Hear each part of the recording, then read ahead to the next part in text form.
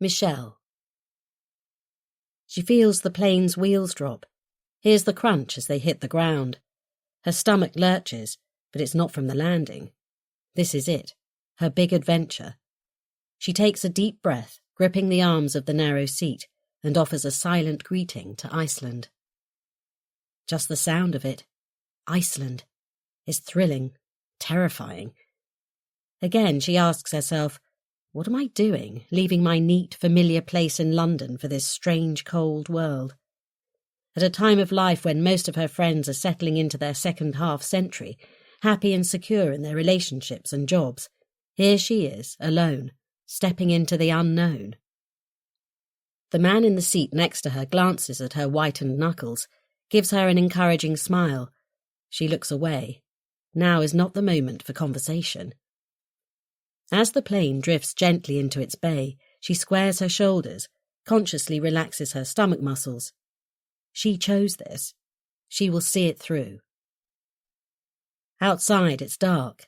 There's not much to see as the passengers wait for the seatbelt sign to give them permission to move, only illuminated patches of concrete, the dark shape of the terminal ahead of them. Again, she feels a jolt of uncertainty. Why didn't she think to arrive in daylight? But maybe there is no flight that arrives in daylight. Another thing she'll have to get used to. The dark. Come on. She didn't mean to speak out loud, but her words echo in her ears, and the man next to her glances at her again. She ignores him. She urges herself to be positive about this. This, right now, is the beginning of her adventure, an opening, like a secret passageway into a different life. She's going to embrace the experience, not fear it. What on earth's got into you, Michelle? Gail's squeal of horror reminded her of her own reaction to what she'd done, or was planning to do. In her heart, she knew what had got into her, though she'd never have admitted it. For a very long time now, longer than anyone knew, something had been eating away at her, slowly burrowing through her, finding its way to her centre. Once there, it had taken control, like some kind of parasite. Or maybe not. Maybe it wasn't a parasite at all. Maybe it was her real self, insisting on being acknowledged at last. She sighed. Gail would never understand. Her best friend, with her lovely house and perfect family, who'd never known rejection in her life, how could she understand? She wasn't even sure she wanted her to. It was one of the many endearing facets of Gail's character. She was an incorrigible optimist, and why wouldn't she be, with a life like hers? Gail was very different from Michelle, but it made her love her even more. Sometimes Michelle wondered if she really did hate herself. She certainly had her moments. Nothing's got into me, really. This is something I want to do. But Iceland! She could picture the horror on Gail's face, her blue eyes wide, her eyebrows disappearing into the perfect blonde fringe, and for once she was glad they were talking on the phone and not in person. Gail didn't bother to wait for a response. Michelle? Iceland? You are, without exception, the coldest person I've ever met. Gee, thanks. You know what I mean. You shiver with cold when the rest of us are in shorts and t-shirts. You keep thermal underwear companies afloat.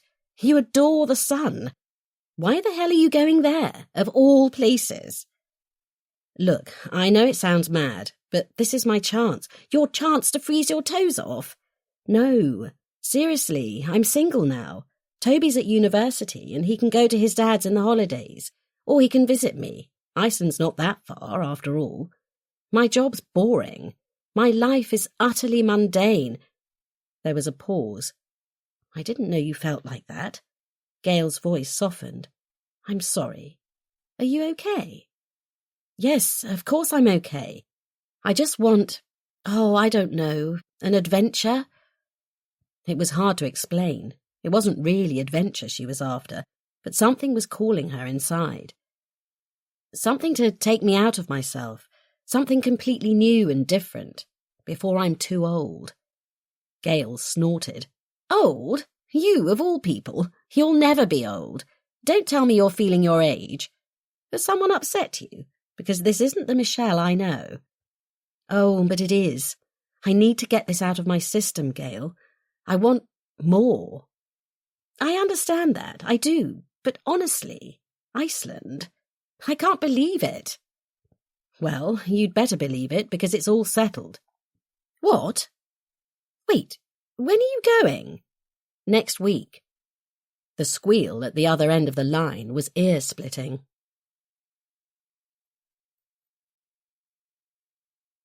Chapter 2. Michelle. As she walks past the gate, the uniformed security guard, Gunnar, pops his head out of his booth, his breath condensing in great white clouds in the icy air. She smiles at him, barely feeling her lips move, they're so numb with cold. Mornings have never been her strong point, and in Iceland they're doubly hard. Waking to the darkness, emerging from the warmth of the apartment into the freezing cold street. She's not sure she'll ever get used to it, even with all the layers and the expensive down-filled coat that reaches almost to her feet. "Good morning," he says, lifting a takeaway coffee cup in greeting, the hand clutching it, clothed in a fingerless glove. She's in awe of the language skills of these people. Everyone here seems to have perfect idiomatic English, while it's a struggle for most non-natives to learn even the basics of Icelandic. She's been here for only a few weeks, but some of her British and American colleagues have lived here for years and not picked up a single sentence. It's tempting to say they're lazy, but with Icelanders being so proficient in English, it's easy to live here without making the effort. "How are you today, lovely lady?" She nods, grimacing. "Pretty average, thanks. Wish I was rich and didn't have to work. And 10 years younger." "Nah," he grins. "You're perfect as you are, and money isn't everything, is it?" He waves her through. "Have a good one." The science park in Reykjavik is like a town within a town, with its own particular pattern of roads, car parks and delineations. An extension to the university campus, not far from the centre of the city and on the edge of the lake, the park sprawls across a large open area from which you can see the airport, the sea and the city all at once, on a clear day. The beautiful iconic Hallgrímskirkja, Iceland's largest church, can be seen rising like a stalagmite to a high point among the buildings. Small clumps of people walk along wide pavements, warmly dressed, files under their arms, laptop bags on their shoulders. Everyone here in this part of the park is involved in some kind of groundbreaking research. At times it feels as if the whole place is holding its breath, waiting for some astounding breakthrough, when a lone chemist or biologist or inventor finally justifies their existence. Michelle isn't one of those boffins. Her job is to ensure the right people know about her company's work at the right time, or not, as the case may be. Often in this industry, the job is to keep the story out of the news rather than in. This is corporate relations, or PR to some. It's not science or groundbreaking, but it is important, and in this industry it can be vital. That's what she tells herself, anyway. The glass door swishes and she steps into the huge entrance to the laboratory. When she first came here, she was struck by the lack of ostentatious branding, being used to companies that had large shiny signs and logos in prominent positions on their headquarters.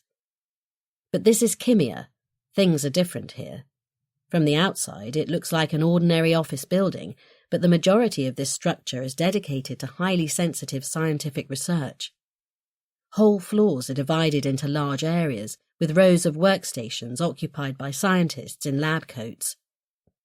Delicate, state-of-the-art equipment is housed in glass cubicles or screened off in small rooms where the temperature is closely regulated. Everything on these floors is bright, sterile, and carefully monitored. Security levels are high, everyone has a pass, some areas use fingerprint recognition or other high-tech entry systems, visitors are restricted. There's an air of expectancy here, but also of secrecy. It all started back in London on a very ordinary day. Too ordinary, as usual. Her computer pinged at the arrival of each new email. She'd meant to change that for some time. It was irritating and unnecessary. But she wasn't sure how, and it was bottom of a very long list. But this particular alert on this particular day, when her spirits were low and the future looked, well, bland, to say the least, seemed louder than most, drawing her glance to the screen. It was the internal update sent round by the PR team. This missive, which came monthly, was supposed to inform, motivate, bring teams together. Mostly it was ignored. Here, people worked in bubbles. Their own work, their own team. That's all that interested them. And perhaps it was the only way to behave in a place where focus was so important. Normally she wouldn't have given it a glance, but this morning she was restless and procrastinating. She scrolled through the usual self-congratulatory articles, a new project set up, approval gained for this or that stage of research, funding successes. Towards the end, though, a couple of short paragraphs caught her eye. Maternity cover needed. We're looking for a senior manager, corporate affairs, to cover for maternity leave in the corporate communications department at our state-of-the-art research laboratory in Iceland. The role will last for a minimum of 6 months.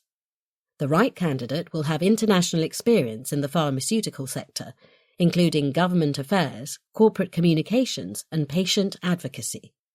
For further details, go to... Her scalp tingled. It was exactly her experience. It could have been describing her, except that she wasn't on maternity leave, and, at her age, would never be again. But Iceland? She knew a little about it from novels she'd read, from dark TV dramas. Dramatic scenery, stark, threatening landscapes, snow-capped mountains, plumes of steam from strange underground places, tectonic plates colliding, dark volcanic rock, tiny villages with scarcely any inhabitants, darkness for most of the day, for months on end. 2/3 of Icelanders gathering in Reykjavik, the capital, with a population smaller than many English towns and nowhere near the size of London. But also art, design, creativity, excitement, liberal, fun-loving, tolerant people, book lovers, writers, poets, living close to nature, to that ever-present threat, the skies dark, the volcanic earth a thrilling reminder of what might come or what might have been. Folklore, ghosts, spirits. She started to picture herself, the step into the unknown, the thrill of the new, discovering a land so different from the humdrum safety of home. She copied and pasted the advertisement, together with the link to further information. Later, at home, and with no pressure, she would study the requirements, craft a brilliant CV, and step into a new future. There was a reason at the time that she needed a change, to escape from the conventional, to move something in her life to a new and different level. It wasn't just that she was divorced or that her son had started university, leaving her with fewer responsibilities and a persistent feeling of emptiness. On that particular day she felt wounded, her confidence shaken, and not for the first time in her life as a divorced 45-year-old British woman. Chapter 3. Michelle. Her boss calls her to her office for an introductory meeting. Ashley is the head of 3 departments across the company, making her one of the most senior managers. This will be the first time they've met, Michelle's recruitment having been, for the most part, online, via the HR department and her immediate line manager. At Kimia, all new recruits are carefully monitored, their first weeks filled with a minute-by-minute induction schedule designed to ensure absolute understanding of the way the company works. Michelle has just completed her induction, and her head rings with rules and regulations. The security module alone took an entire week. Now she gets to meet her ultimate boss and start her job properly. She finds herself nervous, wanting to make a good impression. She's confident she can do the work, she has all the right skills and experience. But Kimia is new and different, and there's an atmosphere here that she can't quite put her finger on. It makes her nerves jangle. She makes her way to the 5th floor, checking her face and hair in a smoky mirror in the lift. In the lobby, she registers her name at a security desk before she enters the main floor, where an assistant meets her and escorts her to the door of Ashley's large office. As she enters, the light dazzles after the gloom of the lift. Located on a corner of the building, the room's huge floor-to-ceiling windows overlook the vast science park. Michelle's eyes are drawn immediately to the scene beyond, a grey-blue sea, snow-licked mountains. She has to stop herself from gaping, forcing herself to drag her eyes away to greet the woman who stands and skirts around an enormous desk, one hand outstretched. Stunning, isn't it? Her voice is deep and sonorous. Michelle nods, noticing how clammy her own hand is in Ashley's cool grip. Ashley is glossy and groomed in the way that only American women can be. Everything about her is intimidating. Smart red trouser suit, makeup so perfect it doesn't look like makeup, long red fingernails, no sign of any chips, not a hair out of place. The skin on her face is immaculate. To look like that takes a shed-load of money, and Michelle imagines she earns it. Her next thought, in the instant that the first impression takes, is that she's remarkably young to be in her position. She'd put her at mid-20s, early 30s at most. But this is Iceland, and things are different here. She indicates a sofa to one side of the room, a coffee table in front. No coffee is offered, though. This is going to be a short meeting. They sit on velvet cushions, with enough space for two people to sit comfortably between them. Ashley drapes an elegant arm over the back of the sofa and sits sideways, her legs crossed, her feet encased in designer heels at least 3 inches high.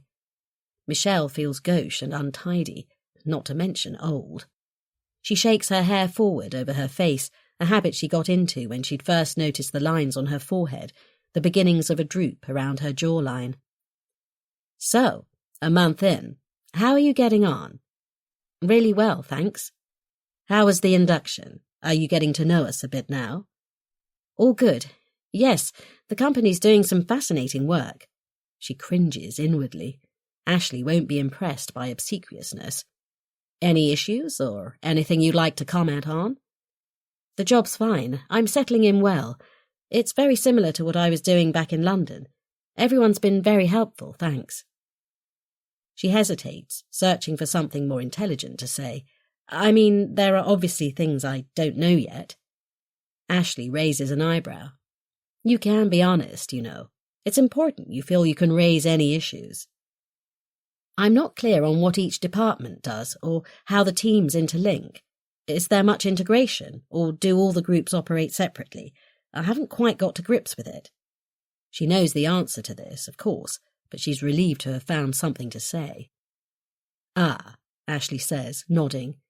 Not a single strand of hair escapes from her perfect blonde bob. Yes, I can see what you're getting at. It's probably different in London.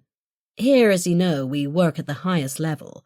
Our projects can be very long-term, but each is full of potential. A lot of research done here is speculative, futuristic, really pushing the limits of science. Sometimes a drug can take 20, 30 years to get to market. Sometimes a project fails after decades of work. Much of it is highly confidential, at the highest possible level of sensitivity. Some of the leading entrepreneurs in the world are reaching out into new areas of research. Kimia is one of the only companies with the capabilities, the brilliance, to help them. Michelle's done her research and listened intently during the induction. She knows most of this. Hearing it from Ashley only goes to underline what she's beginning to understand, Kimia's reputation for state-of-the-art research and for secrecy. She's doubly intrigued by Ashley's words. Does that mean some parts of the business are no-go areas? Something like that, both in a physical sense and intellectually. The higher you go in the building, the more sensitive it becomes. Top-secret developments are heavily protected. This is a cutthroat, competitive arena. I can't tell you much more than that, I'm afraid. It's vital that our systems are secure and that we control information from start to finish. Our communications have to be planned and executed in the most rigorous way. That's where your department comes in. Are there some projects, then, that we won't know about? Michelle wonders how much Ashley will be prepared to say. Not much, is her guess. Exactly. Your team's work is important, of course, and very much valued, but it's focused on the projects that are coming to fruition and can be talked about. But because you're here on a temporary basis, unless things change, you'll have no contact with the more sensitive work. At all. It sounds remarkably like a threat. Michelle, taken aback, studies Ashley's face, but she's smiling, her eyes clear and innocent. I see. She's not sure she does see, but she's read about the billionaires, the visionaries, the entrepreneurs. Their compulsion to discover, to be the first, to leave a legacy of riches, not just financial, linked with their name. It's intriguing, thrilling to know that in this very building something enormous might be in development, something unimaginable, perhaps, to the ordinary person. She's about to ask more, but Ashley moves on. And how about your accommodation? She nods. It's fine, though it's only temporary. I understand there's a policy. Indeed. Did nobody give you the details? Michelle shakes her head. Ah, you should have been told. Ashley frowns, makes a note. We always house non-permanent managers with senior executives of the company. That way you can access advice and guidance both here and away from the workplace for the duration of your term with Kimia. You need to talk to Kristin Jonsdottir in HR. Here, let me give you her email. She rises gracefully, consults the screen on her desk, and taps a few times on the sleek keyboard. I've sent you her details. This is the first Michelle has heard of this, and she's taken aback. Sharing is something she did in her 20s, and she doesn't want to go back to that life. Though it would be different now, she can afford a much better standard of living than she did then, and the company is providing financial help. She is older, and she doesn't want to be clearing up someone else's mess. Ashley seems to sense her discomfort. Don't worry, all our senior executives live in spacious, top-quality accommodation, in the city centre, mostly. Kristin will find you something that works for you, I'm sure. Don't hesitate to talk to her any time if you have any issues. She rises from her seat. It seems the meeting's done. Another firm handshake, and Michelle is ushered politely to the door. She heads back down to the real world and her desk in the open-plan office on the first floor. Every morning, Michelle's first port of call is the kitchen, more kitchenette, to be truthful, for coffee. She's usually one of the first in, not because she's keen or trying to avoid rush hour. Rush hour here is a far-distant cousin of the madness of London, and she barely notices it. Her journey in is by bus, a pleasant half-hour journey, daydreaming while gazing at the lights of the waking city. She arrives early because she likes the peace to settle at her desk and introduce herself quietly to the day. Finding her way around the job hasn't been too bad so far. It's similar to her work in London, though the projects are higher level. It's not so easy negotiating the rest of the work environment. It's not that Icelanders are unfriendly, quite the opposite. They're charming and polite and welcoming, or they have been so far. The problem is the workforce here, particularly the scientific community, is not local. The vast majority have come here from other countries, from the US and right across the world, resulting in a broad mix of nationalities, all speaking the particular form of business English that is strange and unfamiliar to native English speakers. Because of this, there are nuances, misunderstandings, assumptions made that she knows what's going on when she really doesn't. After a few weeks, she has only a hazy understanding of how this part of the company actually functions. Or maybe she's expecting too much. Good morning, Michelle. She's jolted from her reverie by a colleague passing her desk. Ah, good morning. He's part of her team, but she struggles to remember his name. It's complicated, a long Filipino name that she finds hard to keep in her mind. She curses herself. She must write it down next time she hears it and make sure she memorizes it, or he'll begin to think she's rude. Or maybe he puts it down to her age. The rest of the team seem impossibly young to her. She's senior in more ways than one. She pushes that thought away. She's made a vow not to think about it. It's not relevant, either to the job or to her private life here. Back home, she was almost obsessed with it. It didn't help when her husband ran off with a girl half his age, of course. That was a low blow, even though the logical part of her brain scoffed in hindsight, knowing how ridiculous he was.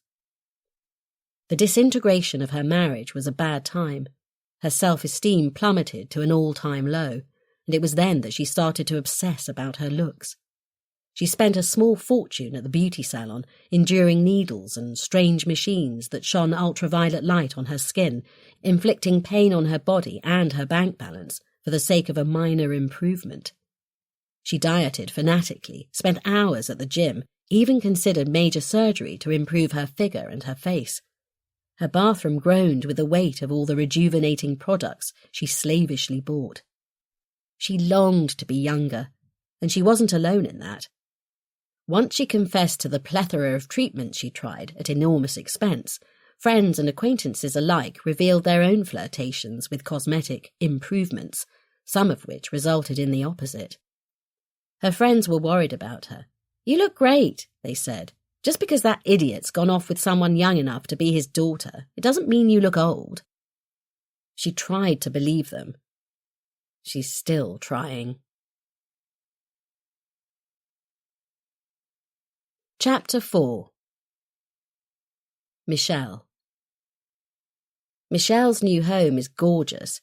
Situated not far from Hallgrímskirkja in a beautiful part of the capital, it's quiet and spacious, light-filled when there's daylight, and beautifully furnished. It overlooks a row of stylish houses opposite, and from the living room on a clear day there's a stunning view beyond to the sea and the mountains. Her room is huge, big enough for a desk, a sofa and a coffee table, in addition to the enormous bed. It has ample storage, and she has her own bathroom. The kitchen is fabulous, much better than her own at home. The open-plan living area tasteful and welcoming. The furnishings are expensive, tasteful and contemporary, just what Michelle would choose herself if she had the money. It's warm, too. Michelle is comfortable in a thin top, however cold the weather is outside. It's one of the upsides of living in Iceland. Geothermal energy provides cheap heating for everyone. The owner, and Michelle's new flatmate, is a young woman called Helga Jonsdottir, a senior manager at the clinic attached to the laboratory. Originally trained as a nurse and a paramedic, she runs a large medical team that conducts the clinical trials that have to be completed before a new drug can be approved. Groups of paid volunteers are rigorously tested in advance for their suitability. Once in a trial, they're constantly monitored, their reactions to the drugs carefully recorded, day and night. This means Helga's timetable varies from week to week. When Michelle first went to meet Helga, she was surprised to see she'd been matched with such a young woman, estimating Helga's age at late 20s. She worried about the age gap, imagining Helga bringing friends to the apartment, parties, loud music. But her new flatmate isn't like that. She has a long-term boyfriend, Magnus, who lives in the north of the country, in Akureyri, the second-largest town in Iceland. Whenever she can, she flies up there to stay with him for a few days. Otherwise, she spends all her time working, long hours and many nights, and from what Michelle deduces from her belongings and her taste in decor, she earns a lot of money. Helga has the fresh, sturdy look of many Icelandic women. She's blonde and blue-eyed, with crystal-clear skin, and she wears no makeup at all. The only adornment she wears is a rather beautiful silver snowflake dangling from one ear, a tiny diamond sparkling in its centre. She's not groomed in the way that Ashley is, but there's a steely look in her eyes that reminds Michelle of her American boss. She's charming and polite, and she gives Michelle plenty of space. Michelle hopes they can be friends. Ashley's remarks about the rich, tech-savvy leaders and their groundbreaking futuristic ideals have triggered something in Michelle. She dreams up incredible innovations and imagines where they might take the human race. Her mind roams freely into the realms of fantasy until she reminds herself that that's all it is. She's always had an active imagination. She begins to notice things about the building that she didn't before. Things like elevators that only travel to the upper floors, high levels of security at the entry point. From the outside, the mirrored windows on those floors that stare like blank eyes gazing over the science park. The different types of security pass. People avoiding eye contact, hurrying through the common areas as if they're contaminated. Over coffee breaks and lunchtimes in the staff restaurant, she brings the subject up with her colleagues. Does anyone know what goes on upstairs? She's sitting with an American, Amanda, and Leif from Sweden. Both are in her team and both have worked at the company for a couple of years. Amanda shrugs. Secret stuff. Nobody ever talks about it. Yeah, it's well guarded, Leif says. If you think the scientists we deal with are quiet types, try talking to one of them. When would I get the chance? Never, not here. They keep themselves to themselves, Amanda says. But Reykjavik is a very small place. Do we get to know what they're working on? Amanda glances sideways at Leif. When I first got here, I tried asking, but you don't get anywhere. They're all under strict non-disclosure agreements, the highest level of security. Michelle knows this from the induction, but she can't quite believe that nobody speculates. But haven't you got any idea? Her curiosity isn't dampened. Surely you've talked among yourselves. Leif shifts awkwardly in his chair, looks around the room. Not me. We shouldn't even be talking like this, he says, finishing his coffee. I need to get back. See you soon. He pushes his chair back and walks away. Surprised, she turns to Amanda. You won't get anything out of him, she says, and I don't know much either. But yes, I have speculated. If you look online at what the movers and shakers in Silicon Valley are doing, and I mean the super wealthy founders of businesses like Apple and Google, you'll get an idea of what we might be involved in here. But I don't know anything for sure, and nobody here will confirm it. But wouldn't they be using US facilities or labs wherever they're based? No, not necessarily. If it's a specialist area, they have to use a specialist lab. It doesn't matter where it is. So people in this building might be working on something that could, I don't know, cure malaria, solve world hunger, create a new species of some sort that would support humans. Amanda nods. It's at that sort of level. Stuff that's beyond our comprehension. The amount of security alone makes you think that. If you look at the company accounts, there's nothing about that part of the business. But it's definitely there, and you can bet your life there's billions of dollars of investment going into it. Wow. Now she's even more intrigued. How does that work, then? Is it legal to hide parts of the business? Don't even ask about it. People have been sacked, even arrested, for less. Really? How do you know this? A look of alarm crosses her eyes. I shouldn't have said that. All I'm saying is, curb your curiosity, Michelle. It's not worth thinking about, even. The stakes are too high. Chapter 5. Michelle. She can't help dwelling on the conversation with her colleagues. She's always been fascinated by the possibilities of huge amounts of money, not in terms of what she could make of her own life.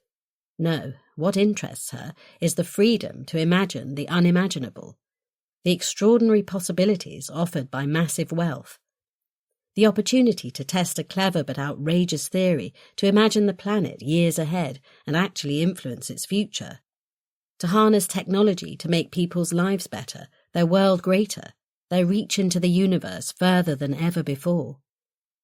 She fires up a search engine and thinks for a moment. It's hard to decide what terms to use, but she has to start somewhere, so she enters the words new technologies in Silicon Valley. Even the first page leads to terms she struggles to interpret. Advanced diagnostics, life sciences philanthropy, catalytic impact, blockchain technology, artificial intelligence. The numbers associated with them are eye-watering. Billions of dollars dedicated to research in so many areas. The biggest numbers of all are in medical and biological technology, where Kimia sits. Perhaps she can gain some insight into what might be going on in those quiet upper floors of the building, but it's a huge and complex arena spanning every aspect of human life. Disease, food, nutrition, genetics, molecular biology, agriculture, the list goes on and on. The kind of work being done at the laboratory could involve any one of these, and it could be as broad or as microscopic, nanoscopic. Is there such a word? As can be imagined. She allows her mind to drift. What's the most thrilling, most important breakthrough that Kimia could be working on? What if they were researching a cure for one of the world's worst, most widespread diseases? Cancer, malaria, coronavirus, heart disease, diabetes, Alzheimer's. Or a food that's cheap to make, healthy and prolific, that will solve world hunger in a flash? How about if they could reverse global environmental damage? What if humans never had to suffer injury or illness, ever? Or what if science discovered a way to slow or stop the effects of aging? She lets out a cynical laugh. Typical of her. She had to come back to the age issue. She removes her reading glasses and rubs at the lines on her forehead. Perhaps they could invent a wrinkle eraser, like a child's pencil eraser, but for the face. One that really worked, no false promises, and was affordable. That would be worth a fortune.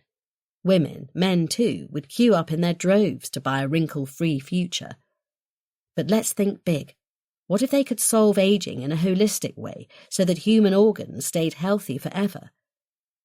But if people's bodies didn't age, perhaps they'd never die, and she daren't even think of the implications of that.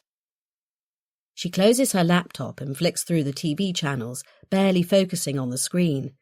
There's not much there to grab her attention, as usual. It's at moments like these that she wishes she had a partner, a companion, someone in the next room, even a friendly neighbour.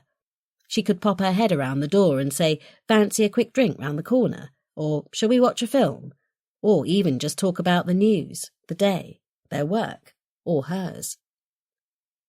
Helga isn't here, or she'd search her out and see if she wants to chat or share a glass of wine. Helga's work schedule is such that they haven't had much time to get to know each other as yet. At this rate, they'll have to get a date in the diary if they want to have supper together.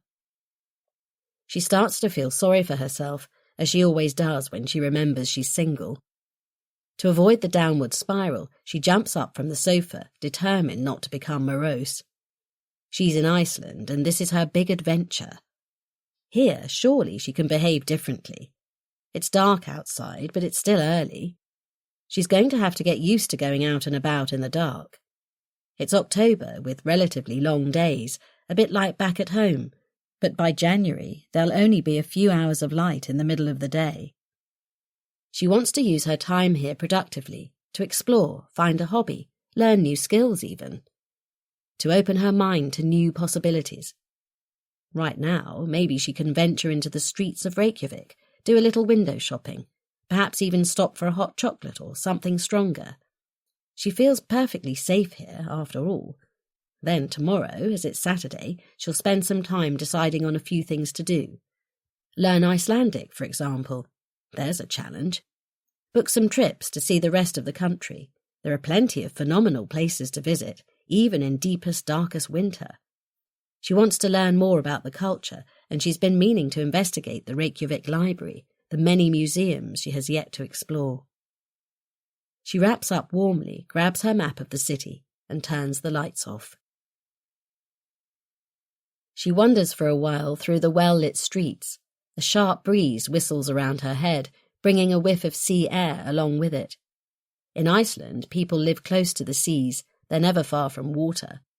In winter, the middle of the country is inaccessible, out of bounds to most people, particularly once the snow comes. As she makes her way towards the centre of the city, a soft glow emanates from some of the houses as she passes, and she glimpses people moving around inside, preparing their evening meals or sitting watching TV.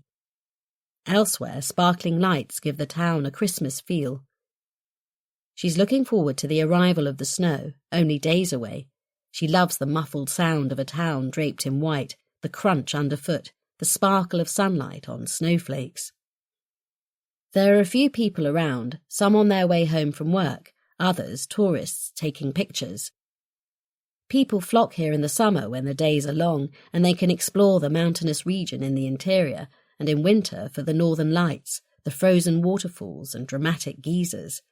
These are on her wish list for when she has the time.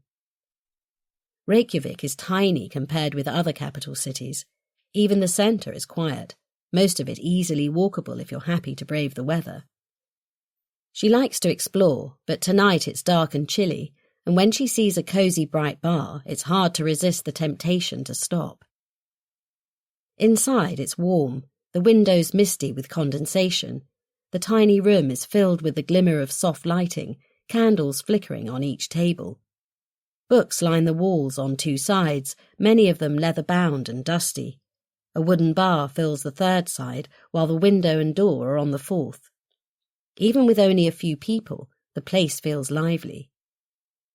She leaves her coat and hat on a small table by the bookshelves and steps up to the bar, where a young woman smiles at her. "I'll be with you in a moment," she says in English, pouring beer into long glasses. As always, Michelle wonders how she knows she's British. She must have that particular look about her. It's a look she'd like to change.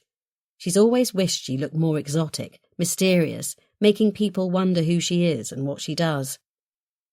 Back at the table, she angles herself so she can see both outside and in. She enjoys observing people, and as the place fills up, the hum of conversation rises. Soft jazz plays in the background. A young couple takes the table next to her, apologising with a smile for crowding her. "Not at all," she says.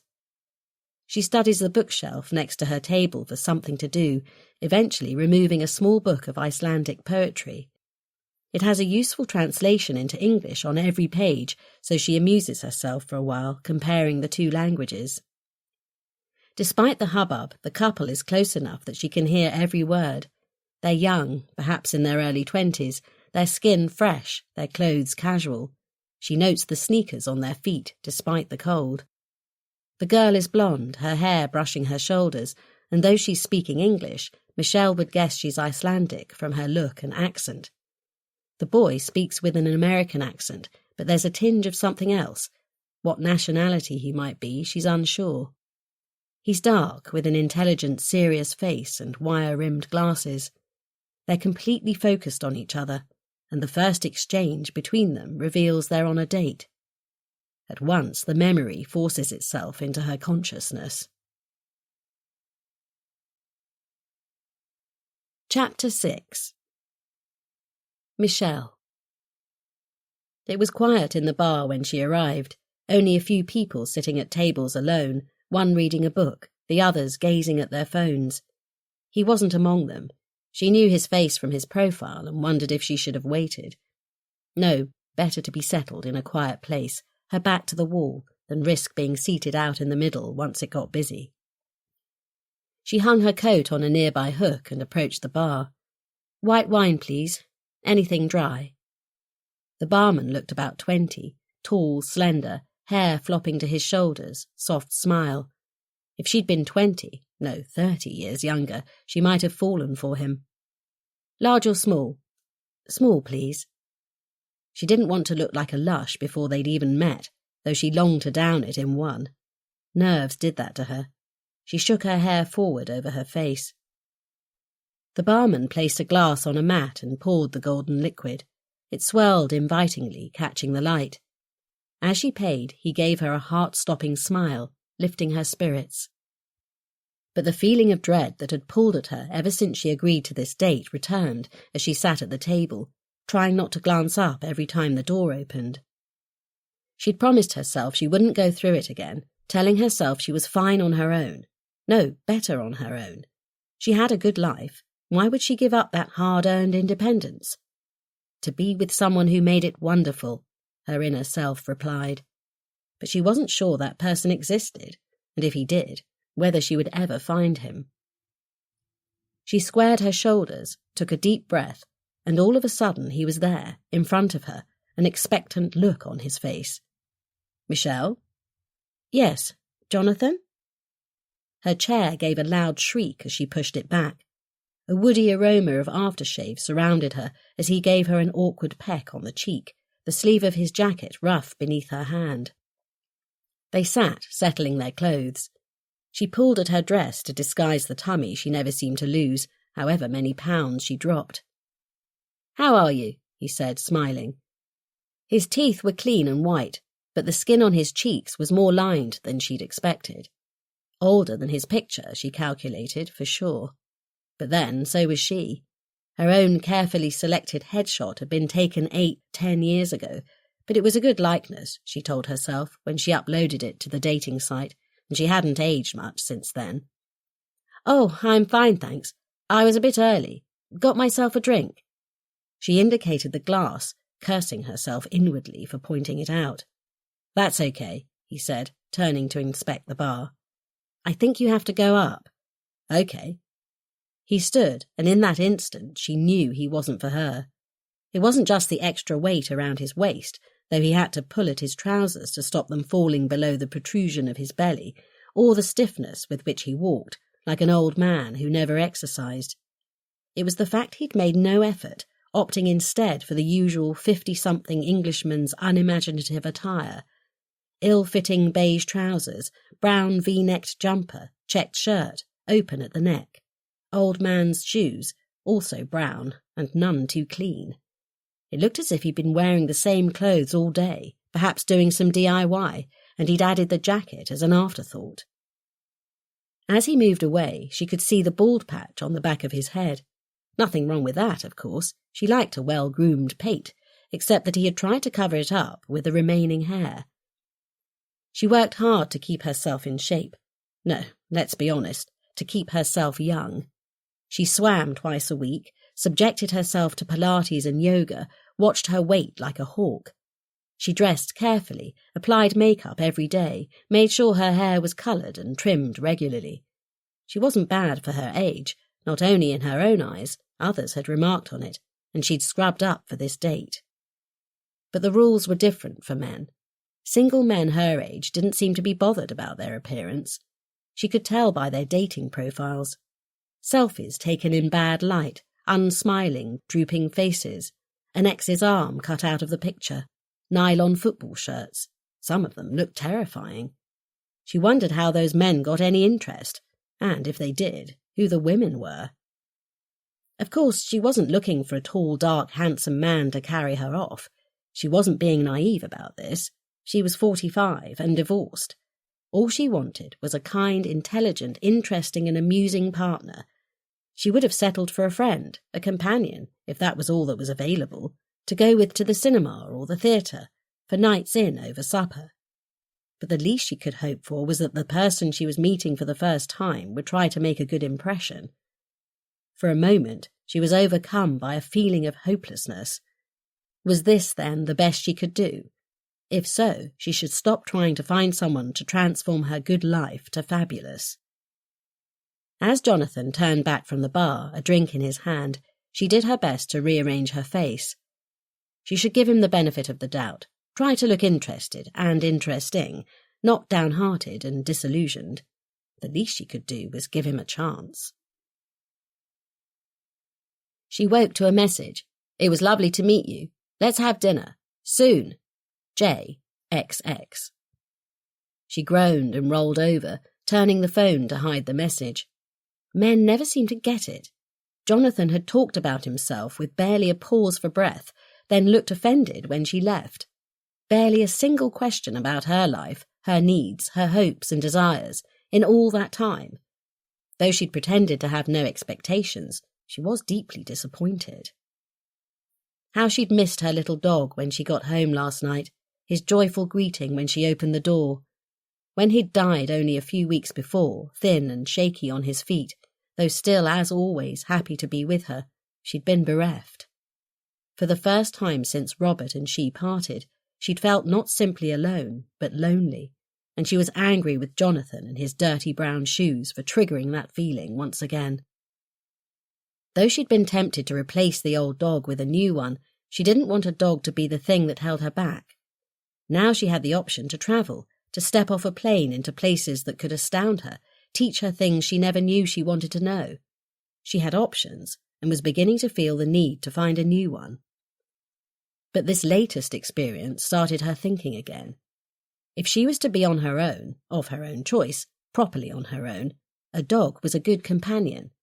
A daily walk had many advantages: regular exercise, discovering new footpaths and country walks, a friendly community of dog walkers, a chance to reset. Without a dog, though, a solitary walk lost its appeal. She tried it and felt self-conscious, purposeless. More than ever, she needed to change something now. She picked up the phone and grimaced as she typed her response. J. I don't think so. What did you learn about me? M. It took only a few minutes, in which she fell into a comfortable doze, for the reply to come. No problem for me. I'm looking for someone younger anyway. J. She thought she was immune to that feeling, the jolt to her stomach, the blood rising to her scalp. Younger? He could have been hoping for children, which would explain his reason, but that made no difference. Even knowing he was utterly, hopelessly wrong for her, it hurt. The tears sprang to her eyes as she jabbed at the phone to delete the message, but she couldn't work out how to do it. Fuck! She hurled the mobile onto the bed and turned away, as if the phone were somehow complicit in this cruelty. Screw you! Her chest heaved. Bastard! She hated herself for caring, but she did care. Not about him, not that he'd cast her off so easily, but that he'd mentioned her age. In her heart, though she tried to deny it, she believed, she knew, her age was an issue with men, with dating. Knowing it didn't help, though. Plus, how dare he? A balding, overweight, unfit old codger like him, at least 10 years older than his photo. She screamed into the cool air of her bedroom, making no effort to muffle the sound. The room seemed to throw the sound back, mocking her. Chapter 7. Michelle. Helga's working this weekend. It must be exhausting, but she never complains. Michelle can only think the rewards must outweigh the drawbacks. But on Saturday evening, for once, she'll be home, and Michelle offers to cook for her. She wants to ask about Iceland and all the things she should see and do in the few months she has here. Helga accepts with a grateful smile. It'll be lovely to stay in and do nothing. I'm glad I'm not travelling this weekend. I love going to Akureyri, but when I do, I don't get much rest. Michelle buys pasta, cheese, vegetables and wine. She'd never claimed to be the best cook in the world, and she likes to keep it simple. There's a handful of dishes she can make a reasonable job of. Her son, Toby, tells her they're delicious, so she sticks to what she knows. She insists that Helga relaxes with a glass of wine while she prepares the meal, lays the table and lights candles around the room. Tell me about your job, Michelle says. I love my job, but I can't tell you much, you know. Yes, of course, sorry. But broadly, the medical centre carries out clinical trials, that's all I know. Indeed. Are the tests different for different drugs? Sorry to be ignorant, but I don't know a lot about clinical trials. My department comes in at the very end of the process. Yes, the tests can vary quite a lot, but in general terms we look at things like how long it takes for the body to absorb and get rid of a drug, how it interacts with food and other medication, how much can be taken without any undesirable side effects, that sort of thing. Don't you ever wonder what it is you're testing? You must speculate, at least a little bit. I'm sure I would. I'm so nosy. Helga laughs. I used to wonder, but now I'm just doing the job. I think that's what happens to most of us who do this work. We know we're not supposed to talk about it or discuss it with anyone outside the medical centre, so it becomes second nature not to mention it. I shouldn't really be talking about it now, even with you. Sorry, I don't mean to put you in an awkward position. Helga smiles, shakes her head, the snowflake earring catching the candlelight. No problem at all, but it's best not to speculate, you know. Okay, I get it. Apologies again. She changes tack. Can I ask about your boyfriend? Yes, Magnus. Helga smiles. You know where Akureyri is? In the north. Indeed. You should visit. It's the second city of Iceland, and it's an interesting place. Beautiful fjords, old turf houses, ancient settlements. If you decide to visit and I'm there, I can show you some wonderful sights. Brilliant! To be shown around by a native Icelander would be great. Let's arrange it soon. We can get a date in the diary tonight if you like. I've just been given my schedule for the next few weeks, so now's a good time to put something in. Otherwise, the time passes and the diary fills up. That would be great. Let's sort something out after supper. Michelle's touched and heartened by Helga's offer, excited too. Perhaps they will really get to know each other on the trip and become good friends. I'm already looking forward to it. Will I meet Magnus? Of course, if you'd like. Great. What does he do for a living? His family has a restaurant. They opened in Akureyri 20 years ago. It's hard work, but business is good. I'll have to try it. What's it called? Bex. It's the family name. You can look it up. I will. At least it's a bit easier to pronounce than most Icelandic names. I was expecting it to be something complicated. So you'll be Helga Beck one day? We want to get married, but I won't change my name. Women in Iceland keep their names when they get married. Really? How modern of them. Michelle took Jeff's name when they got married, though it felt a bit strange, as if she'd become someone else. But it was easier after Toby was born. Simpler to have one name for the school, the doctor, the dentist. Helga smiles. It's how it's been for 1,000 years. There are almost no family names in Iceland. We're not a formal society. Everyone is called by their first name, except at certain events. It sounds very equal. We're a very equal society. Michelle hesitates. Her mind is still on Kimia. What's it like to work for Kimia? I haven't been there long, but it seems particularly secretive to me. Helga shakes her head, her pale hair shining against the light behind her. I suppose it is, compared with other companies, but I can't discuss it with you, really. Michelle has never come across such a tight-lipped workforce before. It's like Bletchley Park, but in Iceland. They won't know what we're talking about between these four walls, surely. Helga shrugs. We're both subject to NDAs, aren't we? I find it easier to say very little than to relax the rules, even at home. We do have to be careful. You never know what they could find out. Michelle looks up, startled. What do you mean? Do they monitor their employees? Bug them? Yes, they do. Not everyone, of course, but believe me, Michelle, they'll go to any lengths to keep their secrets. Gosh. She lets this surprising piece of information sink in. Let's sit down. It's all ready. Helga helps transfer the dishes to the table. Lovely. Looks delicious. Suddenly I'm quite hungry. There's a lull in the conversation while they help themselves to the food. Did you mean that? Do you really think they'd go to any lengths, even if it's illegal? Helga hesitates. The pharma industry as a whole is pretty ruthless. You must know that from your work in London. There are many companies like Kimia, and they guard their secrets, vigorously, let's say. Michelle thinks for a moment. I know there's a lot at stake, of course, and I know the pharma industry has a reputation, but it's a whole new level for me. There's more money at stake than in any other industry in the world, and if the competition gets there first, it's all pretty much wasted. So yes, they're incredibly protective. Michelle is beginning to wonder if this is a job she really wants. Perhaps she should have checked it out properly before taking the plunge. But she reminds herself it's only a short-term contract, and she'll be back in England before she knows it. She's doing this for the adventure, not the job. She pours Helga another glass of wine. Chapter 8. Lars. Lars Anderson had been excited to join Kimia 7 years earlier. He was young, keen to advance his career, hoping for great things. Joining a forward-thinking company like this was his dream, and he was proud to be part of it. Proud to sign the impressive-looking non-disclosure agreement, to promise not to impart in any way the highly sensitive work of the company, or to discuss it internally or externally with colleagues, family, or friends.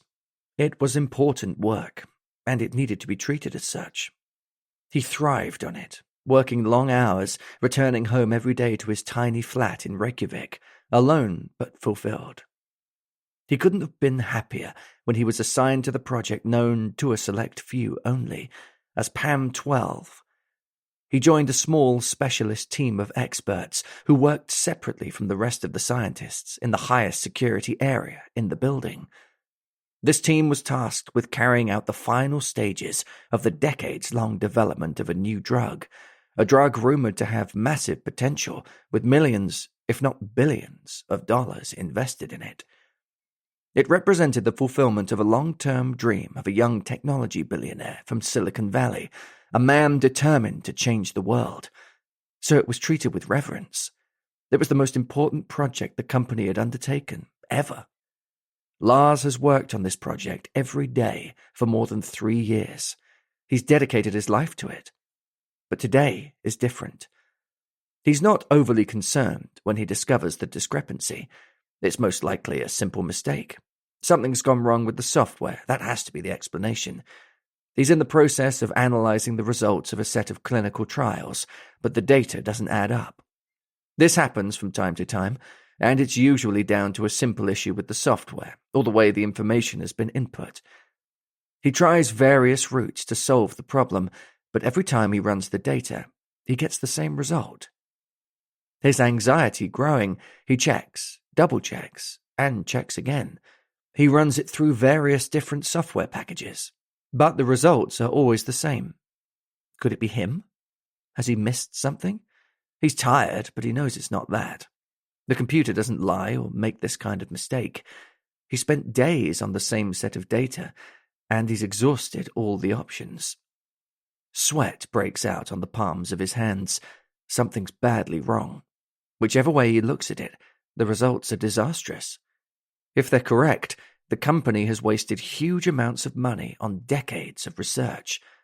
The fact that the tests have got to this stage is evidence that the drug is expected to make the grade. Not only to make the grade, but to be extraordinary, to break ground in ways that can only have been imagined before. These results will not only kill the project, they'll kill the company. It'll be a global scandal for the industry. This is way beyond his pay grade.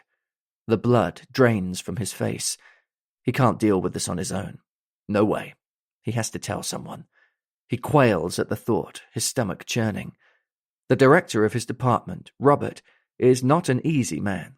Though outwardly he's polite, charming even, he can be unpredictable and prickly. But this isn't something Lars can sit on, not even for a short time. He has to go and tell him, right now. He picks up the telephone. But Robert's in a meeting, and not to be disturbed. Nobody seems to know how long he'll be, and it's already late in the day. Lars emails an urgent request to meet first thing in the morning. He goes home carrying the burden of his knowledge with him. A response from Robert comes late in the evening. A simple, yes, come to my office at 8 a.m. Lars is awake almost all night. He arrives early the next day. Very early. His nerves shot, the burden of his terrible news sitting heavy on his shoulders. He can only hope he'll feel better once he's told his boss. There'll be a simple explanation, or a way through this, a light bulb moment, and all will be well. Or maybe not. There's something he needs to do first. He takes the elevator to the ground floor and heads for the cash machine. Only a few people are in the lobby, hurrying in and out, taking no notice of him.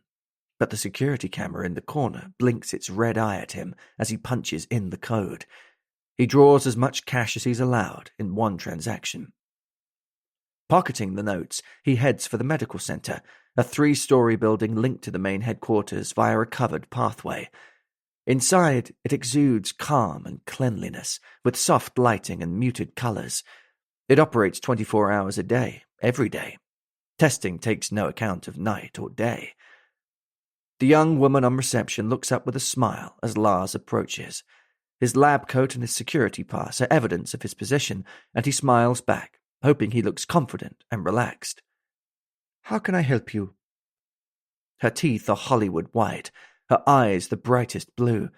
He wonders if she has colored lenses. If so, they do a good job. I'm picking up the samples from the Athena trial and from Hebe. Let me see." He opens his file as if to check something. He hopes she can't see the slight shake in his hand, hear the deafening beat of his heart. AT/742990 and HB/456023. Each clinical trial has a code name and is strictly controlled. Nobody here knows the identity of the drug that's being tested. The woman turns to her screen. Just a moment. Let me get someone to help you. Do take a seat, they won't be long. She types, her long nails clicking. Lars turns away, aware of another winking security camera. He pretends to be reading the notices displayed on a wall to one side of the reception desk, doing his best to fade into the background. A cold sweat breaks out on the palms of his hands. He doesn't want to be seen here. Hello? He flinches at the sound of her voice. A young woman in the blue uniform of the medical staff looks questioningly at him. Sorry to startle you. Did you want to collect some remaining samples? She says. He nods, keeping his face turned from the ceiling camera. This way, she says, leading him through the double doors behind them, scanning a pass on the way through, and again at a door to the right. He's led into a large, bright room. Shelves fill the entire space, holding lines of identical boxes, each neatly labelled. At the front, barring entry to the shelving, is a large desk. She negotiates a security gate and pauses behind the desk. Do you have the approval slips? No, but I have the security level. He recites the code, holding his breath. It's possible they already know he's found something. But she nods, making a note on an invisible sheet behind the desk. Wait here. I'll just grab them for you. She disappears into the warren of shelves. Though she's only gone a couple of minutes, it feels like an hour, and he has to stop himself from calling after her to hurry. But she returns in a moment with 2 small packets. Not much left of either. Just these. She passes him a list for his signature and hands over the packets. He slips them into his file and clips it closed. Chapter 9. Michelle. As the winter deepens, Reykjavik turns whiter, its streets muted by sprinklings of snow and ice. On the mountains, snowcaps spread downwards. The days are getting shorter, but Icelanders take it all in their stride. Buses run smoothly, whatever the weather. Planes come and go at the airports, local and international, without fuss, and life goes on as usual. Michelle had expected to hate the short days, but she finds the light as it fades quite fascinating. Darkness creeps in throughout the afternoon, and before the light disappears entirely, there's a period of strange, still twilight. It's almost like a daily eclipse. The light is flat, the sun invisible as slowly, night falls. It doesn't lift again until mid-morning. It feels odd to have the city awake and open before dawn, while the moon and stars are still visible. She finds herself liking this place more and more, despite the freezing temperatures. There is so much to discover here. Icelandic art, design and culture are everywhere. The food's good, lots of fish, of course, and a surprising range of international cuisines. The people go out of their way to be friendly. True to her promise to herself, she books day trips at weekends to the popular tourist attractions. She visits Iceland's frozen waterfalls, boiling geysers, volcanoes and hot springs that make natural jacuzzis, where people bathe despite the icy temperatures. Outside the towns and cities, the landscape is wild and thrilling, danger never far away. Rather than being intimidated by this, she finds it energizing and longs to explore further into the mountains. She's been out with Helga a few times too, a museum visit, supper and drinks, and she's beginning to feel like they're proper friends now. On a shopping trip, Helga shows her the best place to buy gifts, and they try on ridiculous hats together, laughing at their reflections in the shop's mirror.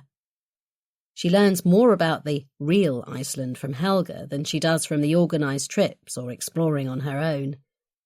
There's a date in the diary now for their trip to Akureyri a few weeks hence. They're flying from Reykjavik, and Michelle's looking forward to getting away from the capital for a couple of days. She sends pictures of her travels to Toby and to Gail. Toby's response is gratifying. Wow, Mum, that's stunning. Can't wait to come over. We said Easter, didn't we? They've agreed that Toby is to spend Christmas with his father and stepmother. Michelle doesn't like it, but she's looking forward to Christmas in Iceland, it'll be another new experience for her. The rest of the time I'll be working, and so will you. That reminds me, how's the coursework going? It's fine, Mum, don't worry. I'm working pretty hard, actually. Michelle smiles. She trusts him, but she also knows how distracting university life can be. I'm on track for at least a predicted 2-1 at the end of the year.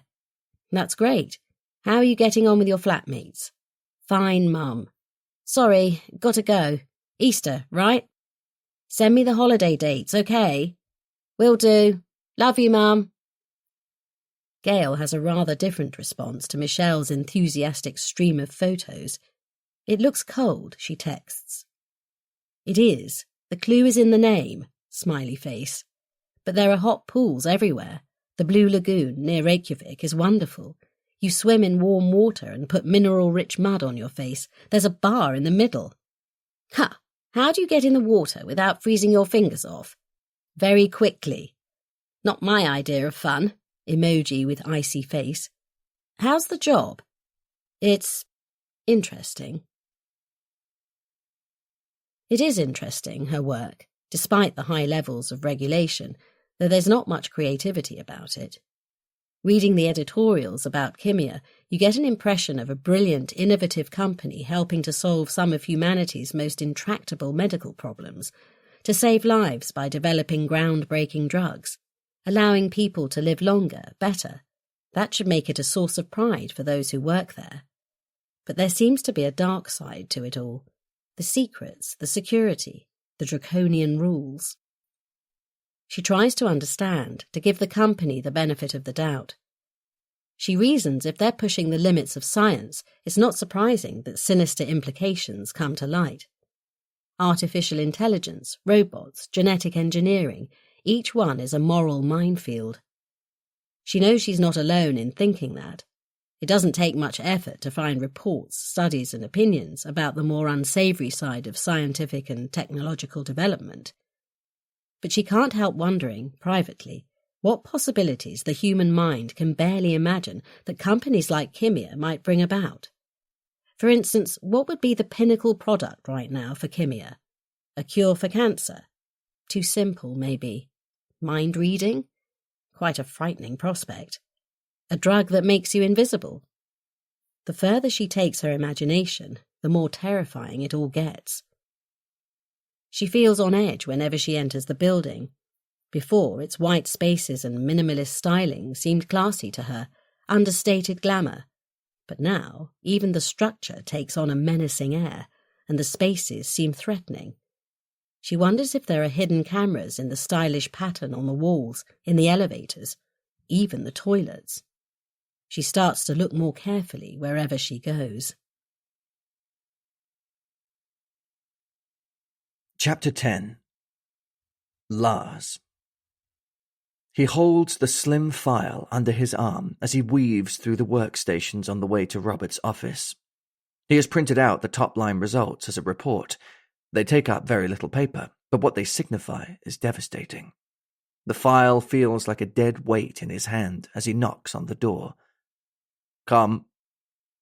Robert stands as Lars looks around the door. He's British, middle-aged, slightly overweight, a scientist turned manager, and a long-standing employee of the company. Though he's dressed casually, there's an air of authority in the way he presents himself. His shirt's always neatly pressed, his greying hair carefully groomed, leather shoes, probably handmade. Come in, come in. How are you? I trust all is well. He indicates a chair in front of his desk. The desk, Lars notices, is paper-free. A large screen and a sleek keyboard dominate the space, complemented by an iPad on a stand and a mobile placed carefully in line with the other gadgets. A controlled environment. He clears his throat. All is most certainly not well, but how should he put it? Yes, everything's fine, he says automatically, then realizes what he's just said. At least, except... He shifts in his chair. It's hard and uncomfortable, designed, he reckons, to make its occupants squirm. Perhaps an indication that Robert doesn't like long meetings. Robert fixes steely eyes on his. What is it? Is there a problem? Well, yes, there is, I'm afraid. With Pan 12. I've looked at it every which way, run all the tests, checked and double-checked, but the results are always the same. He hands over a single sheet from his file. This summarizes the problem. Robert places wire-rimmed reading glasses on his nose. He pauses, his eyes skimming the figures. His expression remains unreadable. Then he places the report carefully on his desk, leans back in his chair, and removes a handkerchief from his pocket. He shakes it out, places the reading glasses in the center, and slowly polishes the lenses in a circular motion. Lars waits, his heart pounding. At last, Robert puts the glasses back on his nose and revisits the document. After a few moments, he says, his eyes still on the report, "In your own words, please, and I don't have all day." Lars, taken aback, stammers.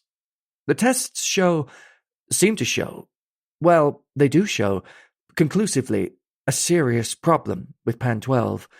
I've spent days checking the software, the procedure, the initial results against the final results, but it's not the software. There's something badly wrong here.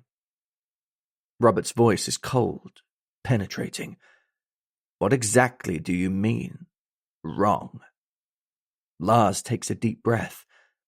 What the results show is that in years 2 and 3, Pan 12 begins to break down in a small but significant number of test subjects.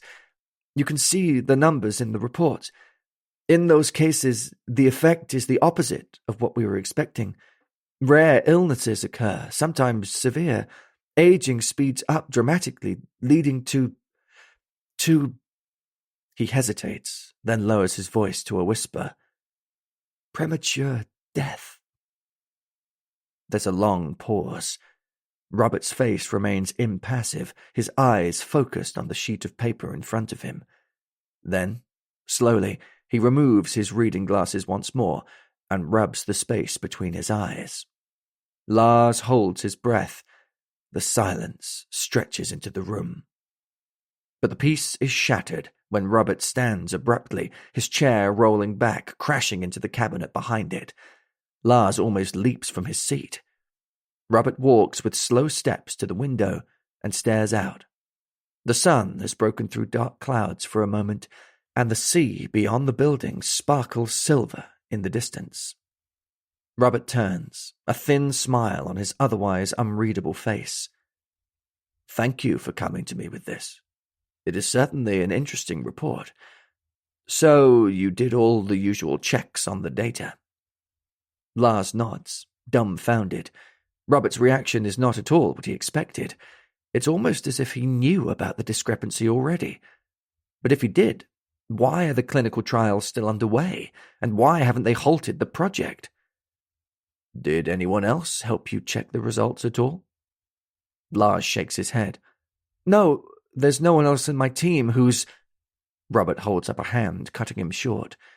And you've told nobody else about this? Good man. Robert nods. Let's keep it that way, shall we? I'll take it from here. He walks back to his desk, picks up his mobile and taps once. He speaks quickly, his voice neutral. Yes, 2 minutes. Mr. Anderson is leaving shortly. He taps again and turns, his face unreadable. I'll be keeping this. He flicks the flimsy report. What else do you have in that file?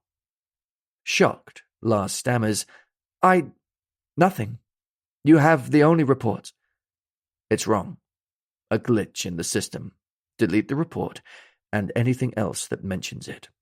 Delete it everywhere, today. Don't talk about it. Don't mention it to colleagues. Is that clear? Lars opens his mouth to object, but Robert shakes his head. Forget about it. We'll deal with it. It's out of your hands now. He takes a step towards Lars, one arm outstretched, ushering him towards the door. Lars grabs his file and stumbles to his feet. But your involvement with this drug is over, Robert says firmly, holding the door open. As far as you're concerned, You've never had anything to do with it. Are we clear? That's clear, thank... But he's cut short by the closing door. Lars returns to his workstation, his stomach twisting into knots. Bile floods his mouth. He swallows, grimacing, holding a tissue to his lips. Luckily, his colleagues are engrossed in their work. He's on borrowed time here, he knows it. They won't reassign him. They won't be pleased with him for discovering a problem with their star drug. On the contrary, he'll be out. It won't be long before they home in on him. In a pincer movement, he can't escape. As he sits, stunned at his workstation, oddities begin to fall into place. Behavior he didn't understand, practices that seemed strange. It all makes sense once you take in the implications, if you can take them in. Lars, good morning. He starts at the sound, his body tensing, his head whipping round. His colleague Martin greets him as he passes, his lab coat pristine in the silvery morning light. Martin looks at him strangely. You're jumpy today, he says. He doesn't break his stride and is soon at the door, swiping his security pass without pausing.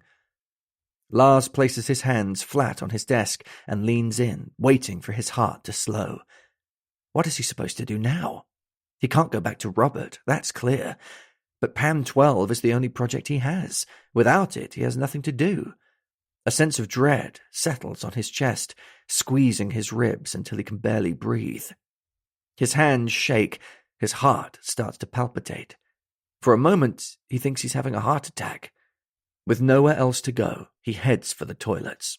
But there's a cubicle in use, and all he can do is run the water until it's icy cold and splash it over his face, his head. Okay, Lars? A young man emerges from the cubicle and stands at the row of basins, washing his hands with vigor. Yeah, all good. Lars avoids the man's eyes as he wipes his dripping head with some paper towels. Just a bit of a headache. I'm fine now. You look pale. You need to get out more, get some exercise. The man claps Lars on the back as he leaves. The door swishes shut behind him. A wave of nausea rises from Lars' belly. He's been unable to eat properly in days.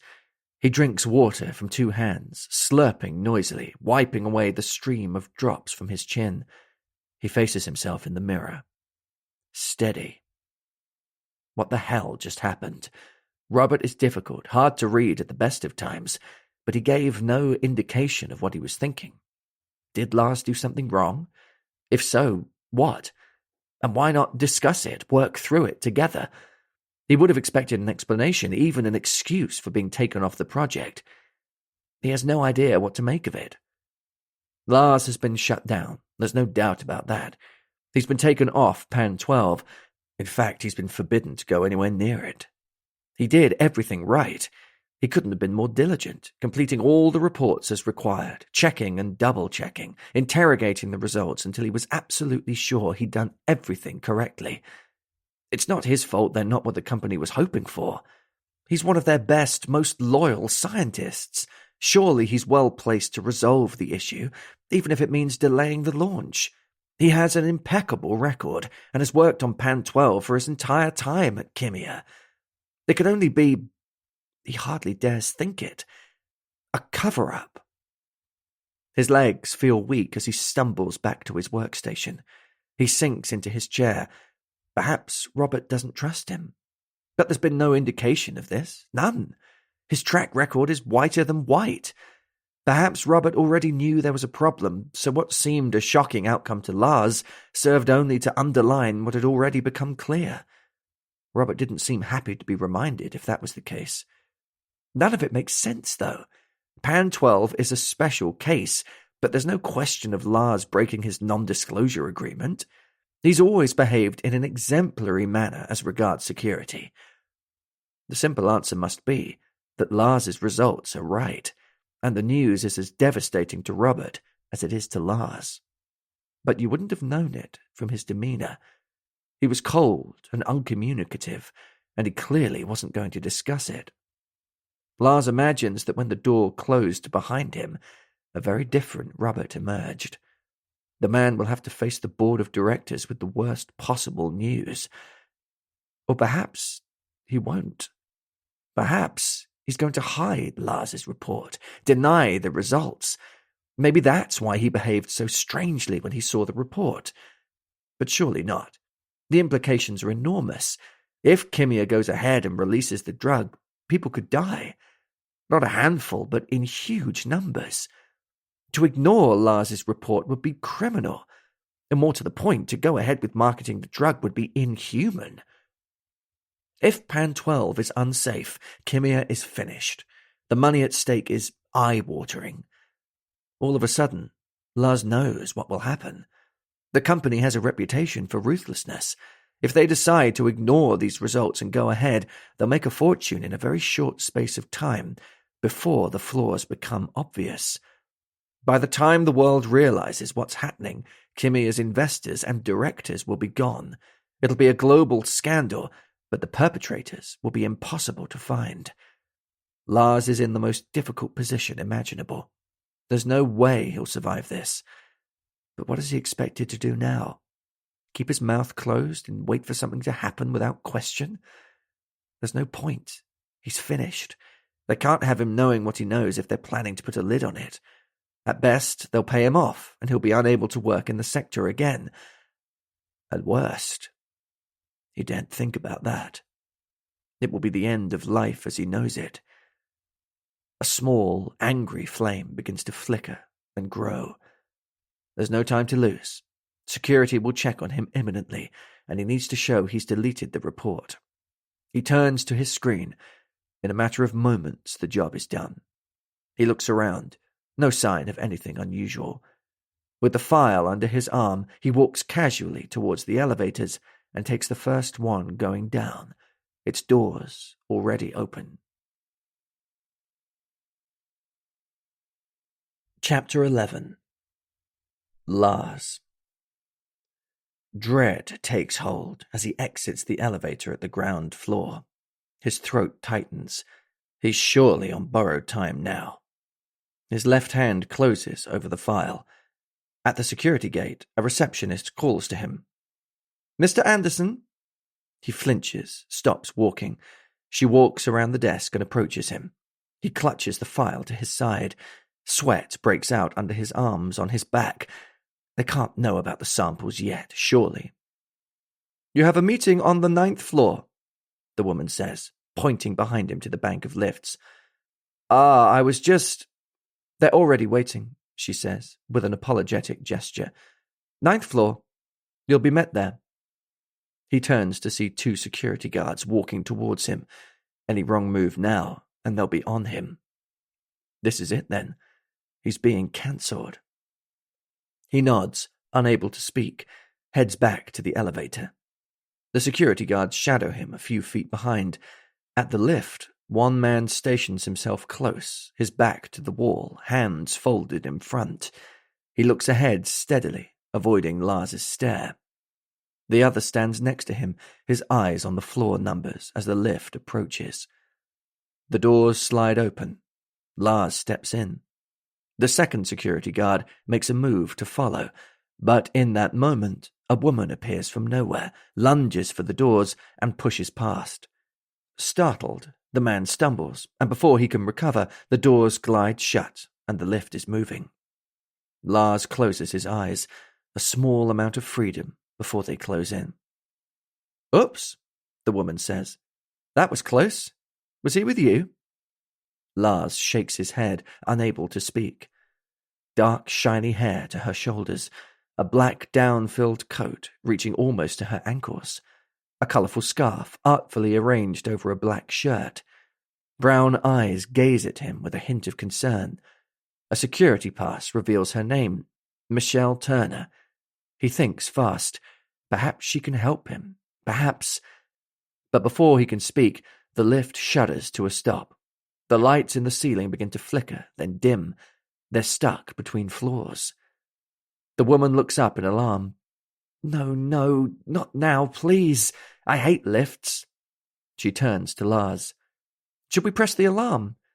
She makes a move towards the bank of buttons, but Lars places a hand on her arm, holding it gently.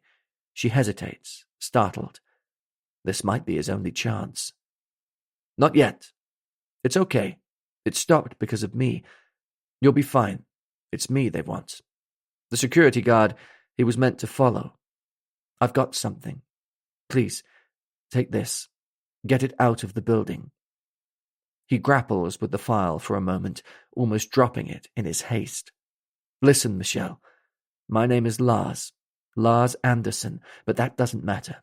This in this packet is incredibly important. It's evidence. Take it. Hide it. He folds the packet into her hand, closing her fingers around it. But what is it? Her eyes widen. Evidence of what? There's no time. He pulls a single sheet from the file and folds it into a small square, his fingers fumbling. This will explain. Don't show it to anyone here, you mustn't. Take it to the police. No, wait. Take it to the media. The police? No, I can't. I don't. She tries to hand the packet back to him, but he won't take it. Not the police. The media.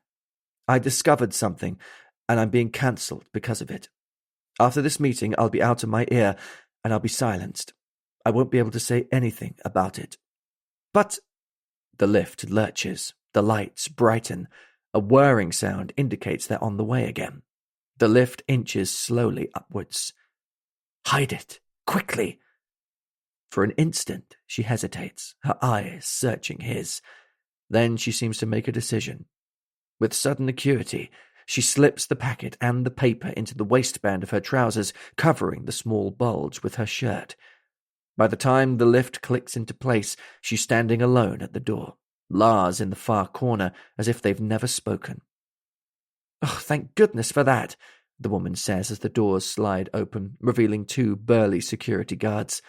"I thought I was going to be stuck in there all day." The closest one directs a cold smile at her, holding the door open with a large boot. He ushers her out, his eyes on Lars. "No need to worry. Just a temporary problem," he says. In a moment, she's gone, and the 2 guards are in the lift, facing the doors. "9th floor, I believe," the first one says, without turning. He presses the button, and the lift departs smoothly upwards. Chapter 12. Michelle. She walks slowly back to her desk, unsure what just happened. The man looked frightened, no, terrified, and her instinct to help kicked in. What had he said? "I'm being cancelled." He must mean he's being sacked or censored. He was clearly being escorted by those security guards up to the 9th floor, where the directors have their offices, where the big meetings take place, where he'll hear his fate, whatever that might be. She takes a quick look around. Nobody's interested in her, everyone getting on with their work. She slips the packet and the fold of paper from her waistband. She holds them gently in one hand, resisting the urge to look at them now. If they're that important, evidence, he'd said, then she should keep them safe until she's out of the building. There could be cameras on her right now. She checks the time. It's 11:15, a long way to go until she can leave. She must find a hiding place, fast. If they want to track her down, they will. They'll know the man had a few minutes alone with her in the lift before he was accompanied to the upper floor by the security guards. Once they discover he's taken something, she'll be in trouble before she knows it. There could have been hidden cameras in the lift, even. There's no point putting it in her desk or anywhere near her workstation, not on her person either, or even in the ladies' room, which would be the first place she'd look if it was her doing the searching. No, she needs to be cleverer than that. The kitchen? Also too obvious. She gazes around, her mind racing. There's no time. Someone could come at any moment. She slips the paper into the back of a file bulging with reports, gathers it up and balances her mug on top. In the other hand, she still holds the packet. A short distance from her workstation is a desk usually occupied by a colleague who has been off sick for a few days. She won't be returning until next week.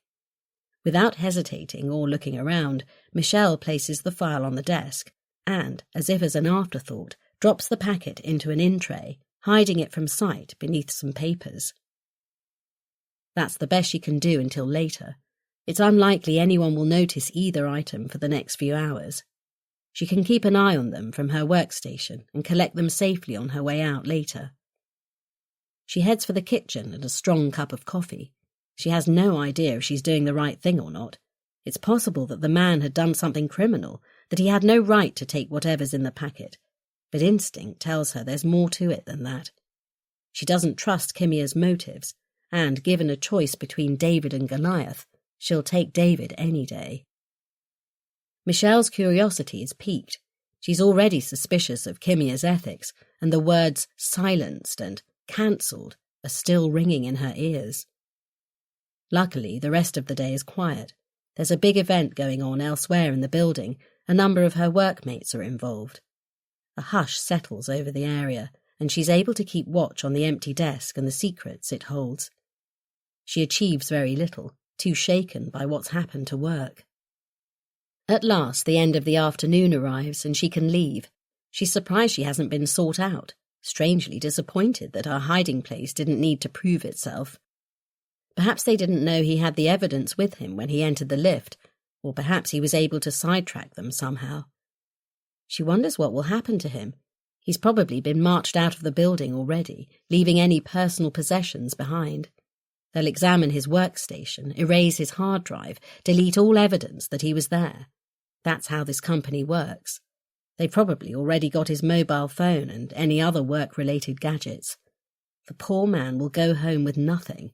No job, no phone, no references.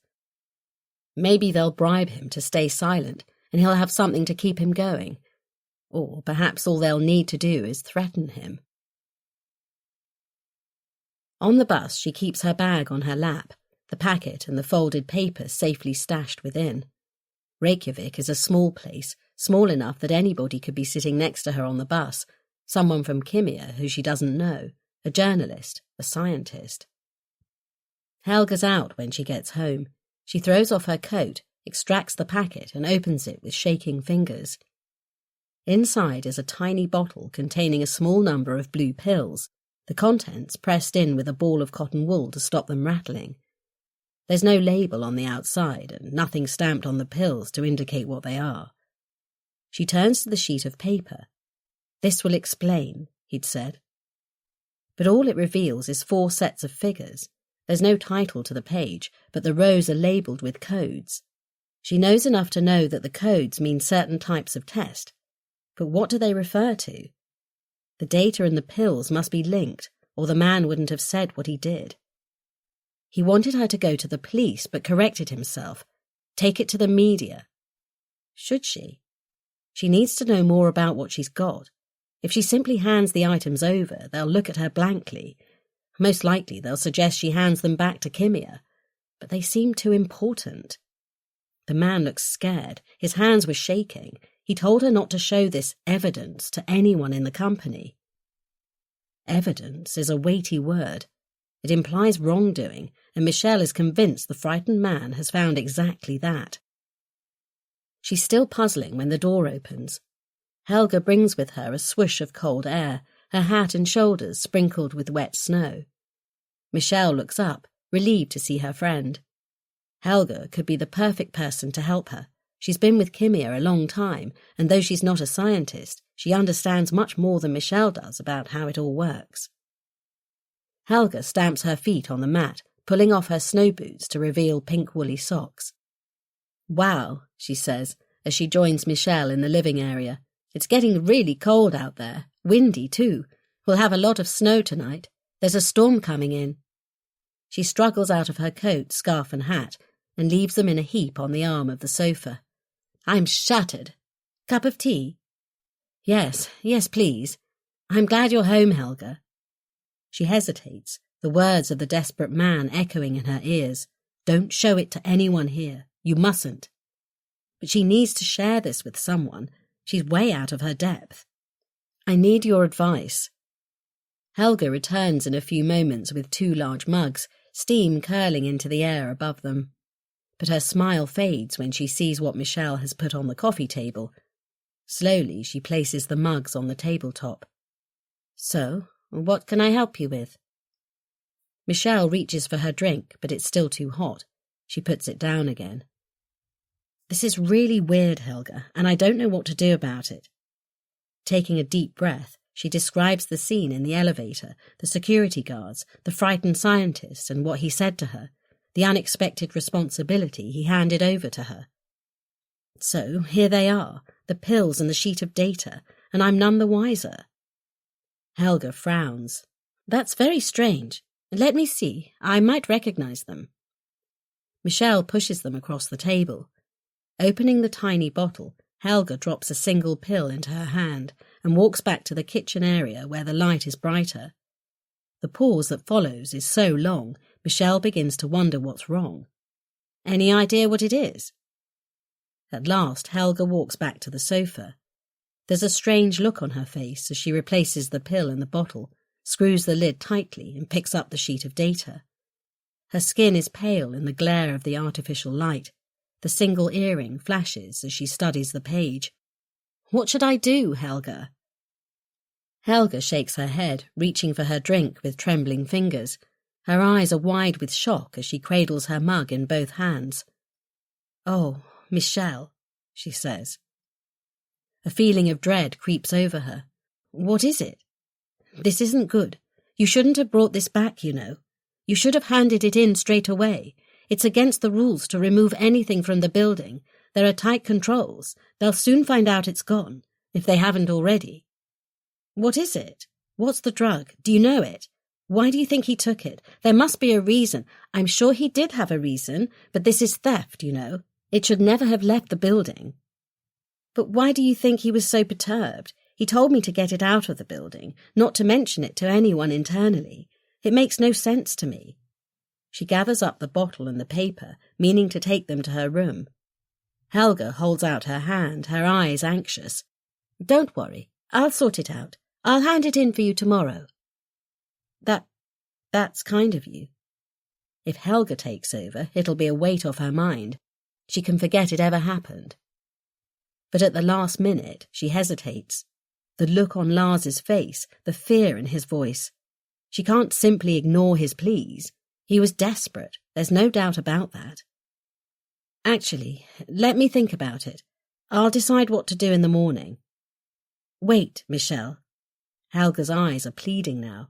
You could lose your job over this. I could lose mine just because I know about it.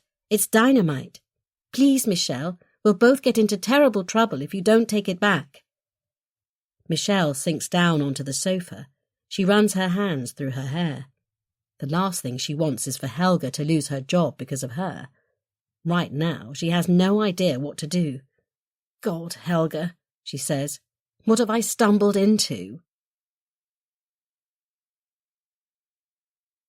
Chapter 13. Lars. This is the first time he's been this high up in the building. Scientists are rarely invited here. This is where the billionaire clients come, a luxury elevator speeding them directly into the clouds. This is where world-changing decisions are made, where the big money resides. Alongside spacious offices for the most senior executives are presentation rooms and boardrooms.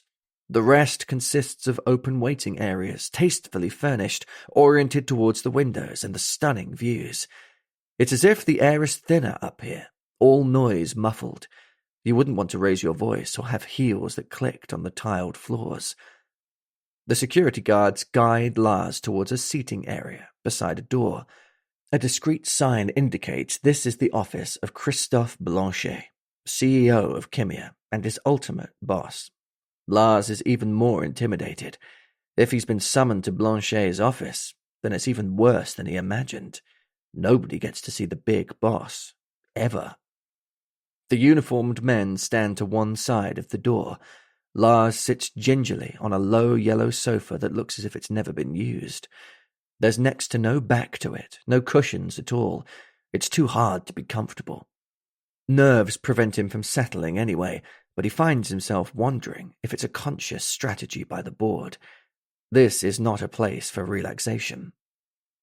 His eyes stray to the window, a huge floor-to-ceiling pane of glass. The whole of Reykjavik is stretched out in front of him, disappearing into the thin mist that shrouds the mountains beyond. Ominous black clouds threaten from the east. It'll snow on the highest peaks later, as the temperature drops with the arrival of darkness. Later, when he's lost his job. What will he do? He daren't think about it now. The worst is yet to come.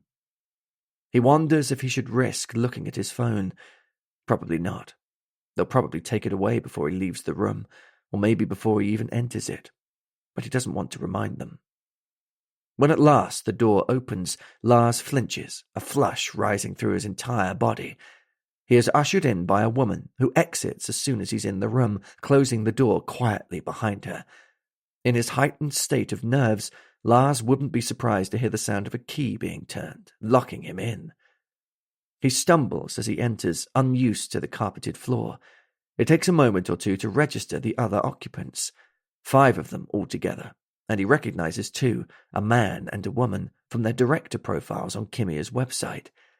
They're even more youthful than their headshots suggest, the skin on their faces smooth and fresh, their eyes bright.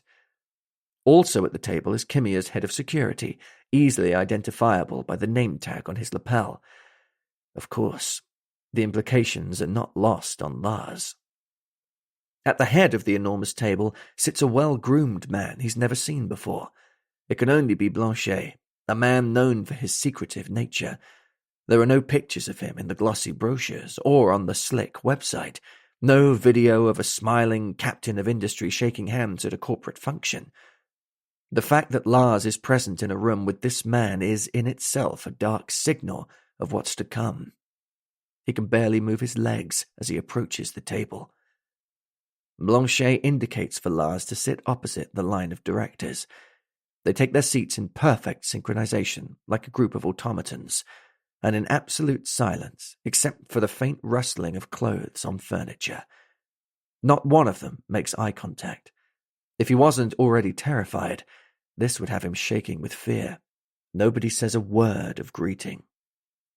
He's acutely aware of the file in his left hand. He doesn't want to draw attention to it, so he places it under his seat. When he straightens up, all eyes are on him. "I'll take that," the head of security says, holding out his hand. It's the hand of a 20-year-old, the objective part of Lars's brain acknowledges, soft as a child's. Lars reaches down for the file, passes it over the table. His phone will be next, he's sure of it. Blanchet leans forward. He looks slightly older than the others, perhaps in his early 30s, his brown hair carefully groomed, his fingernails immaculate. From his face, you'd imagine his life's path has been smooth and privileged, with barely a misfortune to cause a wrinkle on his brow. A large watch sparkles on his wrist. His eyes are a bright, piercing blue, the whites around the irises almost impossibly clear. He fixes them on Lars. "So, Mr. Anderson, can I call you Lars?" Only a trace of an accent. From his name he could be French, but he could pass as born and bred American. Lars nods. Politeness seems unnecessary right now. "Lars, I understand you've been involved in assessing the data from a set of clinical tests, the results of which seem anomalous. Is that right?" Lars hesitates. It seems pointless to argue his case when it's so obvious what's about to happen. He takes a deep breath. A part of him can't let them get away with this. "Alarming, I would say." The row of executives opposite Lars seems to shimmer as they shift uncomfortably in their seats. As one, they look at Blanchet, as if a ball has been tossed in his direction. Blanchet's eyes narrow. "That's because they're incorrect. As you know, we're looking into it. Unfortunately, there are implications for you. You've run all the tests on this drug, which is, as you also know, classified at the most sensitive level. Now that you've been taken off the project, I'm afraid there is no position in Kimia for you." The words fall like stones into a pond. All eyes turn on Lars. They're clones of each other, robots obeying the same instructions. Though he knew it was coming, it feels as if someone has tipped a bucket of icy water over his head. He clears his throat. I really don't feel... Blanchet cuts him off. This has nothing to do with your feelings, I'm afraid. The situation was not of my making, he says, keeping his voice steady with an effort. I ran the data multiple times. I checked again and again. There's no way I could have made a mistake. You know my record. I don't make mistakes. The results were conclusive. Blanchet smiles, his eyes cold. You see, that's where you're wrong. My colleagues here had them run again. There was no issue at all. But I'm afraid that's the end of it, Mr. Anderson. He stands and strolls over to the enormous window on one side of the room. Today it looks out over dark seas and heavy clouds, though on a good day the view must be breathtaking.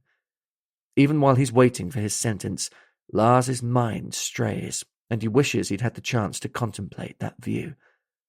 I'll take you through the necessary procedures, the head of security says, holding out one hand. Your mobile phone, please. With difficulty, Lars drags his gaze from the window and the man who wields such power yet is never seen. Is the fact that Lars has seen his face a death sentence? He fumbles in his pocket for his mobile, hands it over without a word. Then you'll be escorted from the building. Lars barely hears the drone of the security director's voice, but he understands the implication perfectly. I'm sure we don't have to remind you of your non-disclosure agreement, Mr. Anderson. Breaking that agreement would have serious consequences. Very serious indeed. Chapter 14. Michelle. Listen, Michelle, Helga says, urgency in her voice and eyes. Think about it. You don't know this man. He could be a criminal or a spy trying to steal Kimia's secrets. It happens, you know, in this industry. That's why Kimia's security is so stringent. He could be getting you involved in something terrible. You just don't know. Michelle's eyes widen. My God, Helga. It hadn't occurred to her that the scientist might be a thief, or worse. You can't get involved, believe me. Honestly, you could end up in prison. But he was so credible, and his fear was genuine, I'm sure of it. Now she doesn't know what to believe. These people are clever. He could have been frightened because he'd been found out. This is worse than she'd imagined. I don't want anything to do with this. It's too big, way beyond me. But something inside her resists returning the sample to Kimia. Her gut feeling tells her something's wrong. What if the scientist is genuine and he's trying to do the right thing? Perhaps I should take it to the police. No, Helga gasps. Why would you do that? Just let me take it back to Kimia for you. Surely if he's a thief or a spy, Kimia would involve the police anyway. More likely Interpol or Europol. The local police couldn't handle something like this. They don't have the capability. Helga's probably right. This whole thing is so far beyond Michelle's experience. But the scientist trusted her with the sample, and every bone in her body tells her he was honest. Helga interrupts her chain of thought. Did you get his name? Michelle shakes her head. I'm not sure. Did he tell me? I think he did. But no, it escapes me. Try to remember. Did he look like a scientist to you? Yes, definitely. He had a blue lanyard. Michelle's head begins to spin, and it's not the wine. Wait. Lars. His name was Lars, I remember now. Lars what? What was his last name? I can't remember. But Helga, let's give him the benefit of the doubt, just for a minute. Helga starts to object, but Michelle holds up a hand. If he was right and he was about to be cancelled, there must be a reason for it. Had he learned something about the drug that he shouldn't have? Had he found something wrong with the drug or the tests? We don't know. How can we know why he was seeing the directors? It could be any one of 100 reasons. We're not scientists, Michelle, or detectives. We're not going to get to the bottom of this. We just don't know. You need to hand it back. But he was terrified. I could see it in his eyes. He was desperate for me to take the sample. Desperate. She bites her lip. I can't help you, Michelle, except to say, please, please take it back to Kimia, Helga says, her eyes beseeching. I don't want you to lose your job. Well, that would be awful. Don't worry, I'll sort it out. I'm sorry I involved you. Listen, I don't know about you, but I'm exhausted. That wine's really gone to my head. She takes the tiny pill bottle and the report and puts them in her pocket. I'll sleep on it. Maybe things will be clearer in the morning. It's the worst night's sleep she's ever had. She tries to read her book, a book she was enjoying before this. But now she can't focus on the words, let alone force her mind back into the narrative. She gets a hot chocolate and watches TV for a while, the sound down for Helga's sake, hoping that the warm drink will make her sleepy. It only seems to make her more twitchy. Her head spins with questions, but there are no answers. She covers herself in a blanket and lies on the sofa, watching one of her favourite films. But she's wide awake. Nothing seems to take her mind off her situation. After an hour or so, something makes her look up, the smallest of movements in the corner of her eye. A figure in a long robe stands at the door to Michelle's bedroom, one hand poised to push the door open. Helga? Are you okay? The figure starts. Ah, I didn't see you there. Helga glides away from Michelle's door, her bare feet soundless on the floor. You okay? Can't sleep? Not so far, but I'll drop off soon. Were you sleepwalking? She indicates her bedroom door. No, not sleepwalking. Only I was worried about you, wondering if you were still awake. I saw your door was ajar. Helga pulls a glass from a cupboard, pours herself some water. See you tomorrow, she says, and pads back to her room. Michelle gazes after her, her mind working. Was Helga about to creep into Michelle's room? Was she after the sample? Why else would she be so furtive, knowing Michelle was there? Perhaps she shouldn't have trusted her. But she shakes the thought away. Helga's her friend. She was worried about her, that's all. Michelle's exhausted, anxious, and quite possibly becoming paranoid, suspecting everybody isn't going to help. A little later, while the film drones on, Michelle remembers Lars's last name, Anderson. That's it. Not that it'll do her much good. She searches online and discovers how many Lars Andersons exist in Iceland. A lot. She adds scientist and eventually finds a photo of a much younger Lars with a short caption about his career. It's not helpful, and sleep is still not coming. Finally, having exhausted all the other options, she takes a big swig of a cold remedy that helps induce slumber. After half an hour, it does the trick. She's awake again before the alarm goes off, her head heavy, her eyes clogged. As she makes her way to the bathroom, she feels nausea rise from the pit of her stomach. The wine and the cold remedy were a bad combination on an empty stomach. She retches over the basin, her stomach cramping, but to no avail. There's nothing to throw up. A tick over her left eye blurs her vision. She sits on the closed toilet for a few moments, gathering her strength. This isn't going to help. She needs a clear head today. She must decide what to do. She takes a long shower, forcing herself to stand under cold water for 2 minutes at the end. It does the trick because her head clears and her energy level improves. She decides to go into work and behave normally, try to forget what happened yesterday. One thing she's learned in life is that knee-jerk reactions are inadvisable. If you let a problem simmer in the background for a while, take your mind off it completely, if possible, your decisions are likely to be more objective. A black coffee is all she can face in the way of breakfast, her stomach still aching. She needs to decide what to do with the little bottle and the data sheet. She'd rather not take it with her, but it feels wrong to assume it will be safe in the apartment. On her way to the bus stop, she takes a swerve through a small sculpture park. When she first came here, before the weather grew too cold, she would linger a while on her way home. Her favourite piece is a small bronze of a woman embracing a child, and while sitting on a bench nearby one day, she spotted a mouse investigating a small hole in the trunk of a tree. She watched it for a few minutes as it explored. Eventually it left the hole, and she looked in to see if it had nested there, but it had clearly rejected the idea and moved on because the hole was shallow and empty. But her searching fingers found a very slight bend in the cavity, perfect for a small packet in a waterproof bag. She clears a handful of wind-blown snow, places the packet out of sight and replaces the snow. The cold wind batters her as she walks on to the bus stop. Overnight, a good few inches of snow have fallen, and her boots crunch fresh footprints into the white powder. By the time she reaches the bus shelter, the tips of her fingers are frozen despite her gloves, and she's glad of the windbreak it offers. Stamping her feet, she's reassured by the sign telling her the next bus will be along in 3 minutes. Even muffled up as she is, she doesn't want to be out too long in this. While she waits, 2 people join her, huddled against the cold. From their height and build, she'd guess they're men. There's no way of telling otherwise. In this weather, everyone looks the same, heads and faces covered against the cold.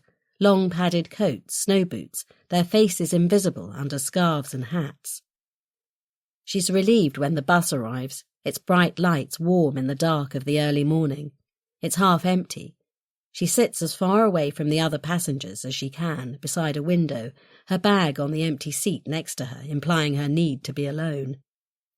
As she gazes out at the snow-covered streets, she can't help wishing Lars hadn't handed his problem to her. He must have known the implications. But then she remembers the look of desperation in his eyes. Who knows what he'd found out? Without being able to interpret the data, she has no way of knowing what was so terrible about the drug, or the report, that he'd handed them over to an unknown person. She gazes out at the passing city, pleading with it to give her an answer.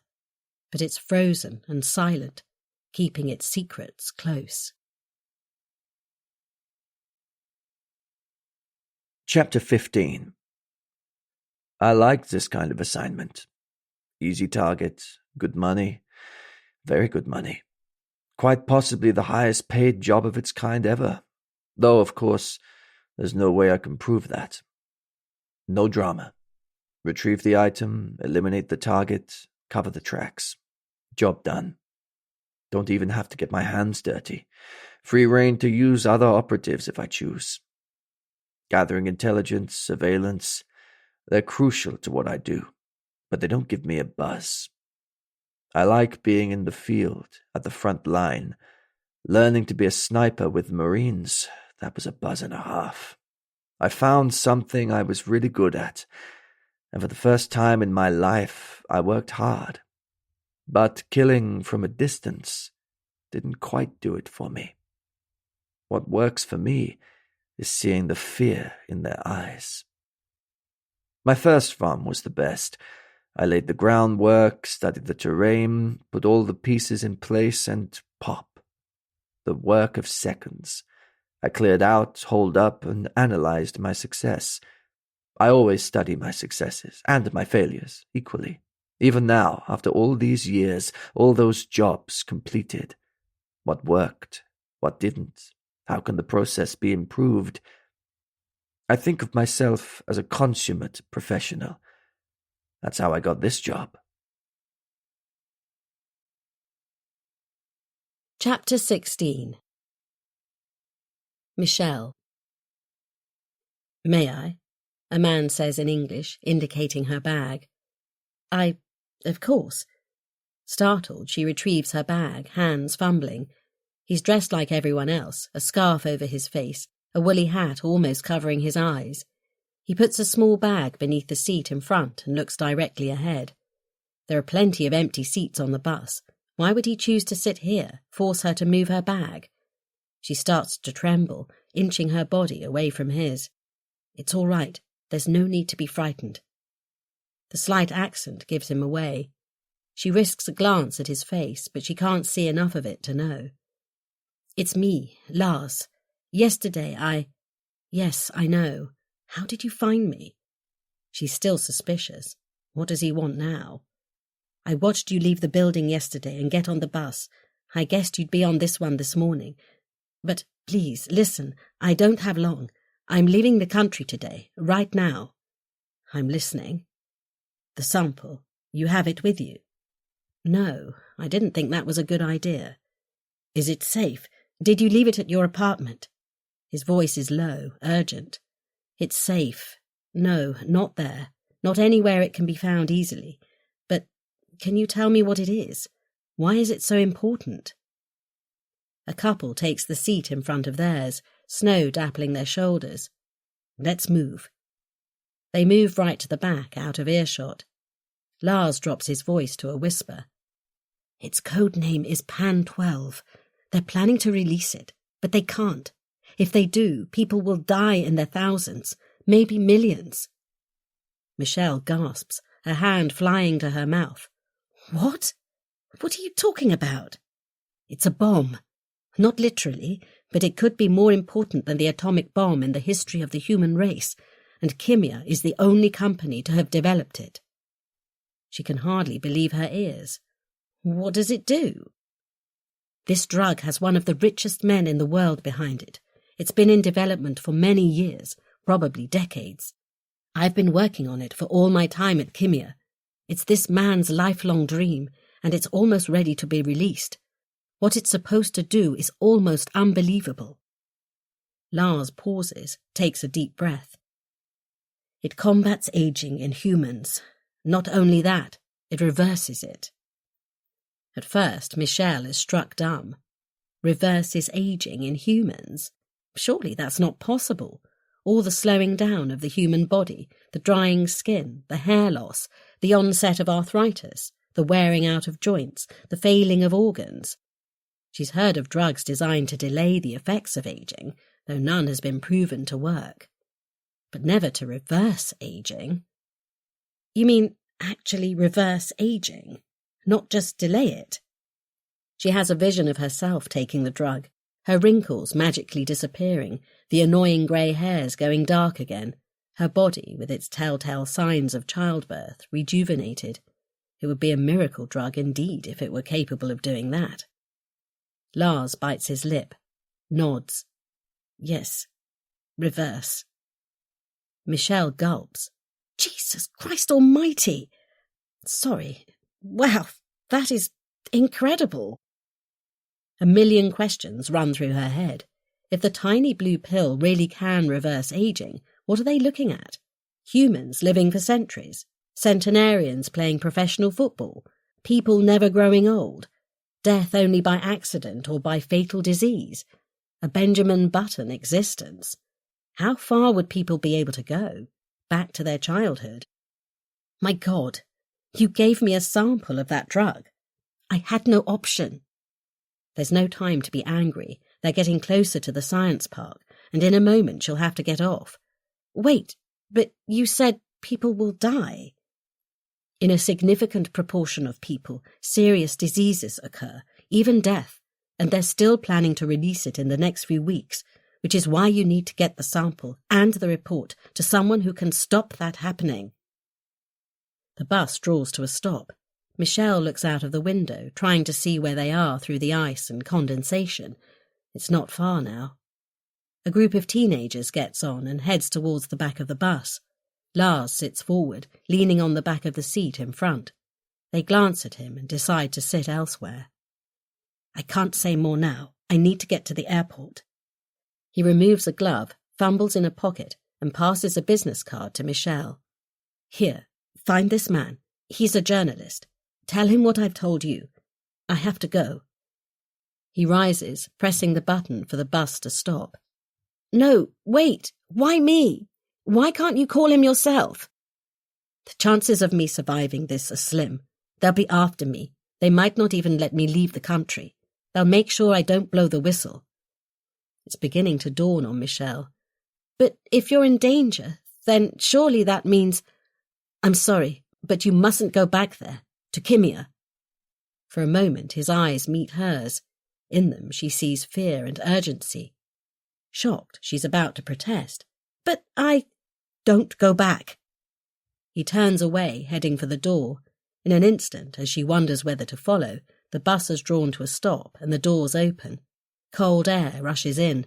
2 or 3 people follow Lars off the bus, blocking her exit and her view.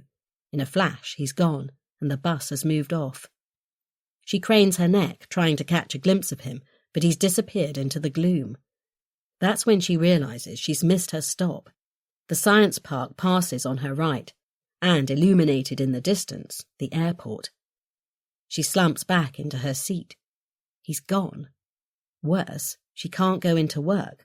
Not now he's warned her against it. Things have just got so much worse. Chapter 17. Michelle. She's frozen to her seat in the back of the bus, unable to move with the weight of what she now knows. Suddenly, what was a safe place to live and work feels very dangerous indeed. This drug, Pan 12, is far, far more significant than she could ever have imagined. Now that she knows, it's not about losing her job, or Helga losing hers, or even going to prison for helping a criminal. What she knows now is, quite simply, mind-blowing. Whatever the implications of a drug like this, they're gigantic, unimaginable. Life as people know it today, gone. The future as it's understood today, shattered. People would pay a fortune to get this drug. The poor wouldn't have a chance. There would be a massive human divide. The underprivileged would age and die, while the rich would survive and grow younger, taking over governments, countries, continents. It's the stuff of science fiction. She believes Lars. There's no question about it. He's a hunted man, and he's risking his life to do the right thing. She's sure of it. And she can't possibly go back to Kimia now. Luckily for her, the bus is on a circular route, so if she stays put, she'll end up back where she started. It will give her some time to decide what to do. The little bus feels like a sanctuary amid all the madness of the last couple of days. People come and go, the doors opening and closing, blasts of cold replacing the warm air every few minutes. She wishes she could stay here forever, going round and round the streets of Reykjavik. But as she begins to recognise the area close to her apartment, she realises she has to move, and very fast indeed. Soon people will notice she's not at work. If they're already looking for her, the logical next place will be Helga's apartment. She needs to get her passport at the very least, maybe an overnight bag, though she has no idea where to go next. She alights at the familiar stop and hurries through the snow back to the apartment. Everything is quiet in the lobby and on the stairs to the first floor, but she makes as little noise as possible, just in case. There's no sign of Helga as she enters the apartment, though her bedroom door is ajar, indicating that she's left for work. Michelle has a sudden sense of extreme urgency. Are they watching her apartment? There could be someone outside right now, or she could have been picked up by CCTV in the street, in which case she has no time at all. She can only hope the bad weather will be on her side, shrouding everything in snow and ice. Shaking, she reaches for a backpack stored under the bed. She doesn't want to be hampered by a heavy bag. For the moment, all she needs is the essentials. A couple of warm jumpers, jeans, thermals, underwear, her phone charger, toilet bag. She pauses for a moment, weighing an expensive pot of age-defying cream in her hand. Frivolous, given the circumstances. Perhaps, but it's only small. It gets thrown in with everything else, no time to waste. Passport, of course. At the last minute, she rummages in a drawer, pulling out some British banknotes she's kept for visits home. It might be better to survive on cash for the moment. She's ready in moments. She thinks about leaving a note for Helga, but she mustn't. She's already put her in danger, albeit unwittingly. Knowing what she knows now, she would never have risked it. She'll just have to hope they won't be interested in Helga once Michelle is out of the picture. But as she closes the front door behind her, she realises she has no idea where to go, what to do. There is no plan, only the overwhelming instinct to flee. Outside, the weather's worse than ever, and she bends her head against a bitter wind. She walks towards the centre of town with a vague idea to stop somewhere quiet for a coffee, to think. Within minutes, the cold gets to her. Ice forms on her eyelashes, her fingertips turn numb. At the first cafe she comes across, she dives in, opening the door with a sigh of relief. Warmth hits her as the door closes, and she takes a few moments to stamp the snow from her boots and take in the surroundings. Few people are out this morning, it seems, and only one table is taken, an elderly couple hunched over steaming mugs, talking quietly to each other. There's an armchair at a low table tucked away in the corner. With a sense of relief, she removes her backpack and her coat. A girl approaches from behind the serving bar. "What can I get you?" she says in perfect English, though it's clear to Michelle from her demeanour and her clothing that she's local. "Large black coffee, please, and a pastry of some sort." The girl smiles. "Coming up." Michelle slumps into the chair. Already she's exhausted, both physically and mentally. If the strain is this bad now, how will it be in a couple of days' time? A couple of days could be a terrible understatement. How has this happened to her? She's not someone who breaks the rules or takes risks. Admittedly, she came to Iceland for adventure, to jolt herself out of her humdrum life in London, but she wasn't looking for this. This could be... No, this is life-changing, and potentially very, very dangerous. But this kind of thinking isn't helping. Things could move very quickly, they almost certainly will, and she's not ready in any way for what might await her. Whatever she might feel about fate being unkind to her, this has happened, and she has to deal with it. Anderson is gone, and there's nothing she can do about it. She hopes he's safe, wherever he's going. What should she do now? The evidence he passed over is secure for the moment, but he told her not to go to work. Did he tell them she has the sample? Are they really after her, or is she just being paranoid? If only she'd had more time with him on the bus. The simple solution, if she wants to stay here and keep her job, would be to hand the pills and report back to Kimia, feigning ignorance. Forget everything Lars has told her and try to carry on. Would they believe her, though? If there was any doubt in their minds, she'd still be in terrible trouble. Also, if what Lars says is true, then she could be handing back evidence of serious wrongdoing to the very organisation that committed it. Not only that, but the consequences could be disastrous. If the company is planning to release a drug despite its terrible flaws, if Kimia is as ruthless as its reputation suggests, then she's being given a massive responsibility. She doesn't want it, but she could be the only person to prevent a massive human catastrophe. Is she being melodramatic? She doesn't even know the answer to that. She closes her eyes, resting her head on the wing of the chair. This is so huge she can't even think straight. When her coffee arrives a moment later, she almost leaps from her seat. "I'm so sorry," the girl says, taking a large mug and a plate from her tray. "I didn't mean to startle you." "That's okay," Michelle says, making an effort to smile. "I had a bad night." "I hope the coffee helps. Enjoy your pastry." The pastry is enormous. Michelle feels her stomach protest. She'll wrap it in a napkin and take it with her if she can't eat it, though she knows she must eat or she won't feel strong enough to deal with this. She tears off a corner and chews it slowly. It's fresh and warm, and suddenly she's hungry. She devours most of it and starts to feel better. That's when she remembers the card that Lars passed over, a journalist. She fumbles in her pockets, eventually finding it bent in two in her jeans pocket. The name on the card looks familiar. Richard Bamford, freelance journalist. Where has she come across that name before? If he writes for the pharmaceutical sector, then it would be on one of her many media lists. She pulls out her mobile and types his name into a search engine. A picture comes up.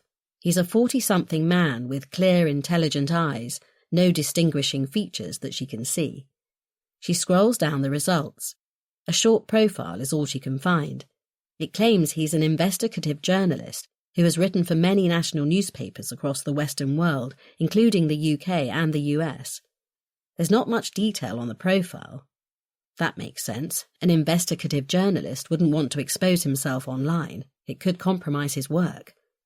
If Lars is right, Bamford could be very interested in what Michelle has to tell him. Should she call him? She contemplates her mobile for a moment, then stands and approaches the girl at the serving station. "Can you tell me, is there a mobile phone shop nearby, please?" There's one very close, fortunately. Michelle tells the girl she's coming back, and could she keep her place for her? Leaving the remainder of the pastry on the table, her gloves and hat on the chair, she pulls her hood up and leaves the cafe. It's less than 15 minutes before she's back, brushing fresh snow from her shoulders at the door. "That was quick," the girl says with a smile. "More coffee?" "Yes, that would be great." She opens the box and removes the new handset. She dials the number, wondering again what she's getting into, but she has no choice now. She's not getting into anything. She's in already, right up to her neck. It's getting out of it that she needs to worry about. After a few nerve-wracking moments, when she begins to wonder if he doesn't answer unsolicited calls, a man's voice says, "Yes?" "Richard Bamford, that's me." "My name's Michelle Turner," she says, her voice cracking. She glances around the room as she does so, checking there's nobody in earshot. It's all very calm in the cafe, and soft music muffles any conversation. She's safe. "You don't know me, but I work for a company called Kimia." "I know it." His voice is gruff, but not unfriendly. "Look, I know this sounds melodramatic, but please bear with me. There's something going on with Kimia that isn't right." A pause. "How do you mean?" "I believe it's about to do something really, really bad. I'm not exaggerating. I'm out of my depth and I need your help. You're an investigative journalist."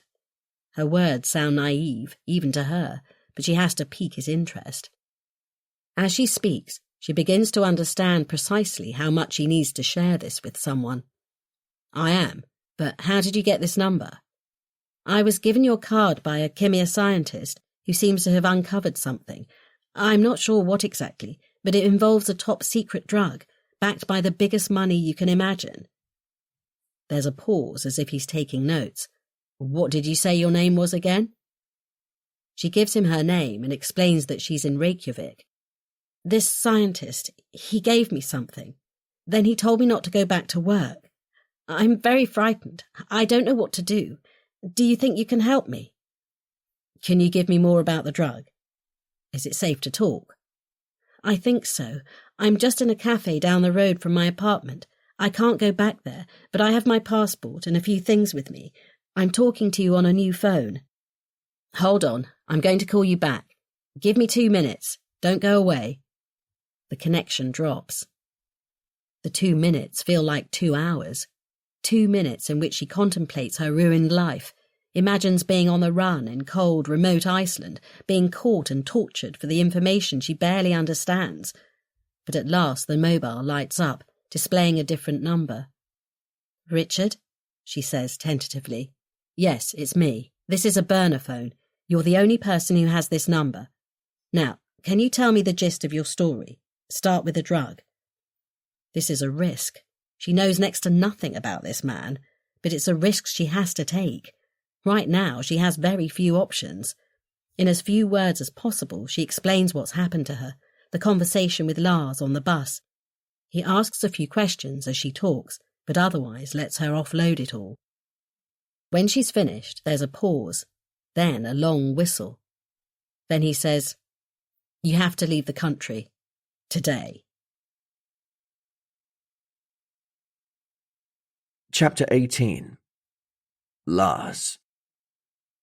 By handing the sample to the woman, Michelle Turner, that was her name, he's almost certainly put her life in danger. But he had no choice. If his results are correct, and he's 100% sure they are, then many other people will be in danger too. This drug is too dangerous, too desirable, too everything to ignore. Forget addictive drugs like OxyContin, heroin, cocaine. These are nothing compared with Pan 12. What it could lead to in global terms includes death, destruction, disease, even war. His own life is worth nothing compared with the catastrophe this drug could cause. As he hurries through the airport, looking over his shoulder at every turn, he knows he's in real danger every moment from now on. They might lull him into a false sense of security by letting him leave the country, but he's under no illusions. This will cost him his life, innocent or not. Compared with their ambitions, Lars Anderson is nothing, a speck of dust to be brushed away. Already he feels exposed, watched. When he looks around, he sees people disappear from view, watching from the upper level, following him on the escalator. Any one of them could be a Kimia spy. There are cameras, too, everywhere he looks. Normal airport security, no doubt, but Kimia's tentacles reach far and wide. Anybody could be in their control. With money like that, you could bribe, influence, threaten. Even if he gets as far as Sweden, the chances of him reaching old age are 0. He's sweating long before he reaches the check-in desk. He wipes at his damp forehead with a sleeve. That alone makes him look suspicious. He has a small bag and his passport. No phone. He could buy another here, but there's no time. He's heading for the first plane out to Stockholm, and it's already boarding. His only hope is that the woman takes his advice to call Richard Bamford. Bamford has a reputation for hard-hitting investigative journalism. He's won awards for exposing malpractice by companies and individuals. He's not intimidated by powerful people or organizations. If anyone can uncover the truth about Pan 12, he can. Michelle has a small window of opportunity before they track her down, which they will when they notice the missing sample. Only she has a chance to get the story out. Kimia must be stopped. They can't go ahead and release this drug, not after the results he found, and it's the only way to stop them. Otherwise, it won't be Lars alone who suffers. It'll be that innocent woman, and possibly millions of other unsuspecting people. To his enormous relief, he boards the plane without incident and takes his seat by the window. Nobody pays much attention to him. He watches as the line of passengers progresses slowly down the center aisle, pausing as people stop to put their luggage in the overhead lockers. A woman and her young daughter, about 9 or 10 he'd guess, take their places beside him. They don't seem to be a threat to him, and he relaxes a little, silently urging the doors to close, the engines to start, the plane to get in the air. To his surprise, these things happen, and he's undisturbed. Perhaps he's going to be allowed to get as far as Sweden after all. He allows his head to fall back against the seat, but keeps his eyes open, alert for danger. He needs to decide what to do once he's back in his homeland. It's not going to be easy to disappear, but disappear he must. For once in his life, he's glad he hasn't married, had children, and that his parents had passed away. At least he's not putting them in danger. But with that thought comes the realization that his life, as he knows it, is over. Work, his career, those are the things he's lived for over the last 9-10 years. He has few friends, next to no interests, only work. Losing his job at Kimia in this way will ruin his chances of working in the same sphere anywhere in the world for the rest of his life. Kimia will make sure his reputation is wrecked. For Lars, this is almost as bad as losing his life. In a way, it is losing his life. If he's to survive, he'll have to find another purpose, abandon any hope of pursuing a scientific career. The best he can hope for is to disappear.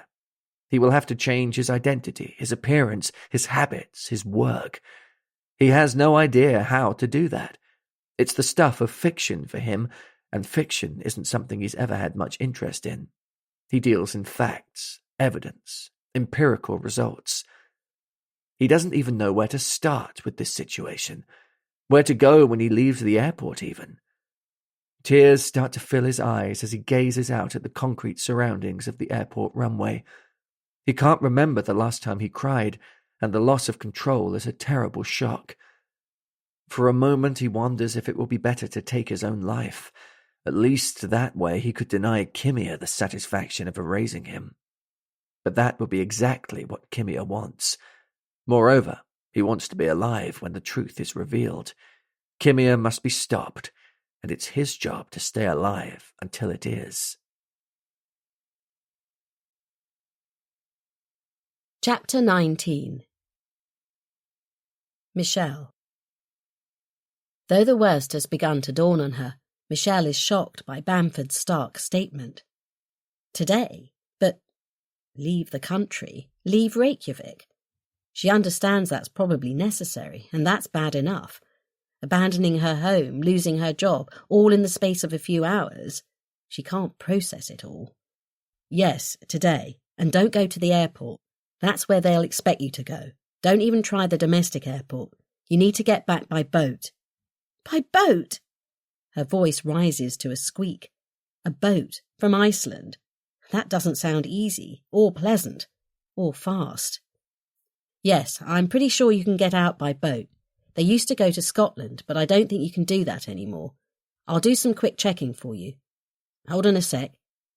Yes, you can get to Denmark, apparently. Do you have money? By which I mean cash. Some, but the weather here is terrible. We're in the middle of a snowstorm, gale-force winds. Temperatures are dropping. I don't know how I... You must, even if it takes a few days to get out. If you take an unusual route, it'll be safer. I'll work something out. Call you back in a few minutes. Are you sure you're safe right now, where you are? I think so. The weather's so bad outside, there aren't many people around. Nobody knows I'm here.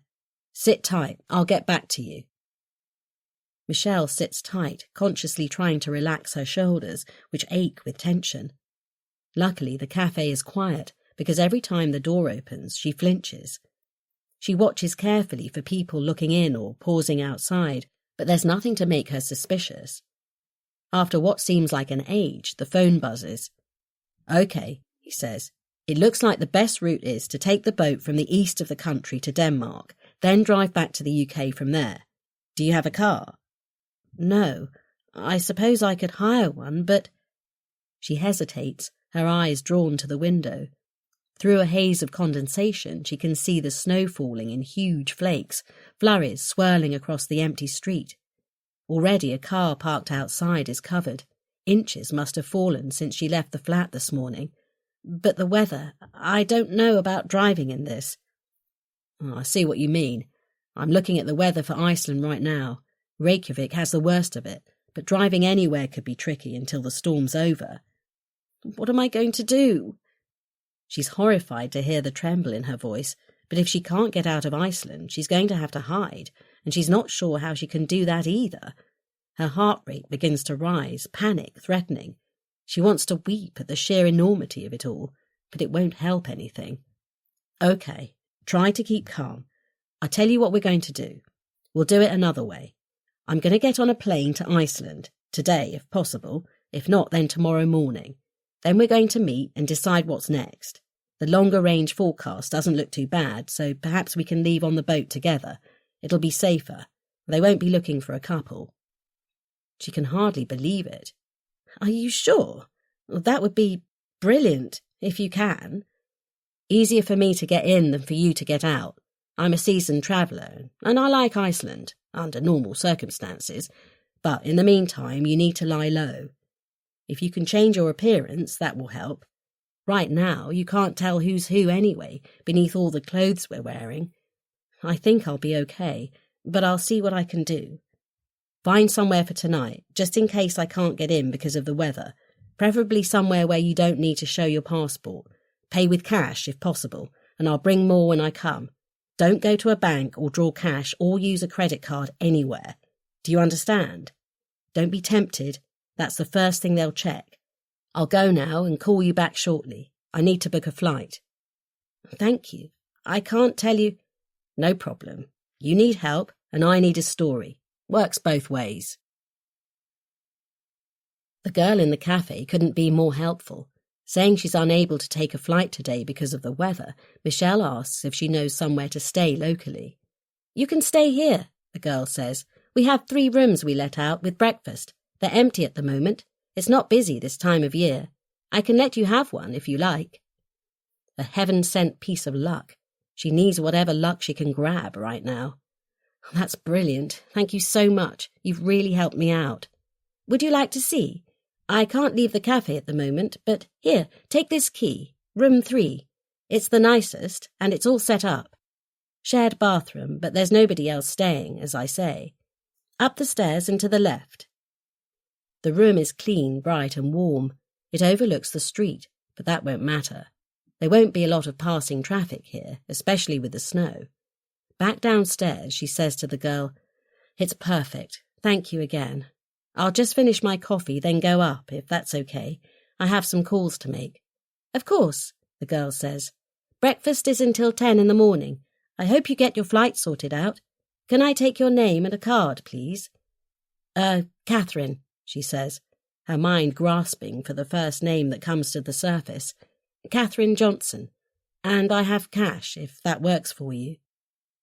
Straight away, she wishes she'd chosen a different name. Her middle names have rarely come in useful, but she wasn't quick enough to think properly.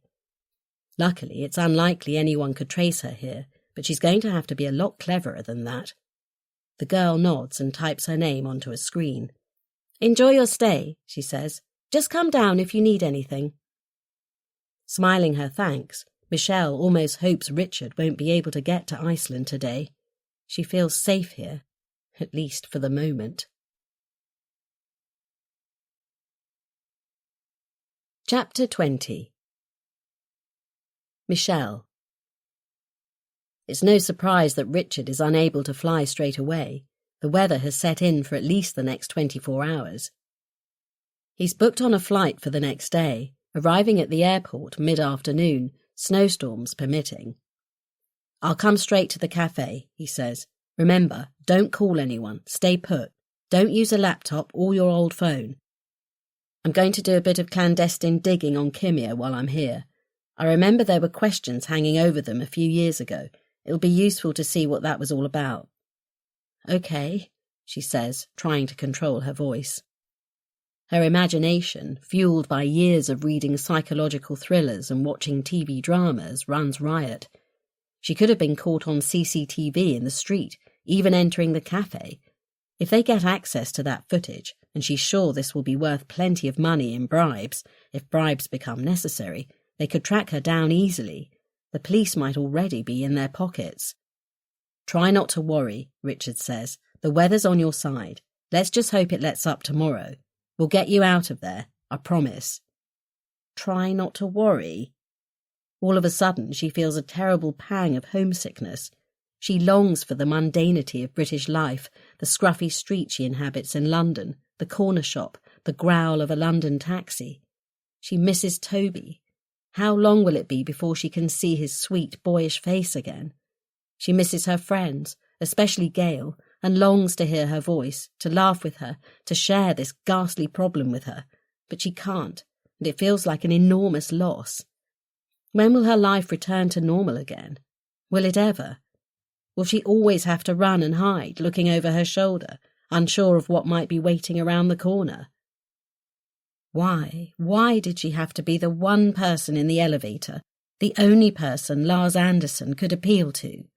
Why did she accept the sample, the report, so unthinkingly? Right now, she can't imagine what her future will be like.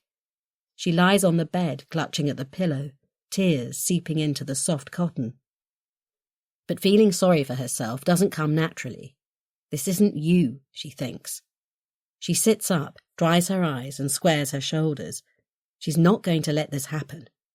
If it's true that Kimia is planning to forge ahead with a lethal drug, then she's going to do her utmost to expose it. If, as she suspects, Anderson has found something badly wrong with the clinical trials and she has the proof, then she's going to find a way. Life doesn't always work out how you expected, but you have the choice. You don't have to mourn what could have been, and you could make the most of what will be. If this right now is her life, then she's going to have to deal with it. So she waits, cocooned in her little room, watching the snow swirl in great white gusts in the street outside. Already Reykjavik looks like a scene from a Christmas card, the roofs of the buildings opposite heavy with snow. She's relieved to see the street lamps and road signs obscured. Any CCTV footage will be foggy and indistinct. People trudge by, bent against the wind, their eyes half closed. A man walks his dog along the pavement. The dog is excited, sniffing the snow, dancing in the drifts that form against the walls of shops and houses. Every now and then a vehicle passes slowly, its windscreen wipers sweeping away sprinklings of melting flakes. A dark, heavy sky looms over the city even after daylight appears around mid-morning. This is proper Icelandic winter weather. Daylight hours are few, nighttime stretches out for 2/3 of the day. Now the mountains will be inaccessible. It'll be dangerous to drive anywhere except on the main roads, those that encircle the island, reaching only the larger communities. She hopes they'll be able to hire a car. Perhaps Sigrun, the helpful girl from the cafe, will help them find one. A 4-wheel drive, preferably, that can cope with the conditions. She's not an unconfident driver, but this wind, snow and ice all together in a strange country is daunting. On a visitor's leaflet she took from downstairs, she studies a map of Iceland. The ferry from Denmark appears to stop only at a place called Seyðisfjörður on the far eastern coast, about as far from Reykjavik as you can get. It barely makes any difference whether you travel north from Reykjavik or south, the distance looks the same. Whichever way you choose, it looks like a very long journey to the other side of the island. Then, once that's over, it will take hours to cross to Denmark, no doubt in the same challenging weather. And how long does it take to drive from northern Denmark to a ferry crossing to the UK? Days, probably.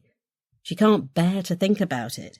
She only hopes that Richard turns out to be a good companion. If he doesn't, then the next few days will be dreadful. Even more dreadful. She sleeps surprisingly well, considering. Perhaps it's the feeling of safety holed up in her room, or perhaps it's the muffling effect of the snow. Then, next day, she locks her room and walks slowly downstairs, pausing to check the occupants of the cafe before she takes a table to wait for him. It's quiet again, the snow deterring customers. Icy fingers frame the large window at the front of the cafe, and though the pavement has been cleared at the entrance, the snow piles up at the side of the road as cars edge through. Sigrun, however, seems as cheerful as ever. "Good morning," she says. "I hope you slept well." Michelle skipped breakfast, thinking it safer to drink the instant coffee in her room than risk it. Come to think of it, she'd skipped supper too. She'd been too keyed up to eat anything last night. Hunger strikes her as she remembers, as if her brain has set an alarm for her stomach. "I did, thank you. Can I get something to eat, please? And coffee?" "Of course. Breakfast is done, but we have pastries and toast if you'd like." "Both, please. I could eat a horse." Chapter 21. I was destined for an unusual life. I grew up in a family that kept on moving. By the time I was 11, I'd lived in 11 different countries.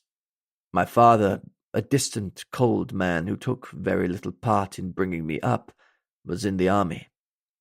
We travelled where we were ordered to: Germany, Greece, Cyprus, the US. All was a blur when I was small.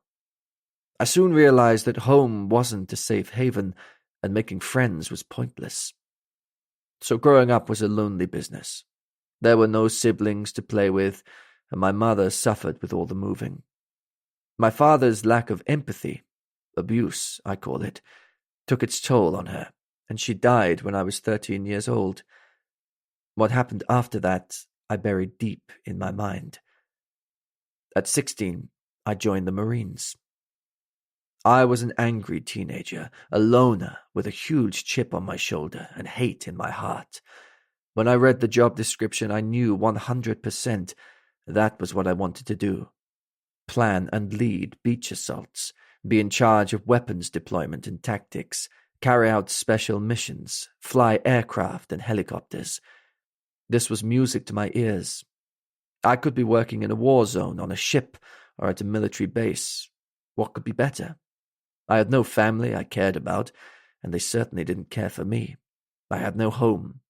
I was perfect material for the Marines. By the time I left the service, I was a killing machine. I could have stayed. I could have chosen to become institutionalized, following the rules like a robot. I could have risen up the ranks, been a military man for life. But it wasn't for me. I learned my craft, milked it as far as I could, but then I'd had enough. The orders, the yelling, the dedication to king and country. I grew cynical. I was surrounded by idiots with no more than a couple of brains to rub together, and most of them were my superiors. So I bailed out.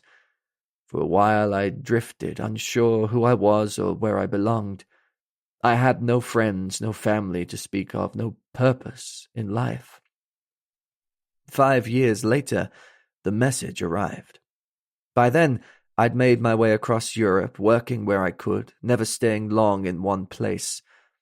I learned karate and jiu-jitsu, German, French and Spanish, even some Arabic. I learned to play pétanque and blackjack and how to cheat at cards. I lived one day at a time. I picked up some skills, pickpocketing, thieving, shoplifting, and I was good at them. How they found me, I don't know, but I'm glad they did. Chapter 22. Michelle.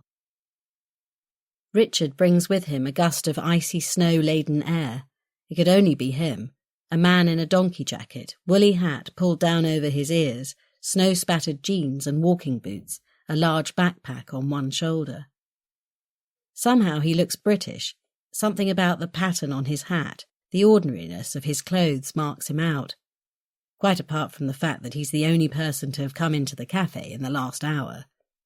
"Michelle," he says, dropping the backpack on the floor. He draws a hand from its glove and holds it out to her. She stands for a moment and takes his hand. It's cold and dry, enfolding hers in a firm grip. "Richard, thank you so much for coming. I'm glad you didn't get held up at the airport." The weather doesn't seem to have improved much. It's pretty hideous out there, but they're used to it here.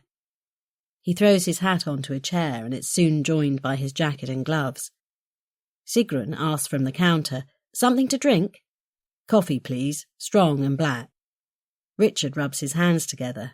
"How are you doing, Michelle?" For a moment she can't answer. A lump in her throat threatens to turn into a sob. She takes a deep breath. "I'm okay." She nods. "It's not the best situation, but now you're here, I'm hoping it'll improve." Sigrun arrives with a steaming mug of coffee.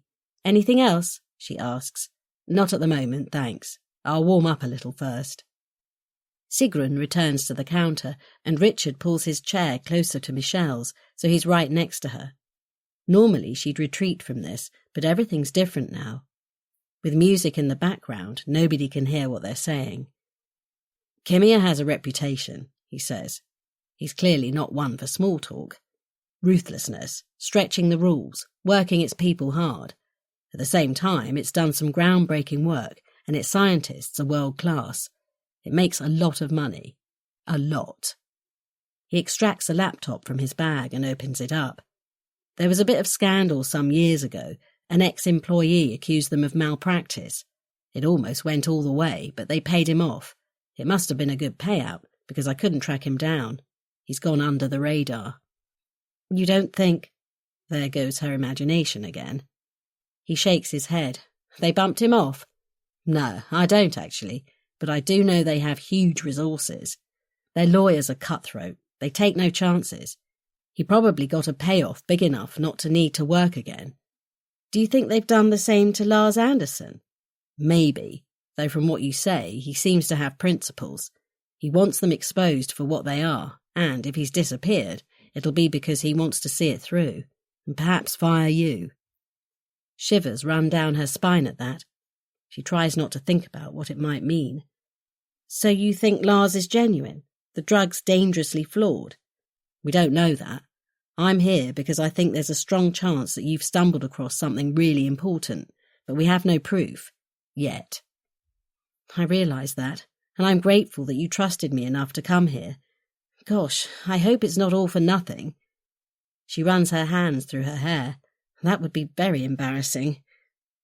He smiles. "Look, don't worry about me. I've been on wild goose chases before, travelled a lot further than this, only for the story not to work out. I was at a bit of a loose end. Your story sounded genuine, and I want to help. Iceland is easy to get to from the UK, despite the weather. It all came together." "So how are we going to prove that what Lars says is true? We're neither of us scientists. We don't have the skills. We're going to have to find someone who does. Not here, back at home, or wherever we can. The US, the Far East, if it comes to it. And we need to be quick. Kimia will be after that sample and the test results right now.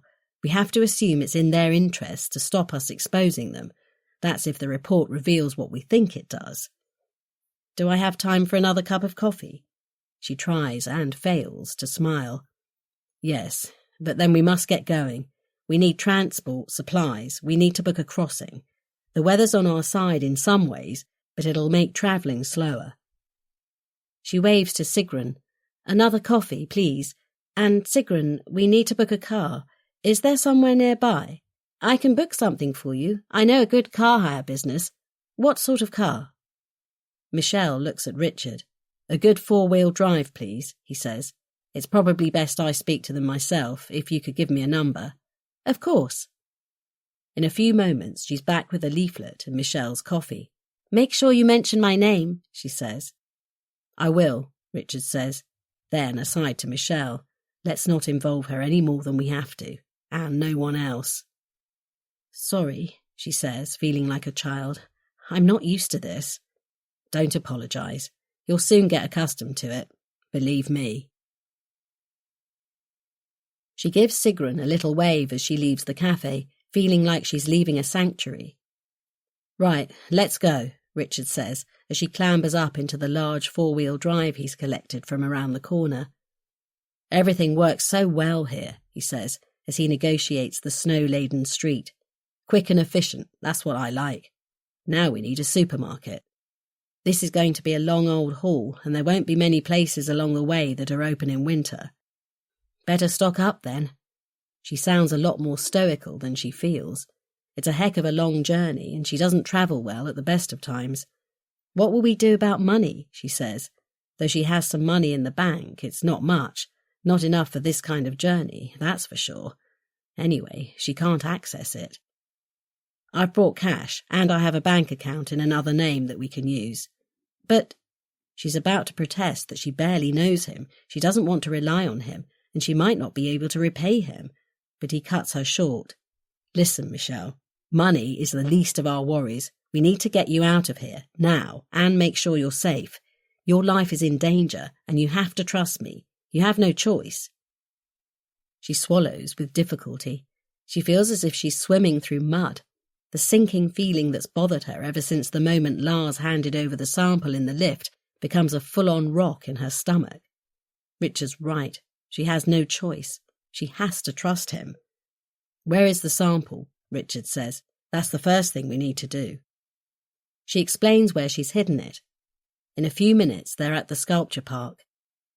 It's hardly recognisable as the same place, the snow now covering everything, smoothing off corners, concealing even the benches. She undoes her seatbelt, reaching for the door handle, but he stops her, his hand on her arm. No, let me go, he says. Can you point out the tree? She points, her hand quivering. In a moment he's gone, a dark shape trudging through drifts up to his ankles. His footprints are the only ones on the path. If anyone's following them, it won't be hard to work out what's happening here, and Richard would be easy to waylay in this deserted space. But there's no evidence of a car drawing up behind them, no dark figures approaching. She loses sight of him, and for a second or two she debates whether to follow. Perhaps he can't find the right tree. Perhaps the snow has confused him. But a second later he's back, kicking the snow off his boots on the rim of the car before he climbs in. Got it, he says. Not a bad hiding place, especially in this weather. Hurdle 1 has been crossed. They have the evidence, and they're getting out of Reykjavik. Chapter 23. Michelle. Heading north, away from the snow-covered capital, they're soon in the countryside, a monotone land of grey and white, relieved only by outcrops of speckled rock. Every so often the fog clears to reveal mountain tops, their sides striped with grey where the land falls away into steep gorges and ravines. The snow continues to fall, though less heavily now, and visibility improves a little. Michelle finds herself lulled by the swish of the windscreen wipers, almost nodding off. When she'd offered to drive, Richard had said only, "I'm fine for the moment. If I get tired, you can take over for a bit so I can have a nap, but let's see how we get on." In winter, the Icelandic countryside is sparsely populated, the majority of people moving to the city until the weather eases. Small cabins are dotted around the lower mountain slopes, but few of them show signs of habitation. They're summer houses, most likely shut up for the season. No cars outside, no smoke from the chimneys, blinds closed. The few villages they pass through, their names indecipherable through flurries of snow, are just a few buildings off the main road, a church. No sign of a cafe or a restaurant on the road, no hotels, nowhere to stop over. Around the halfway point, they're due to pass through Akureyri, the town where Helga's partner lives and works. Michelle hopes she can last until then for a bathroom break. The idea of crouching in a blizzard, trousers down, is not appealing. Richard, though, stops a couple of times to stand by a fence or a tree. Michelle doesn't much feel like talking, and after a few questions about the journey, she puts her head back and watches the whiteness go by in a daze. It's better to leave Richard to concentrate on the road, which is by turns slushy and icy. At times, when the clouds are low and heavy, the snow falls fast again and he slows the pace, picking his way along, guided by yellow stakes flanking the road. At Akureyri, they stop to use a public facility in a car park near the centre. They take it in turns to leave the car, rather than take the sample with them, watching for danger as the other one walks to the small brick building and back. As she waits for Richard, she feels the power of the small bottle of pills emanating from the locked glove compartment in front of her. Akureyri is not a big place. It's positioned perfectly at the end of an enormous fjord, with mountains marching either side towards the sea. When they set off again, they're out of the town before they know it, travelling away from the coast to the east. More awake now, Michelle's mind starts to work. Never in her life has she imagined being on the run. It sounds like an old movie, the desperate person on the run, the pursuers close behind. "Richard, they're going to want to see my passport on the ferry, aren't they? We can't avoid that, surely." "I've never taken this particular ferry before, though I've used ferries a lot," he says. "Some check your passport, some don't. If they do, there's not much we can do about it. We'll have to have our wits about us when we dock." She's silent for a moment, letting this sink in. "So there might be trouble when we get to Denmark?" He glances at her. "Look, I don't know, but it's as well to be prepared. Where we pick up the ferry, it's a fairly small place. The ferry doesn't carry that many people. They might not even bother. I doubt there are many dangerous criminals who use ferries, to be honest, so the checks will be less stringent, if they exist at all." She sinks into a state of anxiety, not helped by the deteriorating weather. A stiff wind has turned into dangerous gusts, and the Land Rover creeps along, Richard struggling to keep it in the tracks made by other vehicles. Luckily, there's barely another car on the road today, so keeping a straight line is less important. If this were any other time, Michelle would have refused to travel, as would any sensible person. But they have no choice. She wakes with a start. She hadn't intended to drop off, feeling that she should support Richard by staying awake, keeping an eye on the road for him. But something has woken her. She straightens up in her seat, stretching her neck, stiff from an awkward sleeping position. Ahead, the sky has cleared a little, even revealing a patch of blue. A shaft of sun illuminates a mountainside, the snow covering all but striations of black volcanic rock. Black clouds still threaten ahead, but for the moment the wind has dropped, and only a few snowflakes land on the windscreen as they drive. She looks across at Richard, noticing for the first time the set of his jaw, stubble appearing on his cheek. He drives confidently, both hands on the wheel, his eyes set straight ahead. But something's bothering him. He glances in the rear-view mirror, then the wing mirror. The car is travelling faster. It was the change in the tone of the engine that roused her. "Are you okay?" she says, turning to see what's behind. He shrugs. I'm not sure. It's probably nothing, but there's a car behind. It's been with us for a fair few miles now. I'm just keeping an eye on it. She starts to turn again, but he says, "Don't. Best not to let them know we've seen them." In the wing mirror, she can just make out some lights a long way back. Her anxiety level rises a notch. He glances at her. "Don't worry. There aren't many roads open, and this is the main one. Not many places to stop either, so it's not surprising if someone else is with us for a while." "Should we let them pass? At least we could try to get a look at them." "We could, but there's not an obvious place to stop. Let's leave it for a bit, see if anything happens. They could leave the road at any time." Michelle has a sudden urge to call her son. Suppressing the urge makes her want to cry. Can I ask you something?"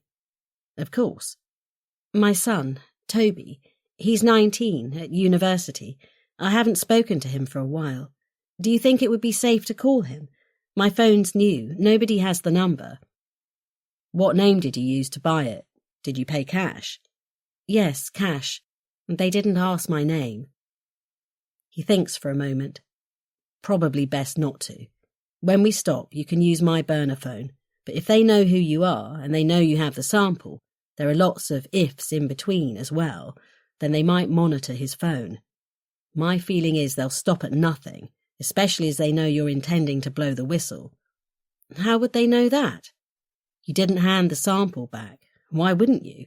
And why aren't you in work? Your absence will be noted, and they'll know you were in contact with Anderson." Another level of anxiety hits her. "Should I have called in sick? Should I call Helga, my flatmate? What if she worries and calls the police? I didn't want to leave her a note in case they came to search the flat. Whoa. Richard makes a calming gesture with his hand, allowing it to fall onto her arm. "Michelle, it's only been a day. When we get to the ferry, we'll make some decisions. For now, let's just focus on getting there in one piece." His voice is firm, confident. It calms her for a moment. But, staring out at the weather closing in and the pinpoints of headlights behind, she wishes he hadn't said, "in one piece." Chapter 24. Lars. Lars hurries through Stockholm Airport, his head down. Nothing happens to make him suspicious. Nobody follows him. But he knows better than to relax.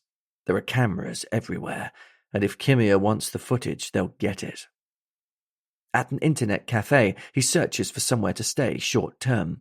He finds a small, private, room-to-let arrangement with its own entrance, walks there, and rings on the doorbell. His strategy works. The landlady is happy to take cash, the room is available, and he can stay for a couple of days while he sorts himself out and plans what to do. Finds a way to disappear. From the window of his tiny room, he checks for cameras in the street outside.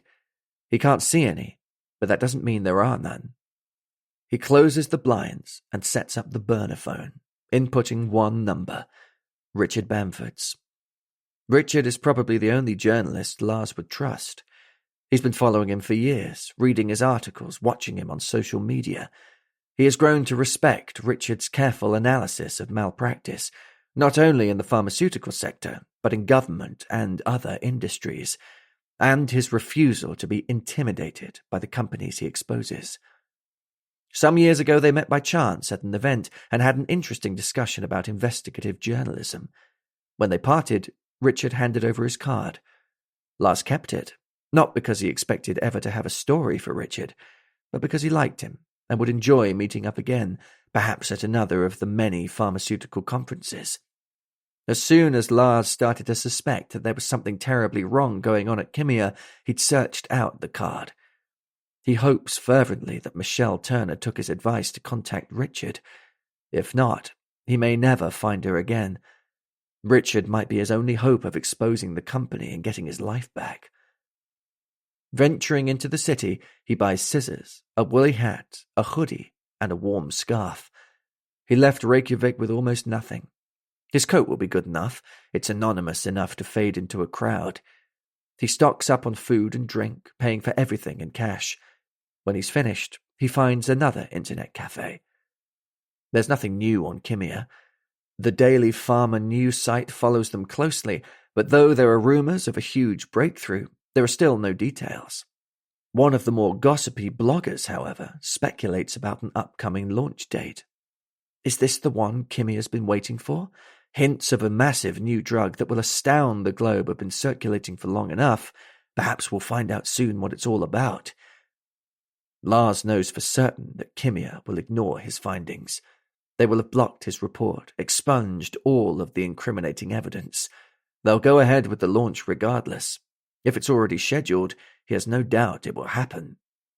Any move on his part to try to stop them, to head off the catastrophe that will happen if Pound 12 is released, will mean the end of his life. He's certain of it. His only hope is to disappear. If they think he's frightened enough, too frightened to blow the whistle, he may get away with it. If for one moment they think he'll tell the truth to the world, it will all be over.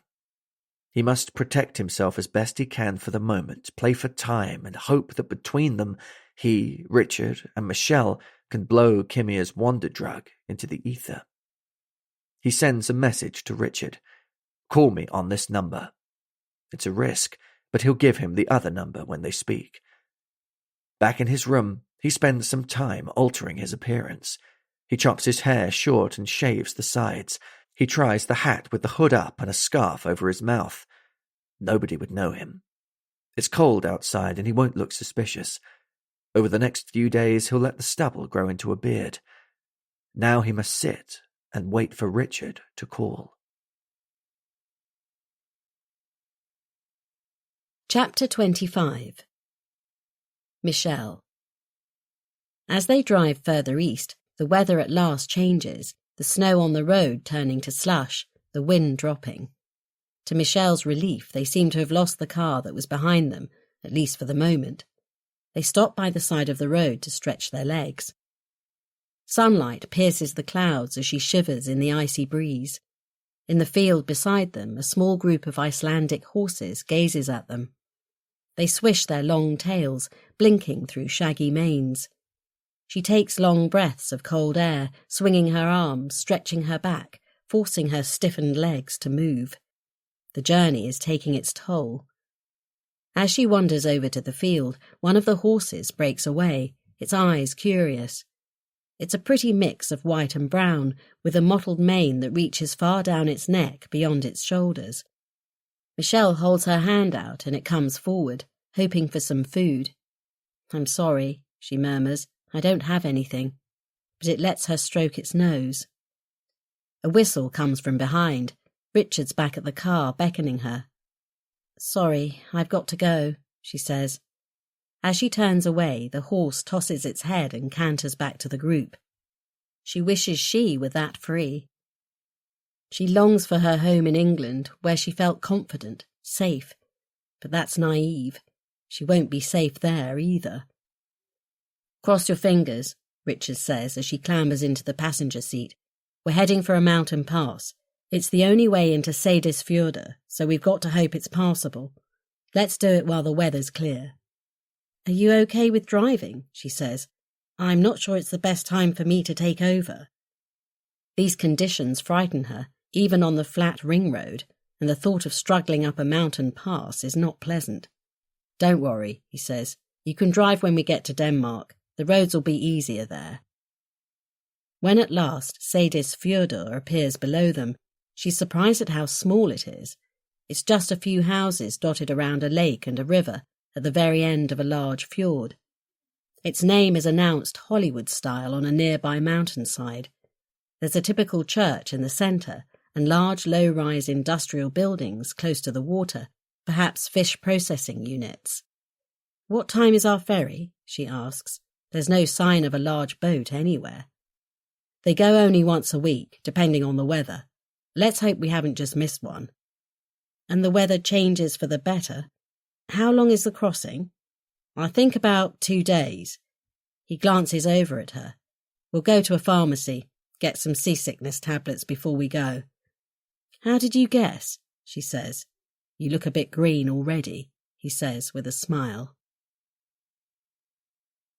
There's a 2-day wait for the ferry. They find rooms on the outskirts of the town and try not to draw attention to themselves. As soon as they've dropped their bags, Richard suggests they find a coffee shop. "We need to make some decisions," he says as they peel off their coats and hats. They sit at a table by the window with a view over the water.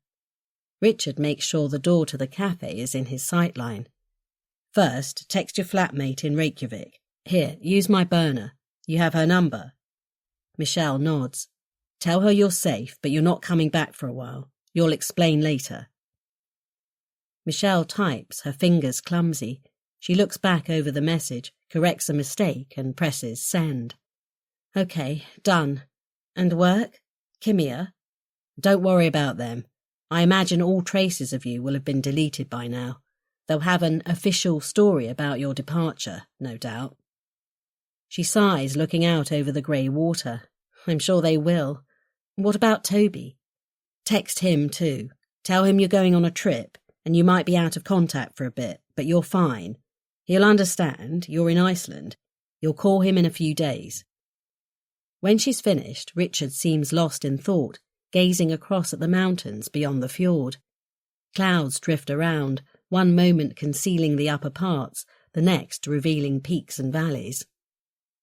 "So, how did you come to be here?" "I don't know, really. I'm divorced, and I didn't want to be on my own. I tried dating, but it was hopeless. I decided to have an adventure instead, and when the job came up, maternity leave, I jumped at it.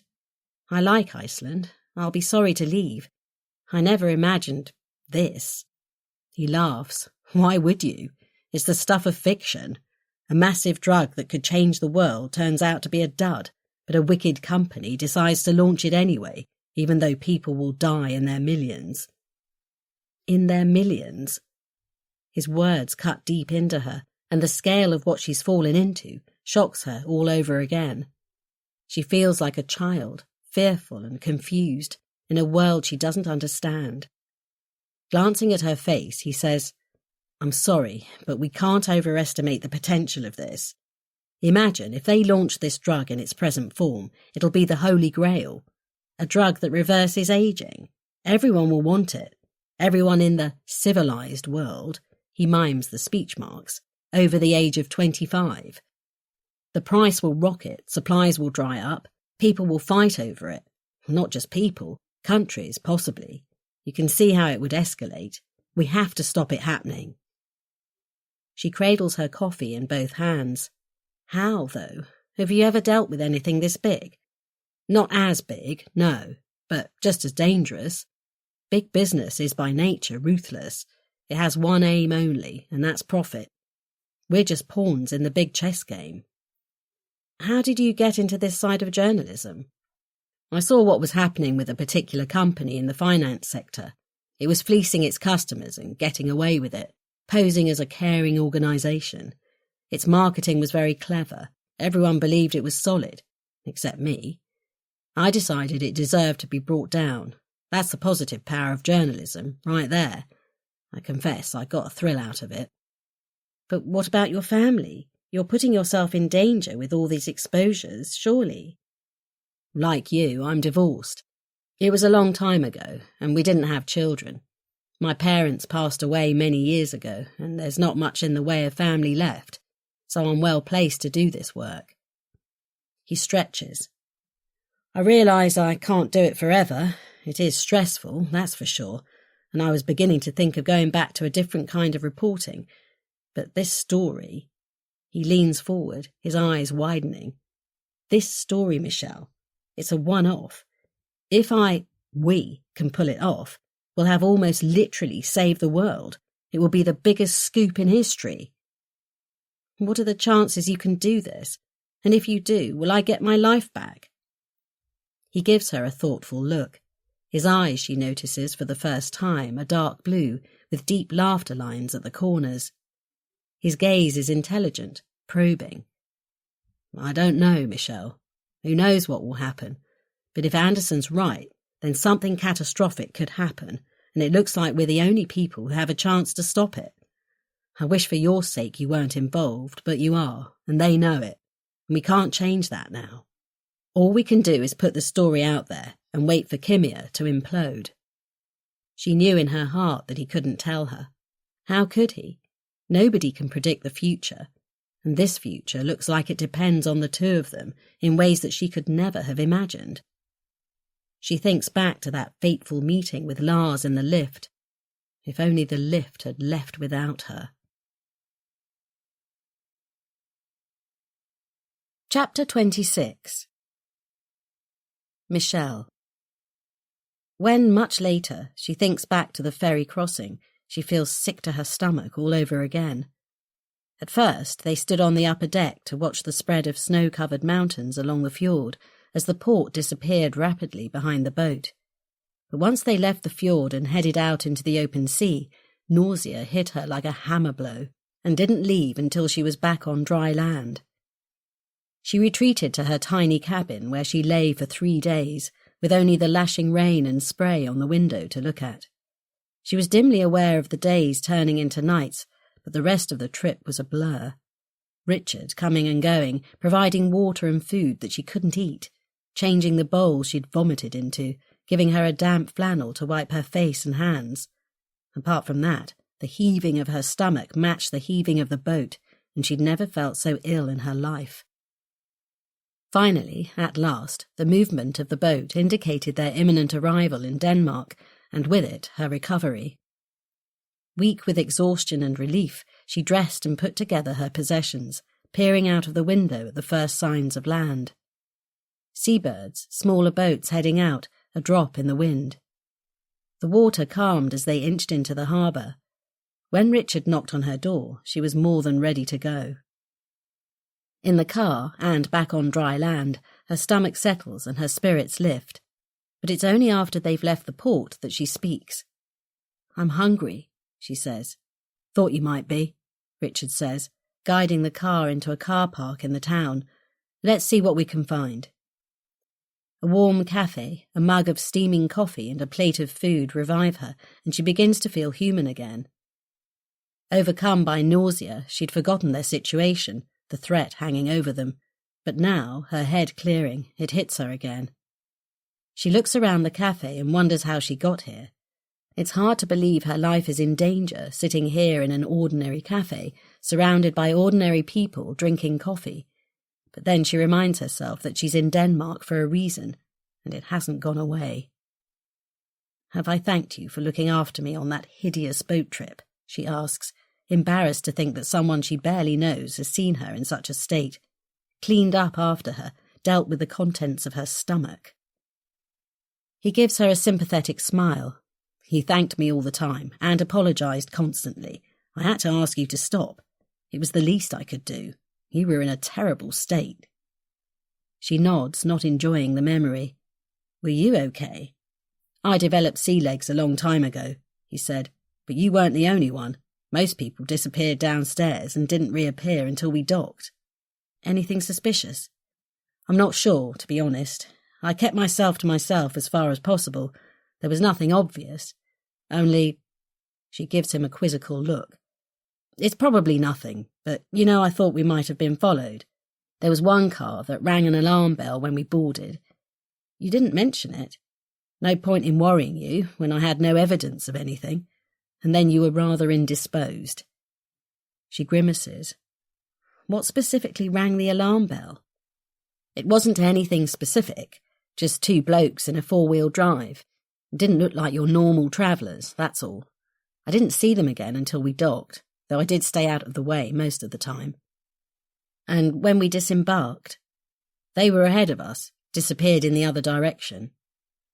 She nods, looking around the cafe. The normality of it suddenly seems alien to her. A dragging feeling pulls at her chest, a foreboding, an insight into her future, and it's not pleasant. "What happens when we get back to the UK? Am I going to have to go into hiding, change my identity, not see my family or friends? I'm not sure I can handle living like that." Richard makes a placating gesture with his hands. "You won't have to. Not for long, anyway. That's why I'm here, isn't it?" "But what can you do? There's so much money at stake, and we know they're ruthless. They'll do anything to protect themselves." "Hold on. I wanted to let you recover a little before we talked about this. I've had 3 whole days on the boat to think about it, and little else to do but check on you every so often. It does no good thinking of the size of the problem. Yes, it's huge, but if we break it down, it's easier to handle. Please go on. I'd love to be reassured. I'm not sure if I can do that, or at least not straight away. She opens her mouth to object, but he silences her with a gesture. But I have a short-term plan. Tell me then. We should leave. We need to stay ahead of them if we can. In a nutshell, here's the plan. We're going to drive to Ostend and take the ferry from there. Let's go. Chapter 27. Michelle. Almost as soon as they're underway, Richard says, "We'll need to call Lars." Startled, Michelle turns to look at him. "You know how to contact him? He's been in touch, wants me to call." Lars's voice is loud and clear on the car's connection. "Hello? Richard?" He sounds uncertain, wary. "Is this call secure?" Richard says without preamble.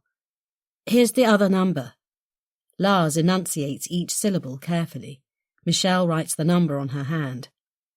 "Call me back." Lars cuts the call. Michelle punches in the number on Richard's phone as he drives. Lars picks up straight away. "Hello? Where are you?" "On the way to Ostend. We took the ferry over to Denmark." "Both of you? You went to Iceland?" Michelle needed help. "Where are you?" "Stockholm. Holed up in a flat." "Are you safe?" "I doubt it, but I've done what I can to stay under the radar. What's your plan, Richard?" "We're en route to England. We'll find somewhere safe, probably in London. Then I need to start working on this properly. What else can you give me?" "You need to secure the evidence. In a bank or a safe deposit box. That's the first thing." "Of course." "I can give you names, dates, some of the data. I managed to keep some historical reports, but not much." "Okay. I need to know precisely what you found and what the implications are. We can't do it now, but let's talk as soon as we're there and have found a safe house. It's a 12-hour journey to Ostend. I'll call you as soon as I can." "Good. Look after yourself." Lars snorts. "I'll do my best. You too. And Michelle, I'm sorry I put you in this position. I had no choice." "I know, Lars. I'm fine." A click indicates the line has disconnected. There's a short silence. "Will he survive this?" Michelle says at last in a small voice. "I'm going to do my damnedest to make sure he does," Richard says, his jaw set. And somehow Michelle is convinced. They swap seats at the next fuel stop, and Michelle takes the wheel as Richard sleeps. Though the car is unfamiliar and she's not used to driving on the right, she soon gets the hang of it, though she's slower than Richard, taking extra care at junctions and traffic lights. At first, she watches the rear-view mirror like a hawk and has to force herself to stop when her neck and shoulders start to seize up. She sees nothing unusual, but she doesn't know what she's looking for. A company like Kimia, with so much to lose, would be hiring the best to find her, she's certain. It's a frightening thought, and she tries to put it from her mind and focus on getting to London. The most important thing is to stay ahead of them. Richard has mapped an unusual route through Europe. It's not the quickest, but he reasons that by taking the less popular roads, they'll have more chance of evading their pursuers. Although she's guided by the sat-nav, at times she's convinced she's taken a wrong turn because the route winds through narrow lanes and tiny villages.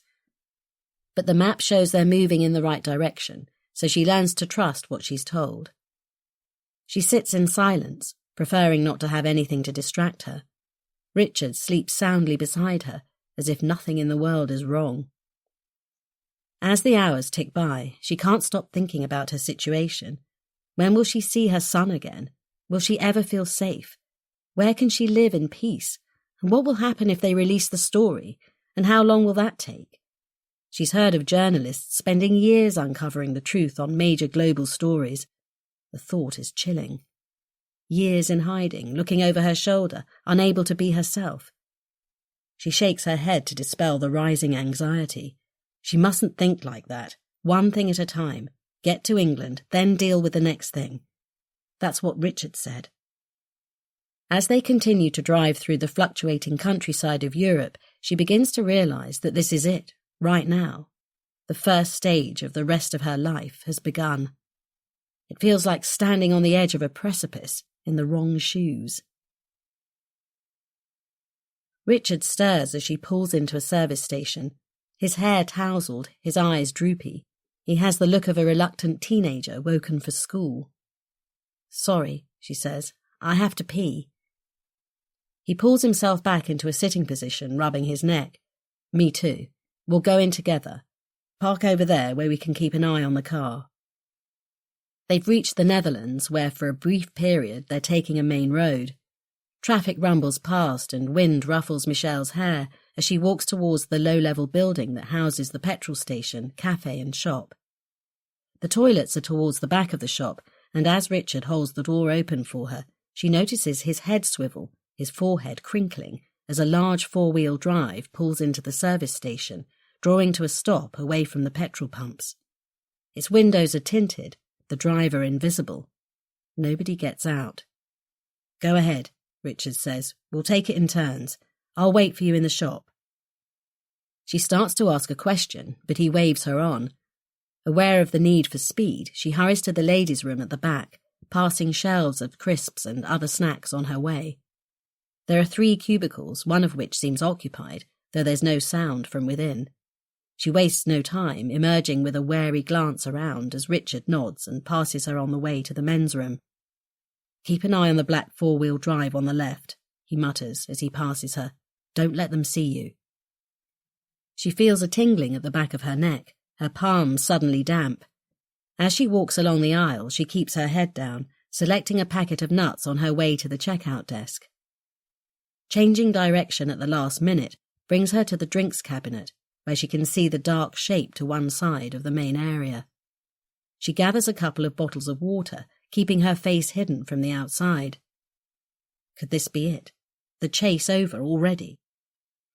She waits, not daring to approach the counter without Richard, and tries to look relaxed, as if she's deciding what snacks to buy. She wanders slowly along the aisle, noting the camera overhead. She shakes her hair over her face, just in case. The assistant at the checkout is occupied with another customer, thankfully, and as she waits, another car draws up at the pumps. An elderly woman climbs out. Good, that'll be another distraction. But where's Richard? He seems to be taking a long time. Too long. Or perhaps she's overreacting. At the end of the aisle, there's a carousel with a selection of hats. She tries on a peaked cap and pretends to study herself in the mirror. It gives her a good view of the black car, which still hasn't moved, but she can't make out anyone inside. The windows are too dark for her to see through at this distance. She returns the hat to its carousel and edges towards the toilets. Her imagination starts to work overtime. Without Richard, she doesn't have a chance. They'll catch up with her for certain, and she'll have no defence against them. She'll disappear without trace. What should she do? There's nobody nearby. She pushes open the door to the men's room a crack, looking away. "Richard?" she calls tentatively, but there's no reply. Now she's really concerned. She sticks her head around the door. The room's entirely empty, the door to the single cubicle open. Richard has disappeared. Chapter 28. Michelle. Terror grips her, the blood rushing from her face. She starts to tremble. For what seems like an age, she stands transfixed, letting panic take over. She's saved by a woman coming towards her, sympathetic eyes taking in her discomfort. She says something incomprehensible, and Michelle shakes her head. "Sorry," she whispers. Her throat seems to have narrowed, her voice lost its depths. "Are you all right?" the woman replies in perfect English. Michelle takes a longer look. She hates herself for being suspicious, but there's nothing out of the ordinary, just a woman heading for the toilet. She takes a deep breath and with an enormous effort takes control. I'm okay. I just needed a moment. She waves the water at the woman, who smiles and nods, turning towards the ladies' room. At that moment, she feels a hand on her shoulder. She recoils, stumbling, almost falling against the shelves of sweets and snacks, the water and the nuts landing with a thump on the floor. Her mind races. She's about to be captured, taken somewhere remote and murdered, left to die alone. Or she could fight, run, decide to live, whatever the future might bring. It has to be fight for her life. Run. Steady, Michelle. A familiar voice says, I'm here. We need to go, now. Richard retrieves the water and the nuts from the floor and places them back on a shelf. With his hand on the small of her back, her body moves as if under his control. Watched by the young man at the checkout desk, they keep their heads down. Richard steers her through the door before exiting himself as if she's a small child. She daren't look at the black vehicle lurking by the wall as her feet put themselves one in front of the other. At last they're inside the car and moving off. Light-headed from holding her breath, she releases it in one go. I was terrified you'd been taken. Where were you? She says at last, trying her best to keep the panic from her voice. Sorry, I found a back way out. Went to check on the Range Rover. Please don't do that again. I nearly fainted with fear. I won't. Sorry again. What did you find? Are they following us? She cranes her neck to see in the wing mirror, but the road behind seems clear. There was definitely someone in there, I think on the phone, but I couldn't tell if they were there for us or not. Could have been completely innocent. But from his tone of voice and the speed with which he leaves the petrol station, she can tell he doesn't believe this. In silence, they negotiate the unfamiliar countryside. Watching fields flash by, Michelle begins to feel sleepy, the adrenaline rush from the petrol station fading fast. Richard's face is set, unreadable as he focuses on the road ahead. He's probably working out their next move, assessing the options, the risks ahead of them. That's what she should be doing too, but she can't keep herself awake. The sickness of the boat trip and the stress of the journey have exhausted her, and she dozes, her head swaying when the car changes direction. From time to time she jerks awake, the panic returning, only to settle again, unable to resist. Finally, thirst wakes her, her tongue dry against the roof of her mouth. She probably snored, but just at this moment she doesn't care how she looks or what Richard thinks of her. When your life's in terrible danger, it certainly changes your perspective. Only a week ago she'd have been mortified if someone had caught her snoring, her mouth slack. She straightens up, reaching for the water bottle in the side pocket next to her. Ahead is more straight road. Richard drives fast but steadily as they pass other vehicles. There seem to be more trucks and vans than before. Where are we? She says. Are we getting close to the coast? He glances over at her. Good you got some sleep. No, 100 clicks yet, but we're in Belgium, homing in. She decides not to put him right on the sleep issue. She may have dozed, but she feels like she hasn't slept for a week. Are we being followed? Not that I'm aware of. She wonders if it's possible they're being followed without knowing it, on a straight road with good visibility ahead and behind. They could be using a camera system for all she knows, or some kind of tracker, or a drone. She sighs. All this is so far beyond her experience. She could conjecture for days and still not know what's possible. For a moment she toys with asking Richard, but decides against it. In a way, she'd rather not know, for the moment at least. Where are we heading? Calais.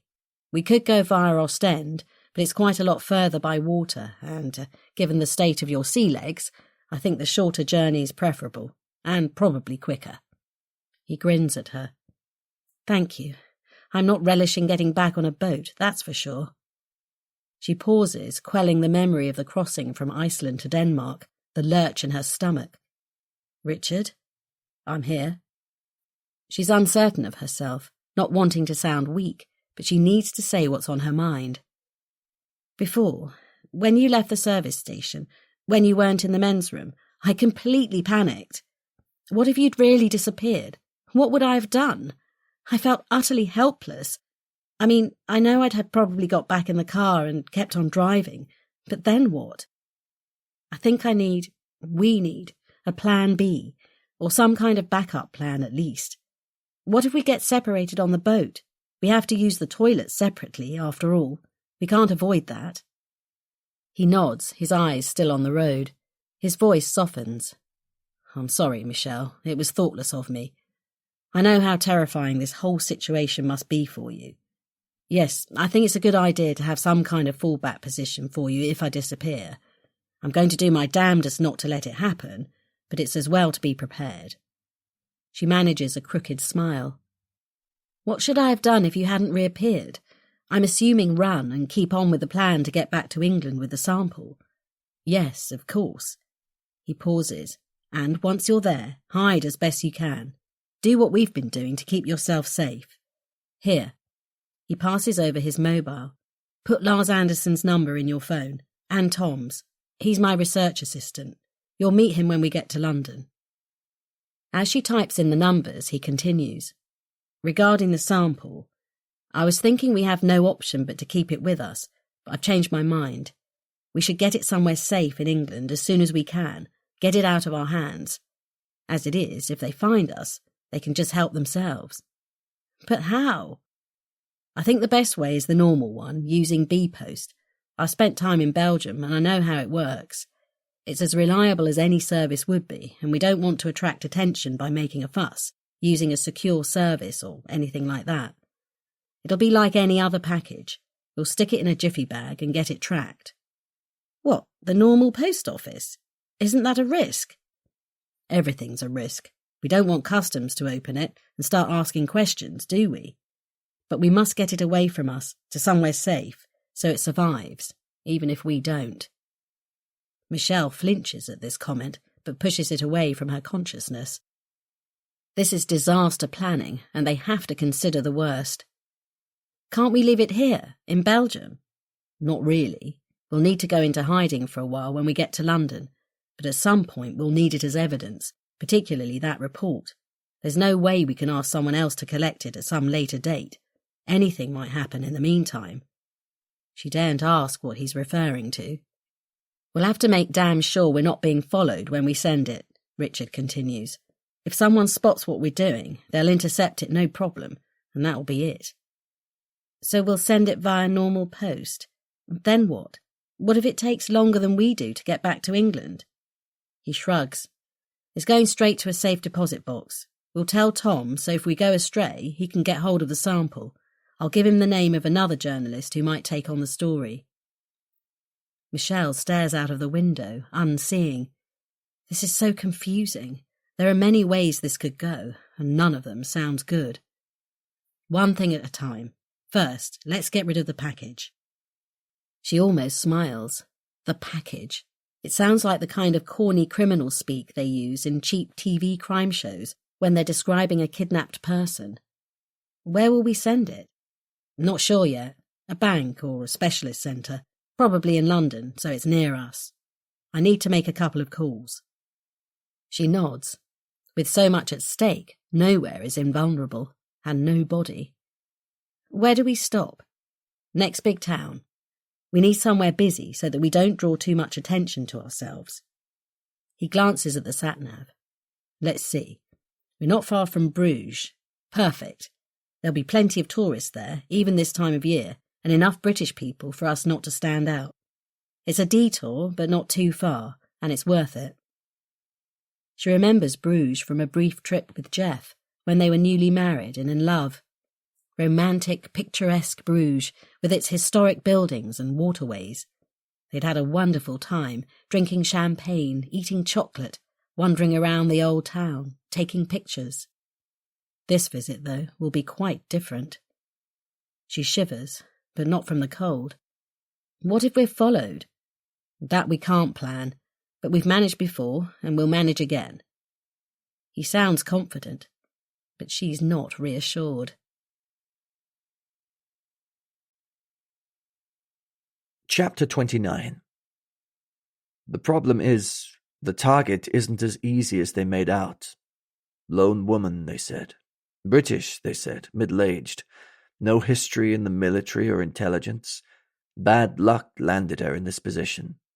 She has no idea what she's carrying. Should be able to pick her off easy. A couple of days' work at most. A doddle, I thought. But they lied. They were wrong on all counts, and I was a fool to believe them. That was my first mistake, and it infuriates me. That compounded with the delay in getting me on board. That was one of their many mistakes. In their field, they're the very best in the business, top of the tree, earning billions, brains like planets, but they have absolutely no idea, zero, zilch, of what goes on in the real world, let alone at my level. The basest level you could imagine, down where the cockroaches live. I suppose they thought they acted quickly, but by the time the job landed in my inbox, she was gone, and she had the weather on her side.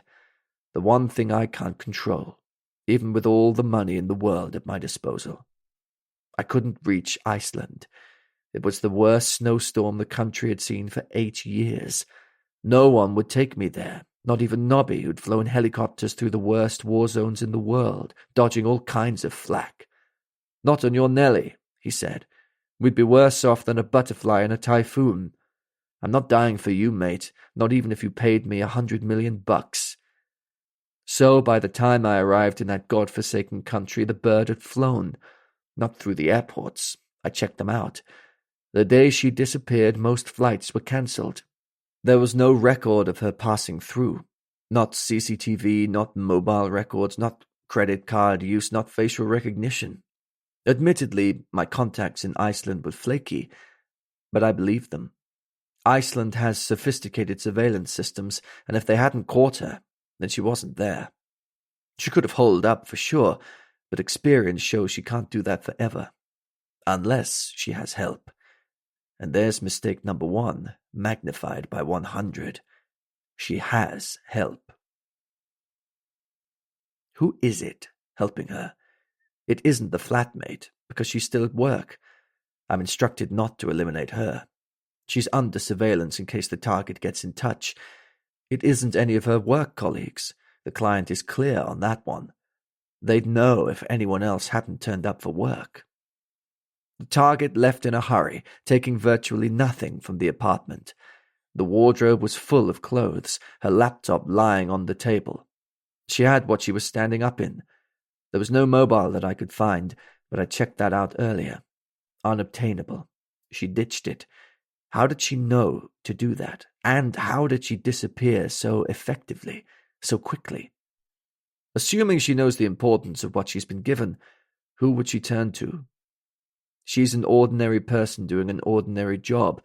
There's nothing in her background to suggest anything other than that, albeit she took a short-term contract in a foreign country.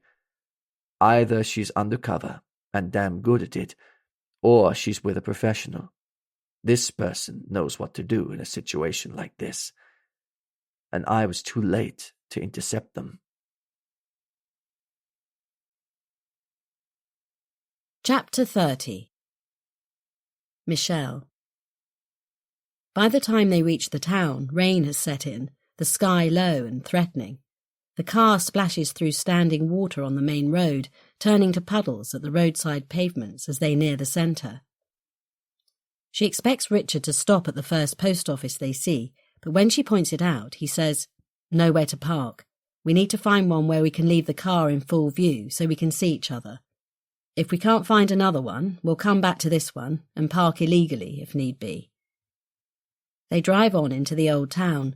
Somehow, all those beautiful historic buildings don't look quite as good in the rain, but nothing looks good to Michelle just at the moment. Knowing that you're being hunted and may not make it through the day focuses the mind rather effectively. Richard finds a quiet square and stops the car. Michelle looks around in surprise. There's no post office here that she can see, just a couple of street cafes. "I'm going to ask someone," Richard says, leaping out of the driver's side. Startled, Michelle cranes her neck, but Richard doesn't go far. At the first cafe, its tables spilling onto the pavement, he stops and asks a man sitting on his own with a cup of coffee and a newspaper. The man nods his head and points, and Richard returns to the car. He pulls out his mobile and dials. Mate, need an address urgently. Yes, safe deposit box, central London, as secure as it gets. Text it to me in the next couple of minutes. He cuts the call. Who did you call? Tom. I'm going to brief him properly when I get the chance. Get him started on the story. He's fast, and I trust him. He's solid gold. So where's the post office then? Just around the next corner, he says, starting the engine. Let's see what we have. He circles the square once, twice. Just checking, he says, glancing in the rear-view mirror. It occurs to Michelle that checking might not be worth it. If there are CCTV cameras and their pursuers are onto them, a bribe will most probably do the trick. Let's just do it, she says, as Richard's mobile pings. Yep, Richard replies. Let's hope they sell envelopes. As they turn the next corner, it becomes apparent that the B-Post building is in a large pedestrian area. Cars are not allowed, although at the second pass, Richard finds a street on the opposite side of the square that has a view of the imposing frontage. It's not a proper parking space, so there's a risk Michelle will be moved on, but they agree that if that happens, she'll drive slowly around the block and hover close by until he returns. It's the best we can do, I reckon, he says, opening the door. Lock the doors, keep your eyes peeled. And he's gone, walking confidently towards the large red brick edifice. Michelle bites her lip. She can almost not bear to look, or to wait. Her heart beats fast, her hands turn clammy. She inspects every figure in the square and decides to count them to keep herself occupied. But people move too much, and she loses track as they mill around.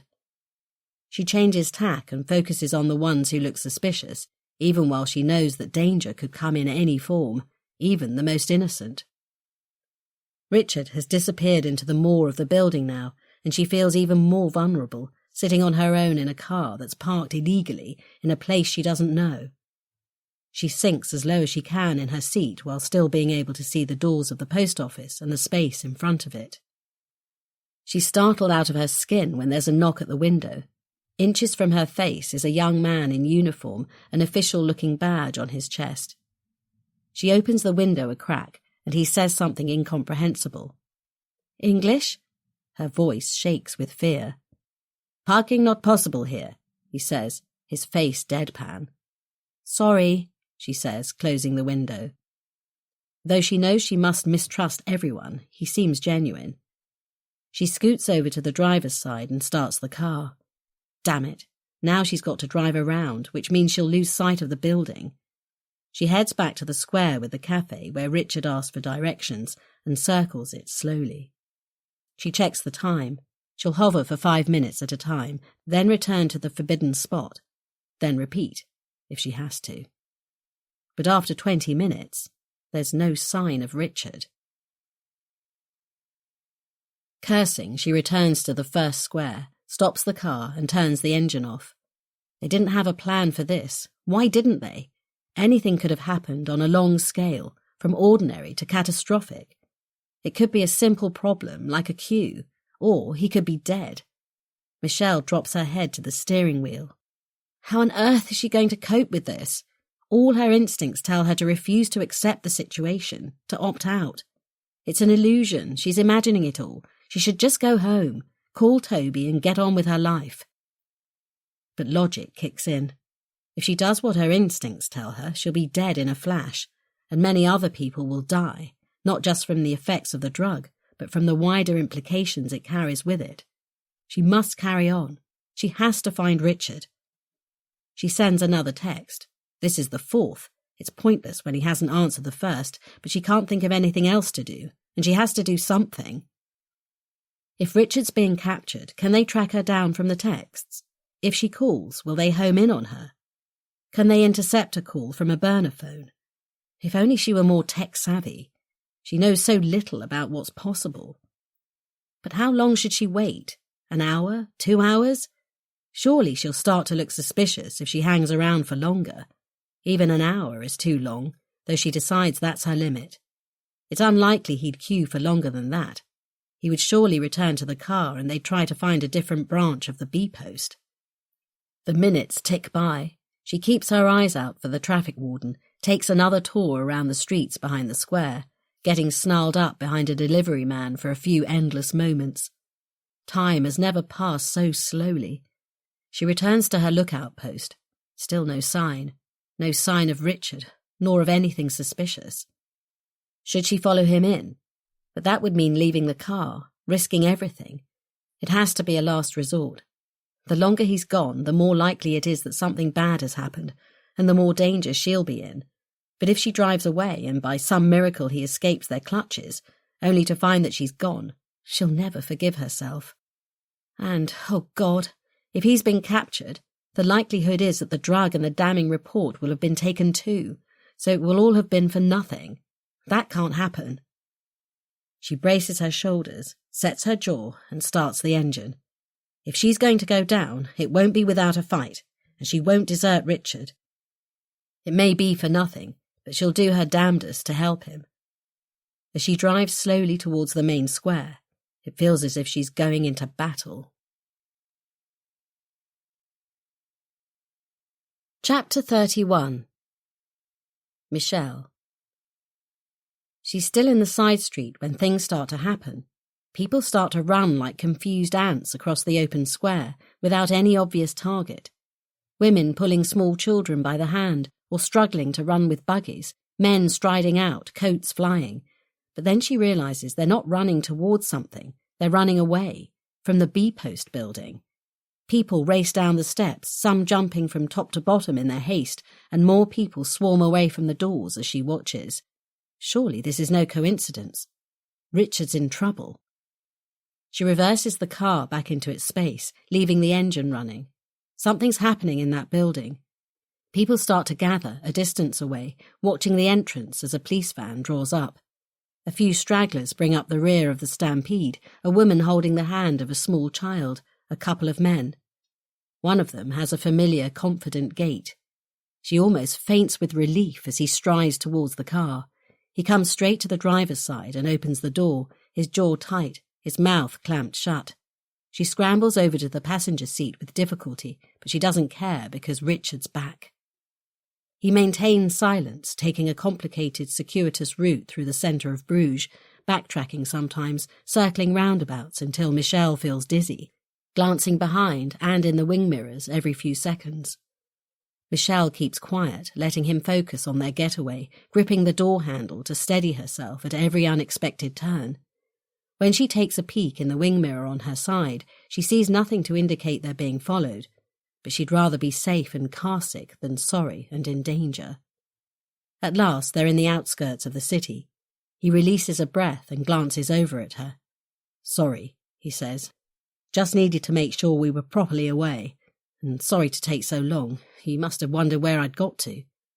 "I was about to mount a rescue operation," she says, with a feeble effort at humour. "Tell me." "There was a queue when I went in, but it didn't look too bad. Then the woman in front of me seemed to take an age. Every time I thought she'd finished, she produced something else she wanted to send. But everything seemed normal, nothing to raise my antenna. Then, after about 15 minutes, I got to the front of the queue, handed over my package and paid. That's when something happened. A couple, perfectly ordinary-looking people, came forward and flashed some kind of ID at me and at the guy at the window. Oh, my goodness, were they... I wasn't going to hang about to find out. What did you do? He chuckles. I didn't hesitate. I pointed at the man, yelled, "Gun!" and ran for the door. There was a shocked silence. A woman squealed, everyone panicked and started to run. It was chaos, which is what I wanted. People screaming and shouting and tripping over each other to get out. A couple of security men appeared from nowhere, but I kept going and didn't look back. Wow, that was quick thinking. I'm impressed. He looks sheepish for a moment. Saw it in a film. She starts to laugh, and then she can't stop herself. This ridiculous, terrifying situation they find themselves in has just got so much more ridiculous. Richard looks startled, then starts to chuckle himself. But when she's calmed down and wiped the tears from her eyes, the tension returns. She gulps. So they know you're with me, and they know where we are, and they must know the car. Hang on a minute, we don't know any of that, not for sure. But I agree on one thing, we should ditch the car. What do you mean? Change it for something less recognisable. We don't need a big four-wheel drive anymore. We'll drop in at a car hire place and get something less distinctive. Do you think it was them? If it wasn't, it was a big coincidence. The first time we stop to do something other than pee or buy food, something strange happens. Those two were definitely focused on me. It may have been a case of mistaken identity, but I doubt it. So they weren't police? I certainly wasn't stopping to check their ID. I'm pretty sure they weren't. But he stops there, leaving her wondering if he has any more bad news. But what? But you'd have loved the look on their faces when I shouted, "Gun!" Sometimes, reading news of war and famine, disease and corruption, she allows her imagination to picture Armageddon, and she wonders if she'd have the ability to survive. Right now, she knows who she'd want by her side. The new car is small, white and nondescript. It's easy to pretend they're an ordinary couple. As they head towards Calais, Michelle begins to feel a little more relaxed. They've had some scrapes, but they've made it this far. Surely there's a good chance they'll reach London now. But Richard thinks otherwise. Now we're getting close to the Channel. I'm wondering if we should use Calais after all, he says. If there's any sign we're being followed, we should change tack. Maybe change car again. The last thing we want is to board a ferry with the guys who want us dead. Too many opportunities for a strange, watery mishap. A strange, watery mishap.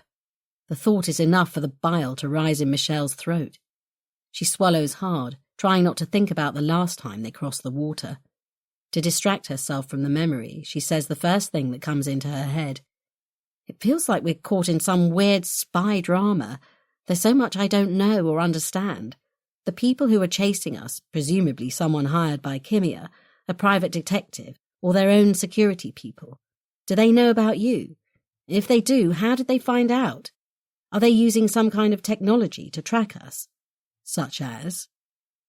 For a moment she's embarrassed, but her need to know is more important than losing face. Well, at home I watch a lot of thrillers, TV dramas, crime series, where they're able to track pretty much anyone using CCTV, drones, satellites. Far from laughing at her, Richard looks serious. I know. The same has occurred to me. I have no idea how far they could go, given they'd be willing to pay any amount to stop us. I don't even know if they've identified me yet. I'm assuming they know you're with someone, but do they know who? I haven't told anyone. I haven't spoken to a soul since the girl in the cafe in Reykjavik. No, I tell a lie. There was a woman at the service station who asked if I was okay. She pauses for a moment. You don't think... We can't rule anything out. But there are other ways they could trace me. Facial recognition technology, perhaps. But who uses it, apart from the police and the secret services? And would they bribe them? He shrugs. We just don't know. Michelle stares out of the window, biting her lip. She can't make sense of any of this.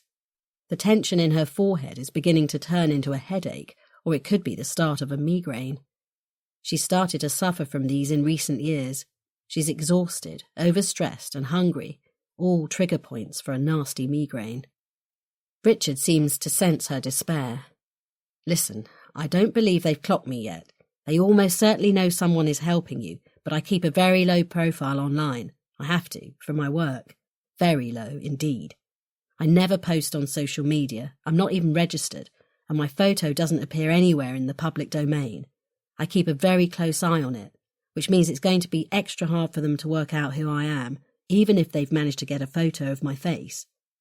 But the fact we've got this far with only one major incident is good. Perhaps they're not the best in the business, or perhaps they weren't expecting you to escape so quickly, if at all. They certainly won't expect you to know not to use your mobile or credit cards, or to be able to exist without them. It'll be hard for them to keep track.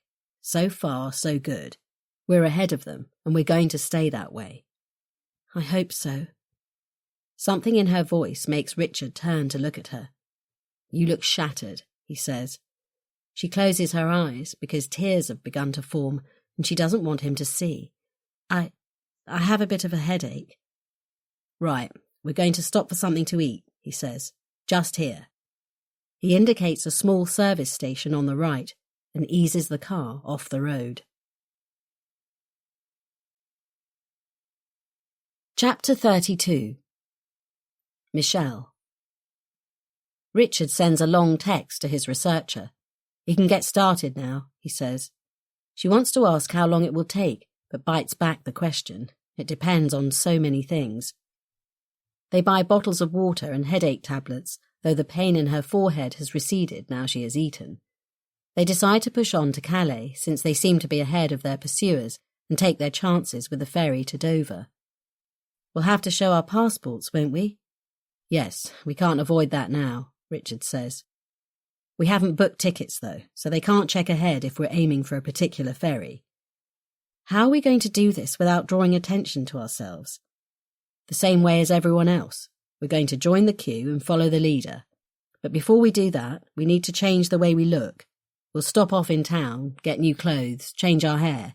Nothing too radical. Michelle gives him a sideways look. We don't want to attract attention, but if they're looking out for a long black coat, let's go for a short blue jacket. Maybe a hat, or a pair of glasses, or a hoodie. I get it. She wonders how she can change her look. Her coat, in particular, is designed for an Icelandic climate, not a temperate English winter. She needs to find something more appropriate, but she's not trying to look good, just ordinary. That makes a change from trying to look attractive, or youthful. After this, if there is an after, she'll give up trying to look youthful. How shallow that all seems now that her very survival is at stake. Reflexively, she raises a hand to her head. Should I cut my hair? She hopes he'll demur, because it's her best feature. It would be best. She grimaces. She can't help herself. But if he clipped it up, it would be good enough. She turns to smile at him. I'm beginning to like you, Richard. Her new clothes feel stiff and unfamiliar as they inch towards the ferry. Their stop-off in Calais town centre was short but effective. Richard looks quite different in a hoodie and jogging trousers, with a baseball cap to complete the outfit. It doesn't seem appropriate for the situation they're in, but it's hard to know what would be. Michelle has scraped her hair back into a ponytail and exchanged contact lenses for her glasses. The heavy down-filled coat has been replaced by a lightweight navy jacket. It's not flattering, but she doesn't care. This is another pinch point on their journey where they could easily be in danger. Richard goes alone to buy tickets without incident. The woman at the counter barely glances at him, working fast as the line of passengers grows by the minute. Waiting in the car, slumped low in her seat, Michelle watches in the wing mirror, alert for anyone who looks like they might approach. But everyone around them seems focused on reaching the ramp and getting on board. The ferry must be full today, she reckons. The car park's packed and still they keep coming, filling a second waiting area. At last they're able to board. They leave the car below deck and aim for a lounge area, choosing a corner space where they can keep an eye on the room around them. Richard puts his bag down on the bench seat next to Michelle. I'm going to watch from the deck while the rest of the cars embark, he says. Stay here. I won't be far away. As soon as we get going, I'll be back. She nods, watching his back disappear through the double doors to the outside. Sitting there alone, she feels jumpy, vulnerable, and at the same time angry with herself for showing weakness. She has to remind herself all the time that in this situation she can be forgiven pretty much any reaction. It doesn't mean she's a powerless woman or any less capable of looking after herself. When he returns, Richard brings 2 large cups of coffee. Just what I need, she says as he sits next to her, his eyes scanning the room. Children wriggle and squirm on uncomfortable seats. People come and go to the small cafe area in the centre, the door to the deck constantly swinging. Nothing seems out of the ordinary as the ferry drifts out of the port, its engines filling the space with sound, the floor vibrating. Anything?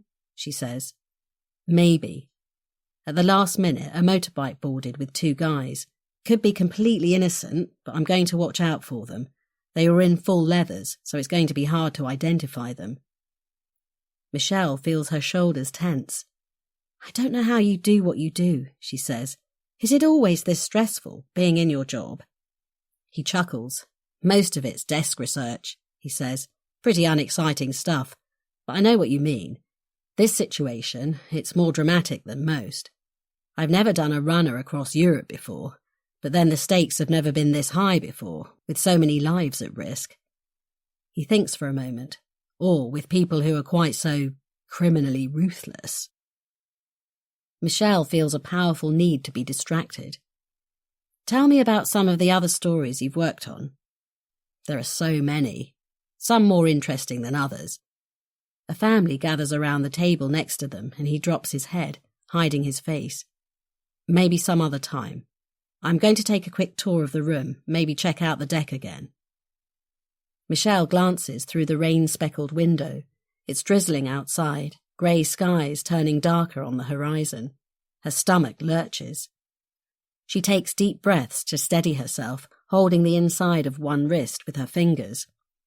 Someone told her, she can't remember who, that it helped stop travel sickness, though it didn't work for her last time. But as the French coast shrinks behind the boat, the water seems calm, a gentle rocking, the only sign that they're out at sea now. Richard returns with a shrug. Nothing that I can see, he says. Just be alert. We might need to move in a hurry. Feeling queasy? He indicates her wrist. Not really. It's probably just the memory of the last time. She grimaces. I need to take my mind off it.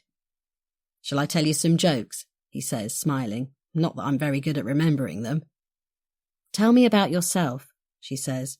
She knows so little about him, though they've been in each other's company constantly for the last few days. It's not very interesting, he says. Try me. Think of it as first aid. Better than having me throw up in your lap. He chuckles. You're very persuasive. Go on, then. I don't even know where you're from. You have free rein. They sit side by side as he talks, both still scanning the room, but soon she finds herself focused on his face, soothed by his voice, as the buzz and rumble of the engines fade into the background. What he thinks of as not interesting is fascinating. As soon as the cliffs of Dover appear in the distance, they grab their bags and head for the stairs to the vehicle deck. People start to gather behind them as the ferry chugs slowly into port. Richard's eyes scan the lines of cars. Just trying to spot that bike, he says, but there's no sign of any motorbikes when the queue begins to move.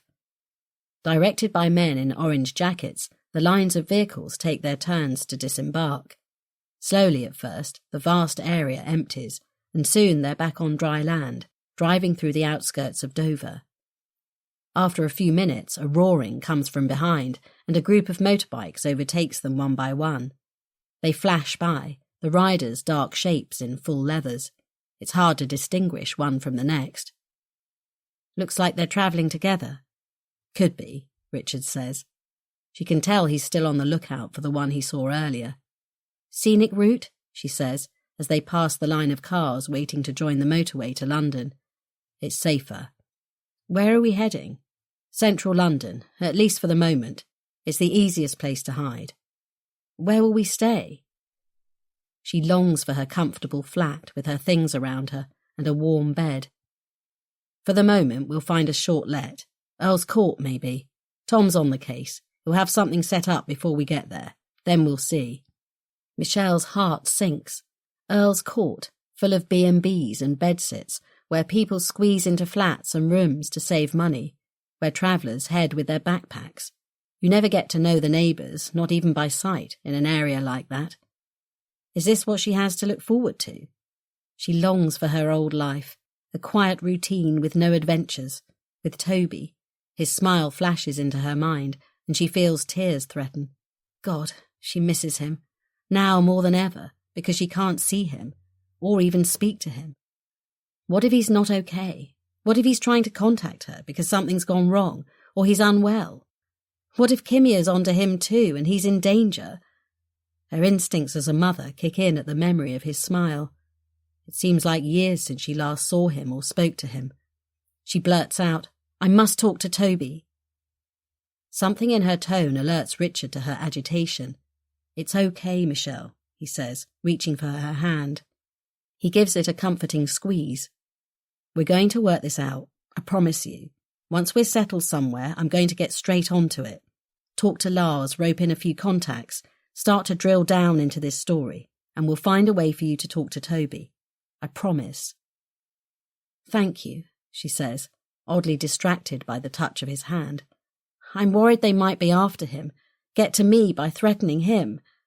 She daren't say more because of the lump in her throat. It's possible, though it's only a couple of days since we left. They'll be more interested in finding you and the sample. I imagine they think it'll be easy. We have that on our side, remember? But if they take Toby hostage, I couldn't. She swallows. I need to talk to him.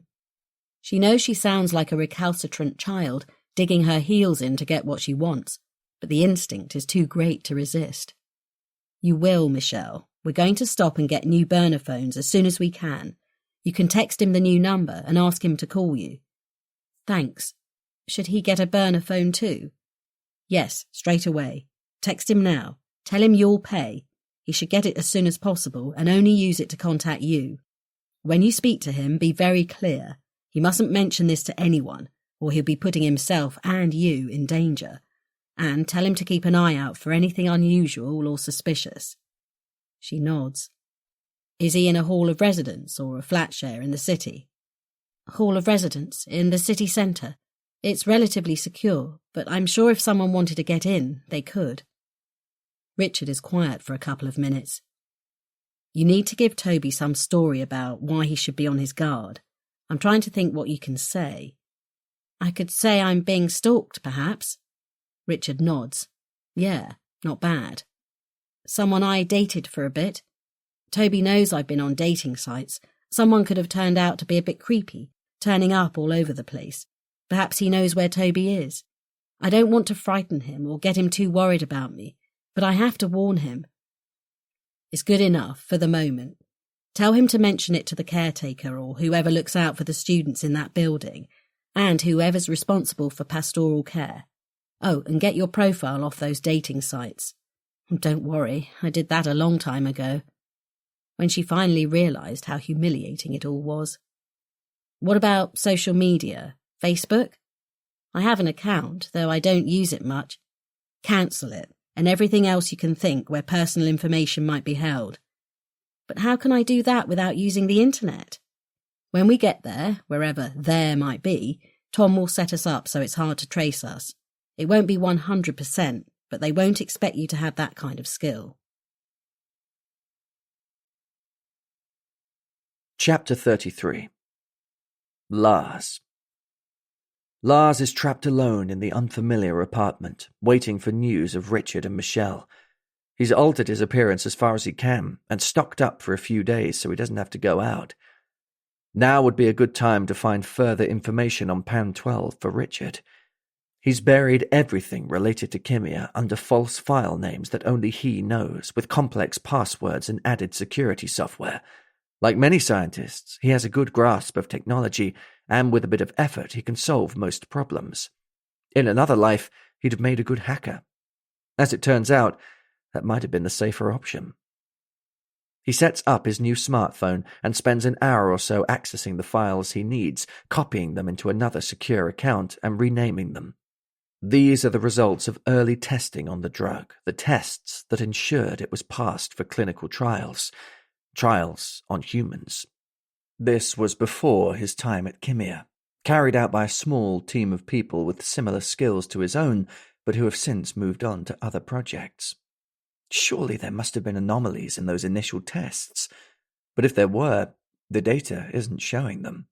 What's left of the data is clean, and Pan 12 appears to have been 100% safe for testing on humans.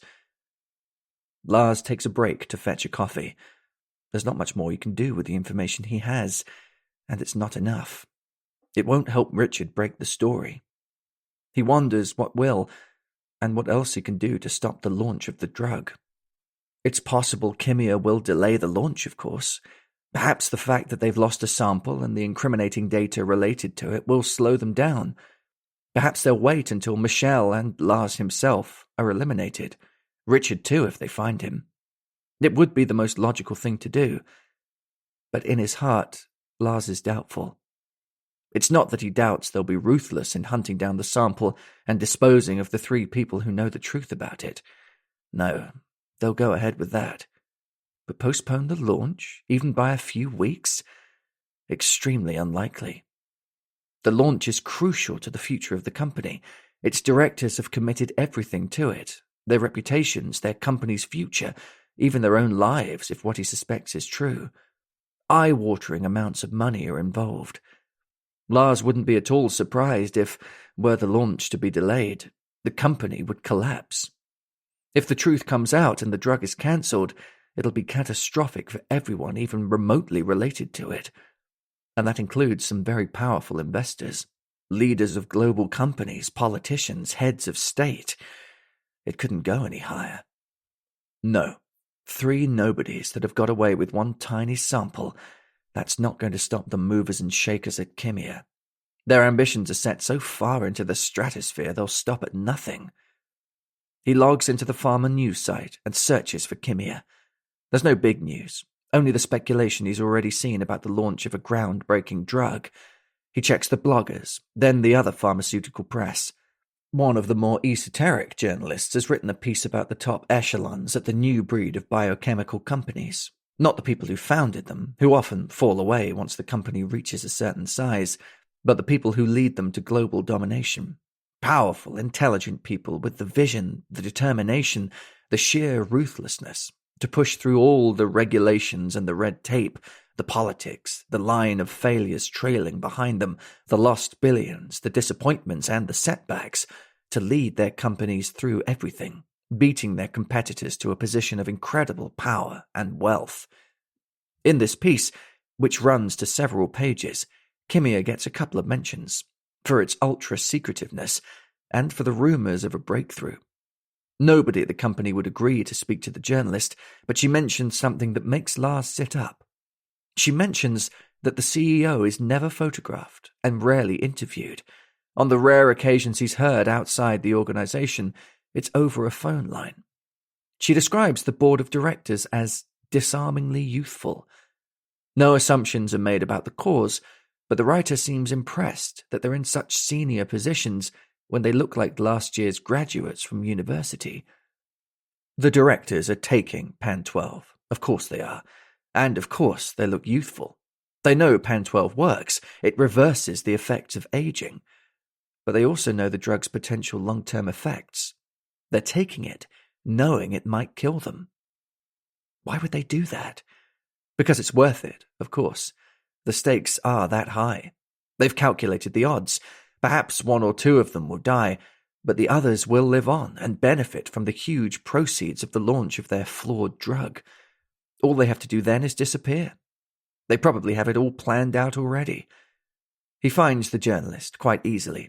She's a freelancer, writing for a variety of publications in the pharmaceutical sector. She has to make her contact details available for the sake of future work.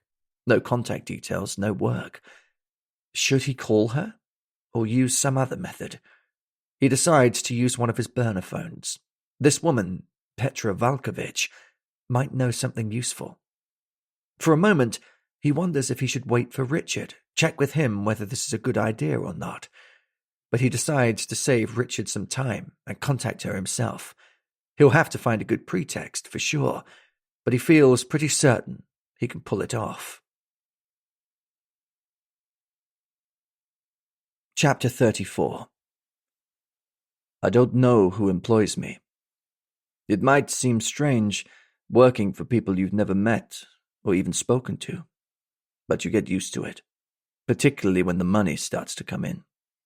I get my instructions by email, usually, sometimes an encrypted message. I do the job, get paid. Simple as that. It works for me. Let's call them the agency, for want of a better handle. The agency gets the contracts, not me. That way the client, the one who decides the job needs doing and pays, doesn't need to know my name, what I look like, or where I live. They don't even know how I do it. Squeaky clean for them, and for me too. The fewer people who know, the better. I get to decide how I do it. Usually I work to a deadline, complete the job by X date or Y time. Sometimes, like now, I don't have a deadline, but the job's urgent. Generous bonus for a successful outcome within a week. I've already lost 2 days, and that's not like me. Must be getting sloppy. But I have to rely on the information I've been given, and for this job it's sketchy to say the least. I know her name. I know some of her background. I know she has something she shouldn't have. A sample of some drug and a report. And could choose to upset some very powerful people if she decides to use it against them.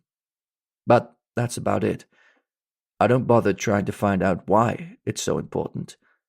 That's not my job. Mistake number 2 was subbing the job to the wrong people. I tracked the target down as soon as I got the instruction. She was still in Iceland, heading for the ferry to Denmark. Not a bad idea, I have to concede, and probably the only way out in that weather. My contacts were good, but they weren't the right people to do the rest of the job. Anyway, finishing her off in Iceland would have been tricky. Too obvious. For a country with such a small population, a professional assassination would have made the front pages. I suppose you could argue that hiding the body would have been easy in the snow or the mountains, but by the time I got there, it was too late for anything.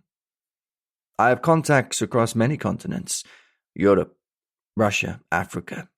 Some in Asia too, though less solid. Their expertise varies, of course, and some have skills that others don't, so I'm careful who I choose to do a job. The mistake I made in Belgium was not being there myself to complete the task. My guys tracked the target down to Bruges, where she stopped to send the item on somewhere. But the idiots lost both the item and the target. There was a diversion, and my guys weren't bright enough to spot it. Careless of them, and I'm kicking myself for not being there. But I wasn't even in the country. I had another job to finish off, and I couldn't be in 2 places at once. I'm smart, but even I can't manage that. Now I'm on my own, in the UK, and I'm not going to miss the target this time. It's been messy, but I'm going to clear it up, once and for all. Chapter 35. Michelle. From the outside, it looks like an office block. There's no lobby to speak of, no sign on the door.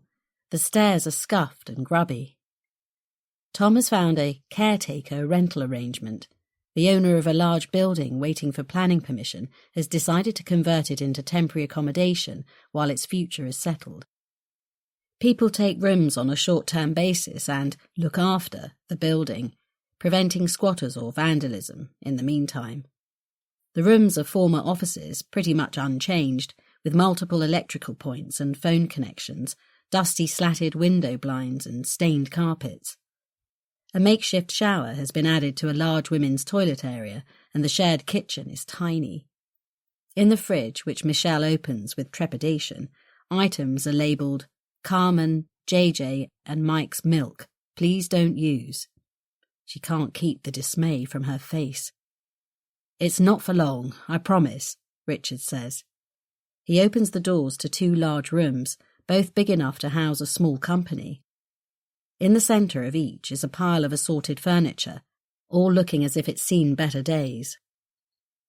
A mattress leans against one wall. These 2 rooms are ours. You take that one. He indicates the smaller of the 2 rooms. I'm going to set up an office in this one straight away, and it'll double as my bedroom. Michelle takes a deep breath. She has no choice, so she might as well get on with it. She only hopes her mattress is relatively new. Her room looks out on a neglected courtyard choked with weeds, surrounded by uniform windows, some with identical blinds, some, the inhabited rooms, she supposes, framed with curtains. It's a pretty bleak outlook. She sighs and contemplates the furniture, taking a close look at the mattress.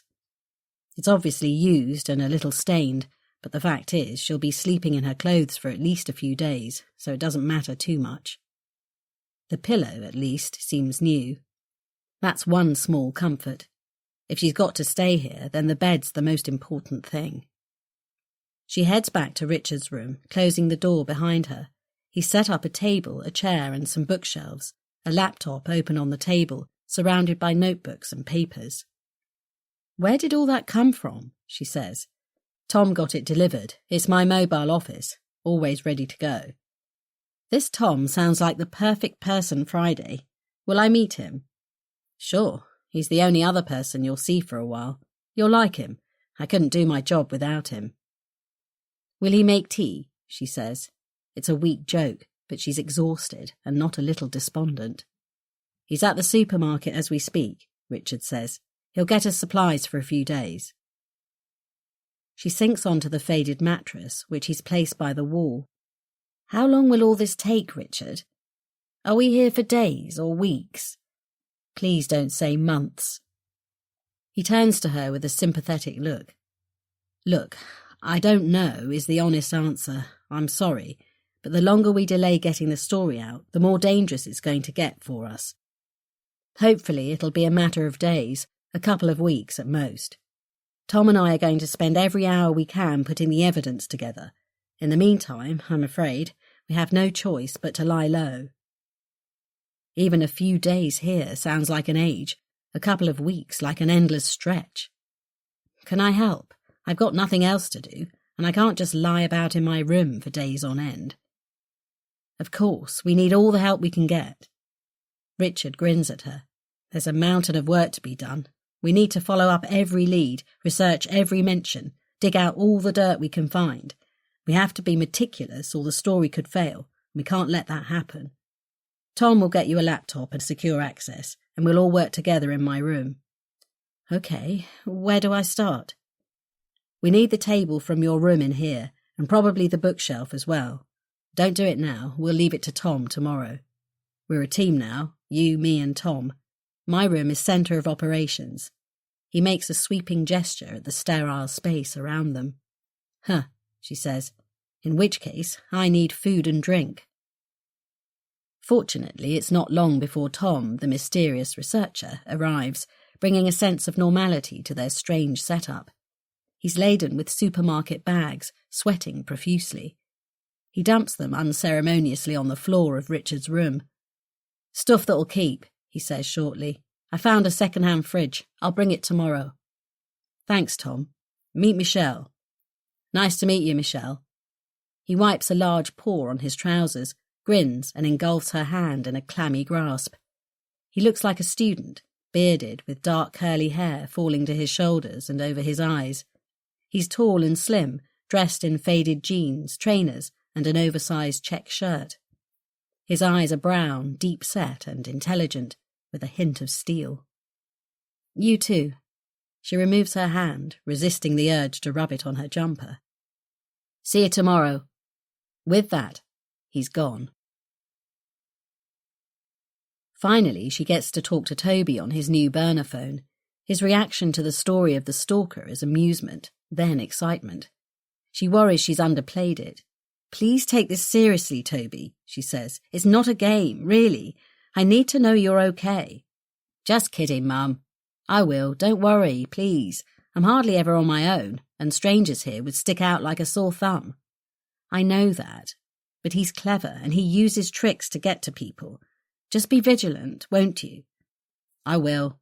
Be careful yourself, won't you?" "I'll be fine. I'm here in a safe place for a few days. Best you don't know where."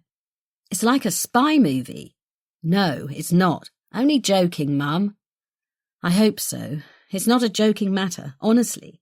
I need you to text me every day so I know you're okay." "Every day? How am I going to remember to do that?" He sounds incredulous. "Is that so hard? Set an alarm, say 5 o'clock every day. You only need to type 2 letters, OK. Though obviously if there's more to say it. Got it? I'm serious, Toby. And look after that phone. Only use it to contact me, please, and don't give anyone else the number." "Yes, Mum, I heard you the first time. I'll look after it. Safe as houses. Gotta go now. Love you, Mum." "You too. Stay safe." She's left feeling both alarmed and reassured. It was so good to hear his voice, but it felt surreal, like something from a past life. All she wants is to reconnect, to sit in comfortable silence with him, eating or watching a film, to know he's there with her and is safe. Chapter 36. Michelle. A strange half-life unfolds. She sleeps badly the first night, though she's exhausted with travelling and the constant threat of discovery. Unfamiliar noises wake her, and she imagines the door bursting open in the dark, terrifying figures dragging her away. When the light creeps into her room at last, she wakes with a headache and a twist in her stomach. Tom's already in Richard's room when Michelle knocks. Answering the door, he says, "Aha, the team is complete. Come in, Michelle. I'm making tea. My role in this setup, delivering food and making tea." "It's a lot more than that, from what I hear," she says, "but thank you. Tea would be great." "Help yourself to breakfast," Richard says with an expansive gesture at a row of food items set out on the floor by the wall. "It's simple, but it's edible. Michelle, can Tom get the other table from your room, please? We need to get down to it today." Half an hour later, the room is beginning to shape up. They each have a table, a chair, and a laptop. Tom is in the process of setting up online security for the team. "Let's draw up a plan of attack," Richard says. "Did I see a whiteboard somewhere?" "Where do we start?" Michelle helps herself to a notebook and pen from a pile of office supplies on the floor. "Kimia." Richard writes the name on the whiteboard, underlines it twice. "Facts, background, people, media coverage, reports, anything we can find online. We need to make a note of anyone who's ever written about them, with contact details. We'll need to talk to them. Can you get started on them, please? Where's the company registered? Who set it up? Investors? Who or what are they? Who's on the board of directors? Anyone who's left the company? What's happened to them? Flag up any negative news stories, anything at all. Also, find out everything they're working on. Drugs launched, projects announced, everything and anything." Michelle can barely keep up. When he's finished, there's a long to-do list. "Michelle, can I suggest you take the tasks you're most comfortable with, and I'll take the rest?" Tom says. "I'm not making any suggestions about your competence, just there's some stuff here that's familiar for me, but it may not be for you." Michelle waves him away. "Of course, I'm not an experienced researcher, but I'll do my best. I'll do the factual stuff, the list of drugs and projects, the company background. For starters, anyway." Richard writes Lars Anderson next to Kimia and underlines it. "I'm going to check Lars out, then I'm going to call him. We need to interview him as soon as we possibly can. We don't know what kind of danger he's in." His meaning isn't lost on Michelle. The scientist who stole the sample must be in grave danger, and he's alone, as far as they know. Thank God he had the presence of mind to give her Richard's card. Without Richard, she wouldn't have lasted more than 5 minutes. As for Lars, alone with the power of Kimia threatening him, he may not be around for much longer. Not long after, Richard calls Lars, but the line is engaged. "What the fuck?" he says, half to himself. Michelle feels her stomach clench. "He can't talk to anyone else on this number. It's supposed to be the secure one." He tries again. Tom looks up. "Think he's been compromised?" "Who knows?" Richard calls the number again, concern creasing his forehead. "Who else would he be talking to?" Michelle says to Tom as Richard paces the room. "He must know the dangers." "He should." Tom shrugs. "But remember, he's a scientist. They're strange creatures. Who knows what he'll be thinking? If we get hold of him before they do, we'll make sure he understands." Richard punches a message into his mobile. "Hope we're not too late," he says, grimacing, before sitting at his computer again.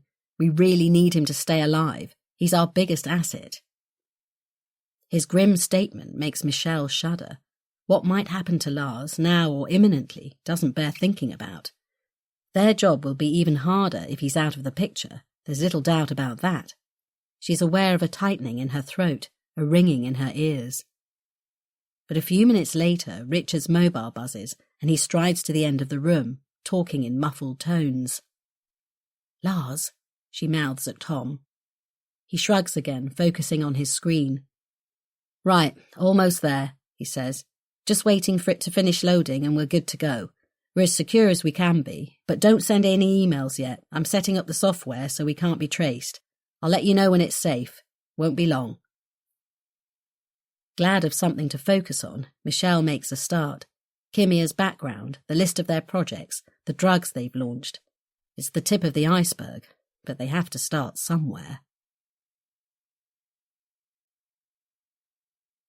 Chapter 37. Lars. Petra Valkovich answers the call with her name. Traffic noises blur her voice, and from her breathing, Lars deduces that she's walking. Without introducing himself, he says, "Is this a secure line?" "No," comes the answer. "I'll call you back." He waits a few moments. When she calls, the traffic sounds have gone. "Are you on your own?" "Yes. Who is this?" "I'm a scientist, a biochemist. I worked for Kimia." There's a pause. "Kimia?" "Yes. You've written about them." "Yes, I have, but—" Her tone is wary. "I can't talk about them. I'm sorry." "Don't hang up, please." "What do you want?" "I'd like to talk to you about the piece you wrote." "But if it involves the company you mentioned just now, I really can't talk to you." "Why not? Are they threatening you?" "I have to go. No, please. Just 2 minutes of your time. You can answer yes or no, or not answer at all if you prefer." She hesitates. He can hear her breathing again, the click of an earring against the handset. 2 minutes. But we haven't spoken, do you understand? And I don't want to know your name." "I understand. I've never spoken to you." He thinks for a moment. He needs to ask the right questions. "Did you speak to the CEO?" "No, he doesn't—" "I know. Have you ever seen a picture of him?" "No." "Why do you think that is?" "I don't—" "But you know he's over 60, right?" "Yes." "Good." She sounds intrigued. "And the rest of the board, you describe them as disarmingly youthful. Did you wonder why they're so young? Correction, why they look so young?" There's a sharp intake of breath. "Do you mean what I think you mean?" "I'm just putting it to you as a possibility." "I have to go. You've had your 2 minutes." "Wait." But the line goes dead. With clumsy fingers, Lars redials. Number unobtainable. He tries again and again, and each time the long tone echoes in his ear. She's been silenced. Kimia's not the kind of company to enjoy speculation of the kind she made in her article, even if it was innocent. They will have got to her already, threatened her, maybe her family, and paid her off. He doesn't blame her. She's just a journalist doing her job, and while she writes opinion pieces, she's not in the business of antagonizing the company she's paid to report on. But she is someone who might be useful to Richard Bamford, who will no doubt be more persuasive in getting her to talk. Why hasn't Richard called him? He stares at his mobile. Richard's message yells at him. "Call me now." Lars dials. "Who were you talking to?" Richard's voice is harsh. A journalist, someone you should contact. Her name is—" "This phone is for contacting me and nobody else. Don't you realize the danger you're in?" Lars is taken aback. "Yes, of course. But listen, there's something else going on. Get yourself a new burner phone. Get 3. Now, as soon as we're finished. You're going to need them. Disguise yourself as far as you can and only go to one shop. Buy more food while you're out if you need it, stuff that will keep. Make sure you're not followed and be as quick as you can. Don't speak to anyone unless you absolutely have to. Do you understand? Call me when you get back. You could tell me about it when you have a new phone. But, for your own sake, go now and call me as soon as it's done." The line goes dead. Lars stares at the screen, nonplussed. Surely one call from a burner phone wouldn't put him in danger. But he can't risk it. He respects Richard, who's far more streetwise than he is. Lars is an innocent by comparison. Suddenly he feels deeply vulnerable. All his brain power has gone into his work as a biochemist. He knows he's clever. He knows it takes a certain level of intellect to do what he does. But because of that, his understanding of the world outside the sterile bubble of biochemistry is sketchy, to say the least. It's a place he'll never understand, where people happily put thousands of lives at risk in the pursuit of power and money, where innocents like him die because they've never needed to survive in the outside world. And he doesn't want to die. Chapter 38. Michelle. A burst of expletives at the other end of the room shatters her concentration. She and Tom glance up at the same time. Richard's body oozes tension as he walks back to his desk, his jaw set. Two sets of eyes follow him to his chair, where he pauses for a moment before turning. Sorry about the language. Tom nods, gets back to his computer. Michelle opens her mouth to ask what's going on, but closes it again. Perhaps it's best to leave Richard to decide what and when to tell them. She returns to her screen.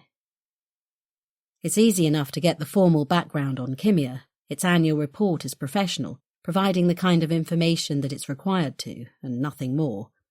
The company registration is straightforward, and though Michelle isn't familiar with the regulations in Iceland, she's pretty sure there'll be no mistakes, either in that country or elsewhere in the world. Everything looks completely above board. Taxes paid, profits announced, shareholder payouts detailed. But then this company wouldn't make mistakes of an official nature. No, the real truth, the secrets, will all be below the surface, where they can't be seen, where only the determined or the reckless would venture. Are they being reckless? Probably, but they have no choice. They've got everything to lose if they don't go through with this. It's a chilling thought. She turns to Tom. Okay if I set up a filing system online so we don't duplicate? We're going to need to keep track of who's done what and store the information logically. Tom stretches and nods. Yeah, good idea. Let me show you how I've done it in the past. When Richard's phone buzzes again, they all look up. He nods to them as he takes the call. Good. That's good. Don't set up the other phones yet. Okay. What's up? Richard puts his mobile on the speakerphone and turns the volume up, placing it on his desk so they can all hear. There's no other sound in the building to distract them, and Lars's voice is loud and clear. I know what the board of Kimia is doing, and it's incredible, shocking, illegal, and despicable. Start at the beginning, Lars. Michelle's here, and we're listening. Take your time. Okay, I worked on this project as soon as I joined Kimia, and nothing else. A tech billionaire, I don't know who, invested massive amounts of money in developing this drug. It's top secret. We worked in a high-security area. Everything was checked. We weren't allowed phones or private possessions in our area. We signed the most stringent non-disclosure agreements and were told not to share details of the project with anyone else in the organization, except for a handful of directors. I was thrilled to be involved, and I threw myself into my work, as did the others, a select few, on the project. The code name for the drug is Pan-12. It's rumoured they intend to launch it in a matter of months. All the industry knows is that it's supposed to be groundbreaking, life-changing and huge for Kimia. Probably the biggest thing to happen in pharma for decades, maybe ever. Go on, Richard says. Lars sighs. I was analysing the results of a set of clinical trials, but the data didn't add up. Not at all. It just seemed completely wrong. These were trials of Pan-12 on actual people, held in our own medical facility. It's rare for anything to go wrong at this stage, let alone badly wrong, because the drug will have passed so many stages of testing already.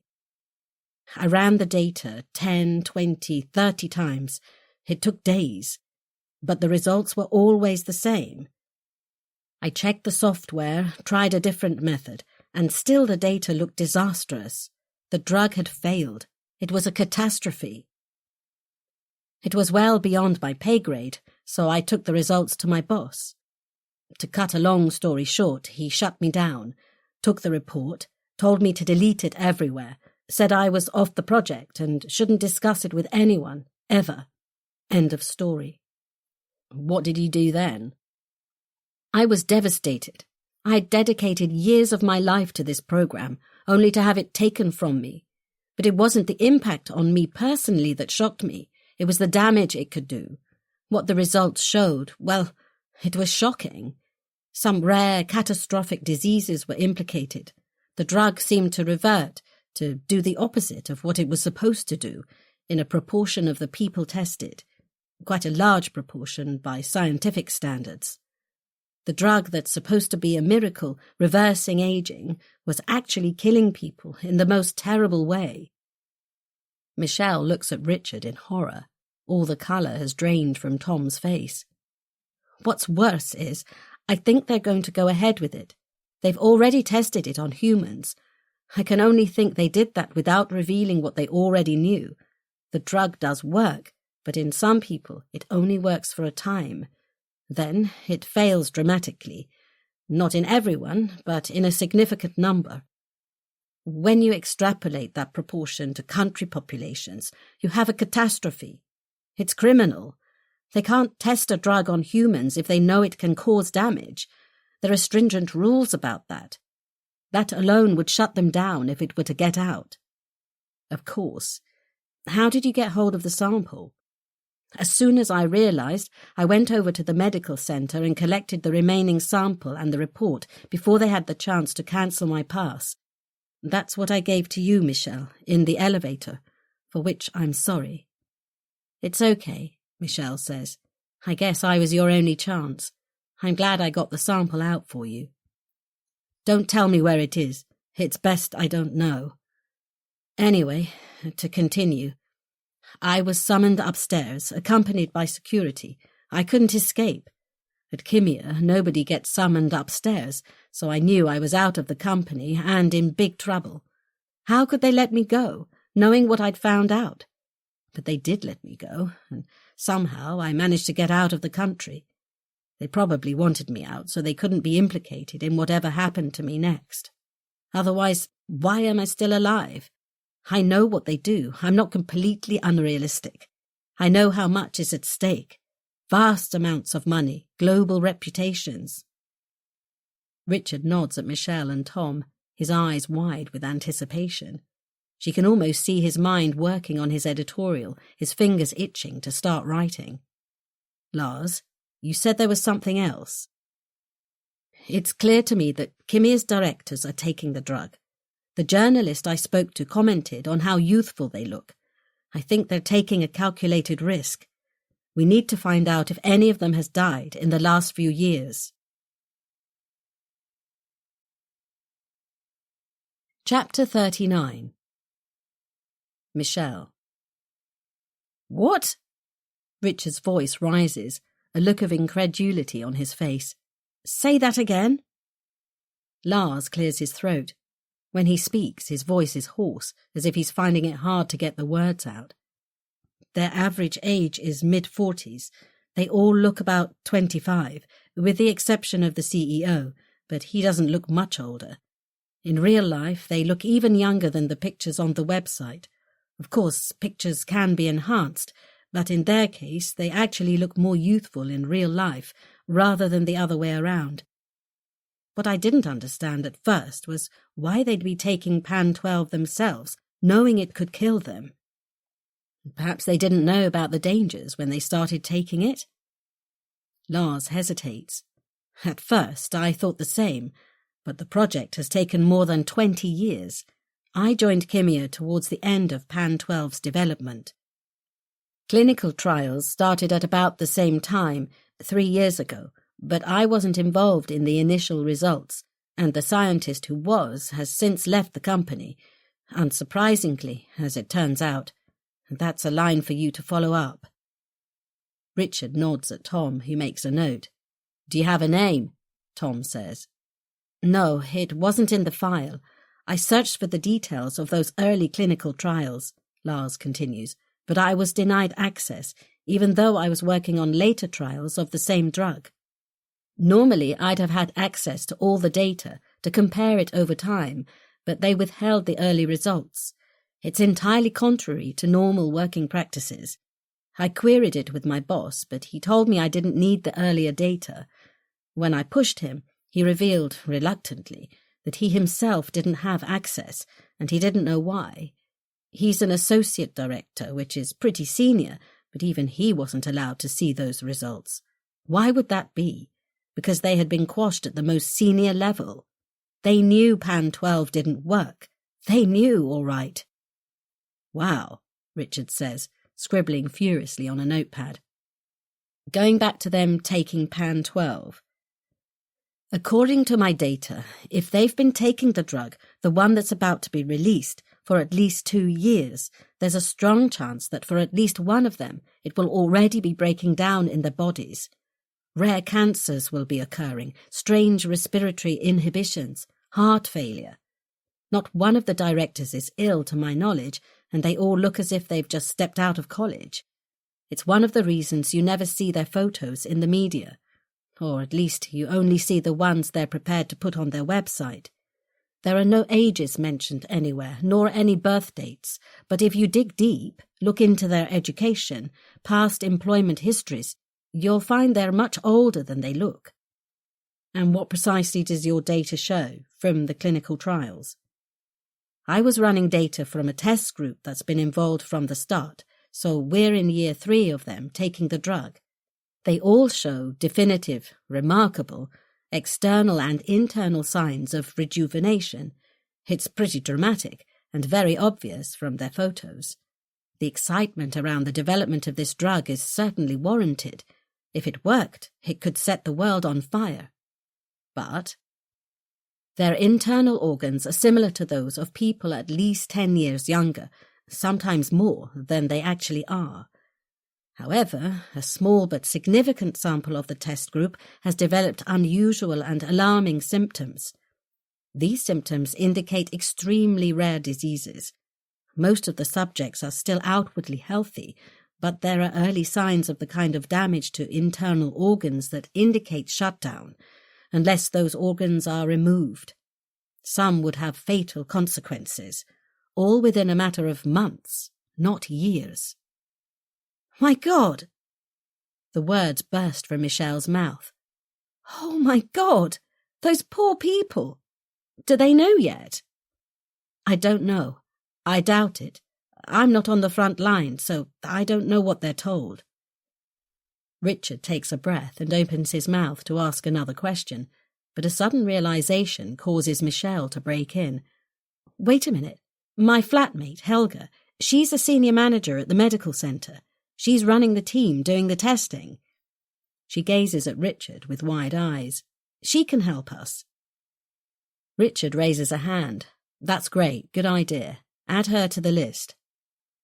The mobile looks small and insignificant on the table, but the information it's communicating is world-shattering, momentous.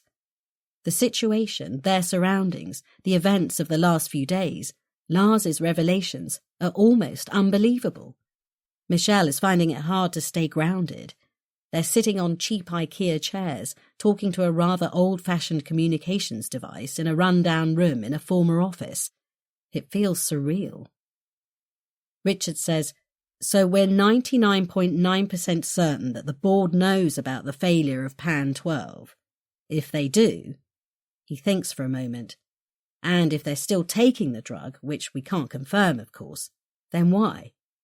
He pauses again. Lars, say the drug worked without any of these terrible consequences and a person were to stop taking it. What happens then? Do they suddenly age? Do their bodies revert to their original timescale, so to speak? And would they resume normal life as an old person? We don't know for certain because, as far as I know, nobody stopped taking it yet. But it looks pretty certain that they'd revert to their original time frame, so to speak. So if a person whose physical age had reduced to perhaps 30 and their real age was 60 or 70, say, if they stopped taking the drug, then within a short space of time their body would start showing signs of rapid aging until their actual age was reached. Doing that would inflict a certain amount of stress on the body, but there's no reason why, if there are no life-threatening diseases present, they shouldn't then live to a healthy old age.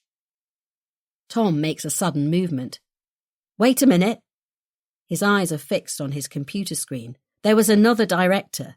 There's not much on him. He died about a year ago.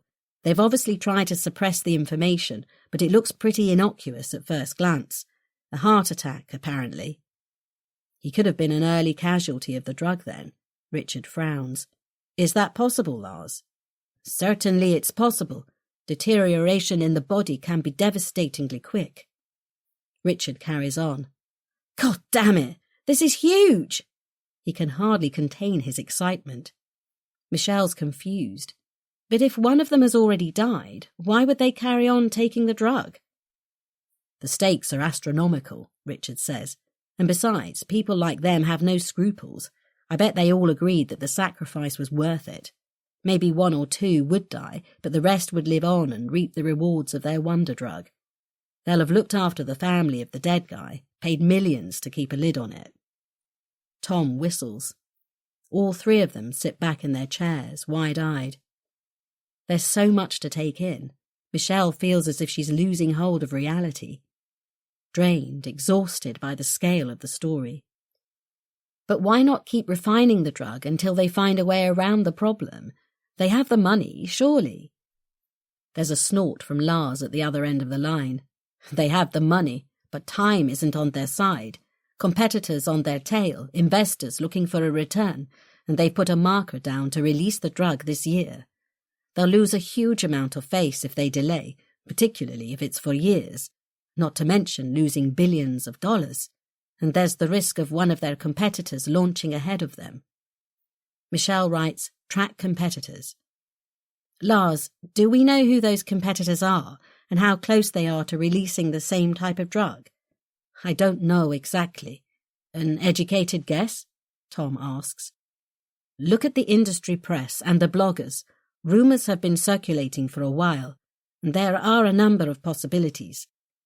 He mentions 4 names in particular, being careful to spell them out. Michelle recognises none of them, despite her background, but she's not surprised. In the pharma sector, new companies are launched all the time, often sub-brands belonging to major names, but separated by complex legal setups. Lars adds, look for the ones with the powerful investors, the big names in industry and technology, and any chief executive who's boasting about developing a life-changing drug. They have huge egos. Some of them can't resist. How much influence would the investors have on the timing of the release of a drug like this? Richard says. Huge. A big investor like one of the high-tech US companies, Amazon, Google, Apple, Tesla, Meta. They'd be in the driving seat. Of course, they want the drug to succeed, to pass all the regulatory requirements, to be passed for distribution all around the globe, but the pressure on Kimia to get it out quickly will be phenomenal. Chapter 40. Michelle. There's a stunned silence after the conversation with Lars. Richard's head is in his hands. Tom doodles in a notebook as if his life depends on it. Michelle stares out of the window, unseeing, unbelieving. She's bewildered. This is evil incarnate. For someone to release a flawed wonder drug into an unsuspecting world, knowing people everywhere will welcome it with open arms, believing it to be safe, that is simply obscene. The victims would be people like her, perhaps a little fragile, unconfident. People who only want to look better, to live longer, to be healthy grandparents or even great-grandparents, to find someone who loves them. Knowing the drug could kill people in the most horrible way, but launching it regardless, it's like every villain in a child's fairy story rolled into one. The evil witch, the cruel king, the bad wolf pretending to be kind and generous, but turning out to be conniving, selfish and murderous. Are you okay, Michelle? Tom's anxious eyes meet hers. You look a bit pale. She shakes her head. It's the most hideous thing I've ever heard. I know I'm the innocent one here, but there aren't the words. We're all shocked, Tom says. but maybe Richard and I are a little more used to the evils of mankind. He grins. I think a cup of tea is called for. Michelle manages a weak smile. You know just what to say, Tom. But as she sips her tea and tries to make sense of what she's just heard, a kernel of fury begins to grow within her. She would have been the perfect target for a drug like this. Not so long ago, she longed to look younger. No, to be younger. To be attractive. To be the envy of her friends. To have men desire her, want her, adore her. What on earth was she thinking? How shallow could she be? That Michelle, thankfully, has gone. This Michelle wants to tell everyone, especially women, that other things matter far more. Kindness, self-esteem, generosity, love, family and friends. But the fury is not so much aimed at herself. It's aimed at a world where money matters over everything else, over the natural environment, over the future of animals, plants, the seas, the entire ecosystem, over humanity. That's what's making her angry. But amid the anger, she also feels utterly small and helpless.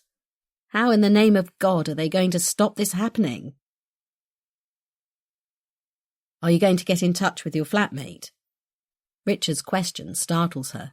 She's embroiled in what seems like a never-ending rabbit warren of information about potential competitors to Kimia, trying to decipher the formal, sometimes inscrutable, language on their websites and in their published documentation. It seems to her that they're trying their best to be obtuse. They don't want people to know what they're up to, so they hide behind technical jargon and regulation. She'd almost forgotten about Helga. She's an important contact, Richard says. We need to talk to anyone who was on the clinical trials. She could help us with that. And also, if she'll talk to us, she might be able to shed some light on how they've managed to cover up the bad results. Of course. Sorry, I wasn't prioritising. No problem. Richard smiles. We're grateful for any kind of help. Why wouldn't I help? She says, bridling a little. We have to stop this happening. It's up to us, isn't it? Richard nods, turning back to his desk. Remember, don't text, don't leave a voice message, don't stay on the line too long. Suggest she gets a burner phone and calls you back. Michelle looks up Helga's mobile number immediately, cross with herself for not calling her straight away. But a knock interrupts her. They freeze, their eyes locked on the door. Any idea? Tom whispers. I'll do it, Richard says. He moves around Tom and steps over to the door, his trainers making no sound on the worn carpet. He listens for a moment, then goes down on all fours and peers underneath. He straightens up and gently turns the handle, opening the door only a few inches. Hello, they hear him say as he steps into the hallway, closing the door behind him. A woman's voice responds, a young, high-pitched voice that echoes in the corridor, but they can't distinguish the words. Richard's low tones respond, and after a few moments he's back, edging round the door so he doesn't have to open it fully. He puts a finger to his mouth and returns to his desk, typing furiously. A moment later, a message pings on the other computers. Michelle opens a WhatsApp message. Friendly neighbour, but I can't be sure. I put her off for the moment. We need to get a spy hole in the door. Tom, can I leave you with that, please? Tom glances over at Richard, gives him a thumbs up. On it, he mouths. A few minutes later, Richard checks the corridor. All clear, he says, closing the door again. But I think our phones should be on vibrate, and we need to keep our voices down. I'm going to do an experiment. I'll shut the door, and you two have a conversation. Normal voices, please. How's that company research going? Tom says as the door closes on Richard. All squeaky clean, Michelle replies. I've been through all the official registration information, every source I can find. So far, no evidence of anything going on. How are you getting on? What, with finding a bulletproof door? No, with the rest of it all. Richard reappears in the room. A faint rumble of voices, but I can't hear what's said. We need to keep a close eye. If they know we're here, they'll listen in. Let's use messaging for sensitive stuff. Try not to mention names or places in conversation. I know it's awkward, but... He leaves the sentence hanging. Michelle can imagine how he might have finished it, and she'd rather not know. A sense of urgency overtakes her. She dials Helga's number with trembling fingers. Chapter 41. Lars. Bamford's reaction to him contacting Petra Valkovich took Lars by surprise. His first thought was that it was an overreaction, but now he's overwhelmed with fear, struck by the force of his words. He follows Bamford's instructions to the letter. Get yourself a burner phone. Get 3. Disguise yourself. Don't speak to anyone. He leaves the apartment with his coat collar up, his hat pulled down over his eyes. After he's bought the burner phones, he walks around a supermarket, collecting tins and packets of food, keeping his eyes down. He checks around him at every turn, and then decides it looks too obvious and possibly weird, so sticks to monitoring every aisle he turns into for signs of danger. But what does danger look like? They're dealing with a ruthless, powerful group of people, prepared to stop at nothing. If they had to, they'd kill their own grandmothers to protect their precious drug. They wouldn't think twice. So whoever is hired to follow him, or murder him, could look completely normal. Indeed, the more harmless they look, the better, Lars supposes. It's hopeless trying to outwit them. He doesn't stand a chance. He chucks a box of hair dye into his trolley. He's a natural blonde, like many Swedes. Changing his hair colour will make him look at least a bit different. Then he wavers, wondering what to do about his beard, the one that's already beginning to grow. He can't have dark hair and a blonde beard, or even stubble. But a beard is a good disguise, isn't it? He panics for a moment, then sees the women's beauty section. Don't women dye their eyelashes? Perhaps there's some special product that will help him out. It'll be a chore to keep it up, but if it saves his life, what's a bit of extra time spent on his appearance? Time isn't going to be a problem for him. In his current situation, he'll have far too much time on his hands. He leaves the shop laden with dye for his hair, his eyebrows, and hopefully his beard, as well as food stocks for at least a couple of weeks. He also has a new scarf, a baseball cap, and a box of surgical masks. Instead of returning to the flat directly, he diverts across the city, turning into alleyways, retracing his steps, taking a purposeless bus journey to shake off an unseen follower. By the time he gets back, he's exhausted. Lars is fully aware of his importance to this story. Without him, they have the sample and the report, but none of the background and none of the contacts. They might, in time, gather all the information they need, but there is no time.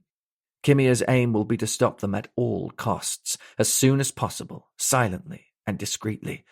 So the more he can give to Richard right now, the better. He'll dedicate everything to helping him, and then maybe, just maybe, he might live a little longer. The phone call with Bamford is long and stressful. The journalist is holed up somewhere with Michelle and someone else, another journalist perhaps. Lars is relieved that Michelle has made it to safety, at least for the moment, and that she has Bamford to help her. Involving her was a spur-of-the-moment decision that was his only option, but he feels bad for her. He runs through everything that's happened in the last few days, speaking fast.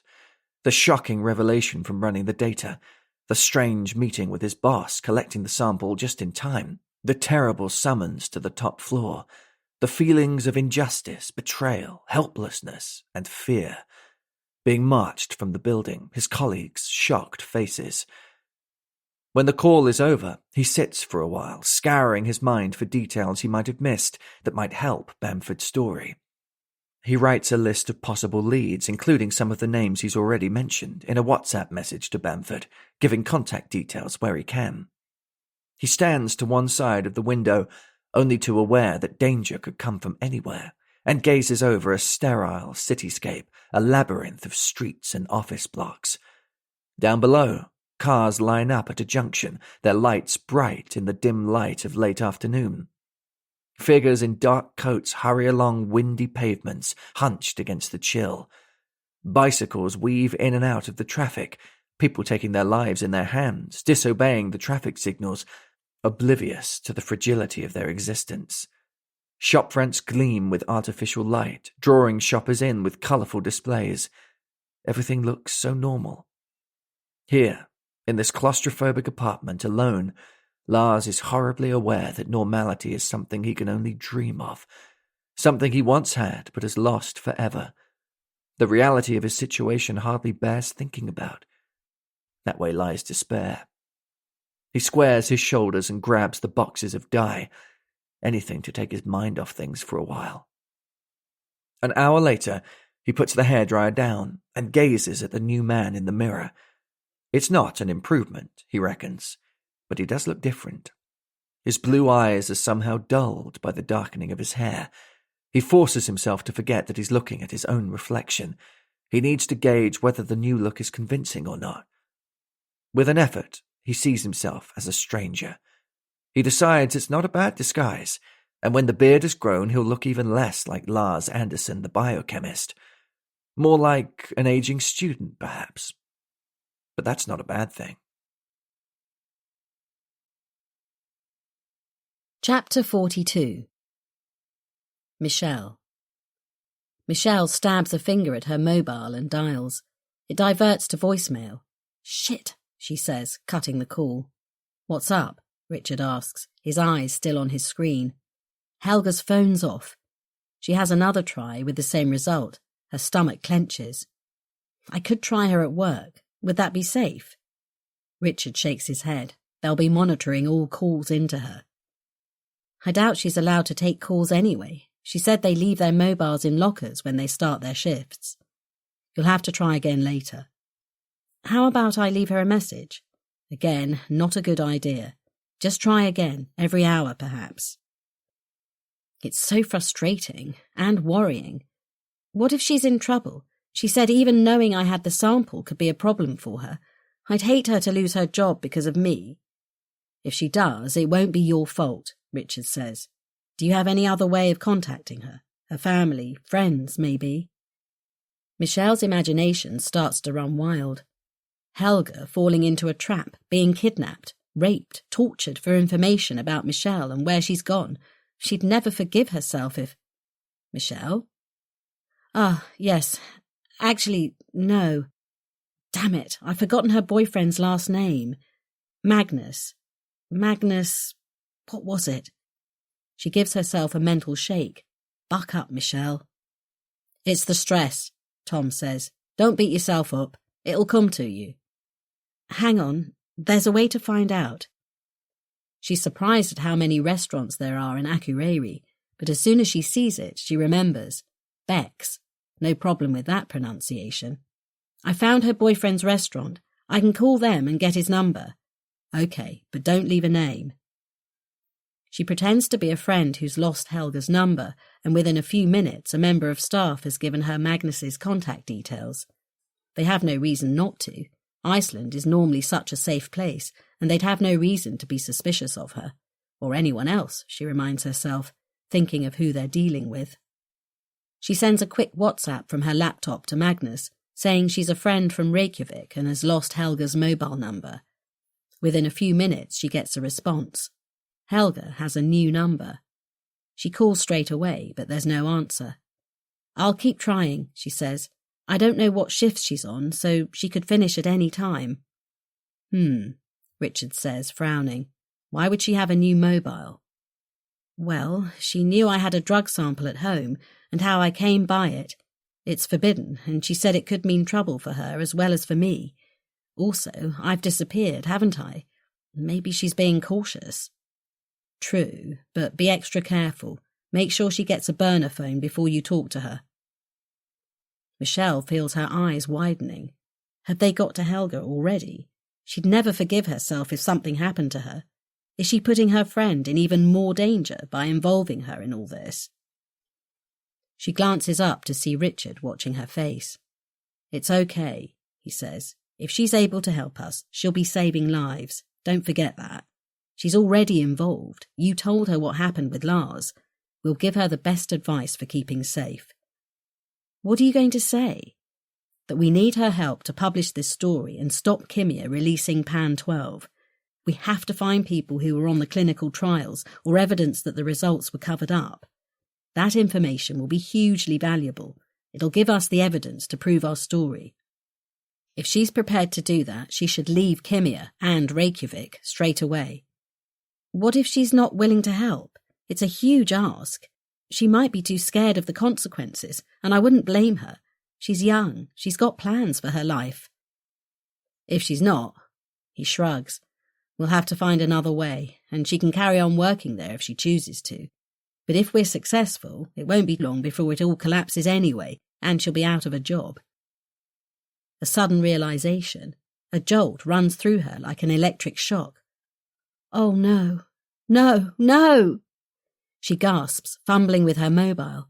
Tom and Richard both stare at her in surprise. Toby, he's supposed to text every day at 5 o'clock. It's 5:30. Chapter 43. Michelle. Let's not panic yet, Richard says. He's forgotten. He's in a lecture. His battery's flat. Could be any one of 100 reasons. Call him now. Michelle paces as she waits for the call to connect. When she hears Toby's voice, she almost faints with relief. But relief turns to panic as she realizes it's only a voice message. Can't pick up right now. Call you back. She texts, urgent, call me, now. Then she dials and redials. The same message plays straight away, every time. You're getting an answering message. She looks up, nods. So his phone's not disabled. You wouldn't get that message if it was. It's a small comfort. She bites her lip. She doesn't trust herself to say anything. Standing in the middle of the echoing room, a feeling of utter helplessness creeps over her. Everything, everyone she knows and loves is in jeopardy. Nothing seems safe.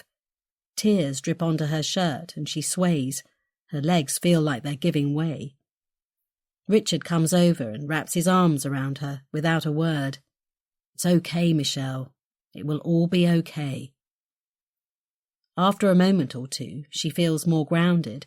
The panic ebbs away and she raises her head. Thanks, Richard. Sometimes a hug is all you need. He releases her and returns to his seat. Try Toby again now. But before she can dial, the burner phone in her hand buzzes. It's him. Mum, it's me. She almost passes out with relief. She has to put a hand on the wall to steady herself. Sorry, I forgot to text. I was on the phone to Gail. She's panicking about you. She was about to call the police. For a moment, her mind goes blank. Then his words sink in. Gail, has something happened? Amid all the chaos, she's forgotten to contact her best friend. She's been trying to call you, but she's been getting number unobtainable and getting more and more worried. She tried your flatmate. Her phone's unobtainable too. And then she called your work number. They told her you didn't exist. Mum, what's going on? Are you okay? Nothing strange going on at your end? No, everything's fine here. But this doesn't make sense. What's going on? I told you, this man. No, Mum, it's more than that, isn't it? Why have you suddenly left your job? And you're not in Iceland, are you? Hang on a second, Toby. I need to check something. Don't go away. But Mum, just wait a second. She covers the mouthpiece and turns to Richard. He's okay, but we need to tell him. She explains about Gail. Richard nods. Tell him you'll call him back. We need to work out some way of keeping him safe and decide what to tell him. She deals with the problem of Gail first, sending her a text to say she's fine, but she's on a special project and will be out of touch for a while. Once Gail is reassured, she won't let Michelle down. It takes some time to decide what to do about Toby. It isn't easy because every option seems fraught with danger. They risk giving away their hiding place or putting Toby at greater risk if they move him. But it turns out the academic calendar is on their side. It's only a few days until the Easter break, when Toby has 3 weeks holiday. Normally he'd come home, but even if that was safe, her home in London is occupied by tenants. They toy with the idea of sending him away with friends, but decide that might put him in even greater danger. They discuss getting him a full-time security guard, but Michelle can't imagine that working. How would he manage with a permanent shadow? He'd want to be out socialising, meeting friends. No 19-year-old would want a permanent chaperone, whatever the risks. Toby's patience would be tried to the limit. He'd do his best to shake the guard off, however much they warned him.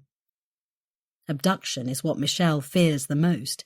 If Toby were taken because of all this, she'd cave in, no question. She'd find the Pan-12 sample for them, go to the ends of the earth if they demanded it. All the other options are equally risky, so they decide to bring him to their lair in London. Somehow they'll have to transport him from the north of England and smuggle him in without compromising either his security or theirs. Tom is working on it now. It won't be easy, and he might not like it, but Michelle wants him close by. He can help the team. He might even enjoy it. By way of work experience, it could be the best he can hope for.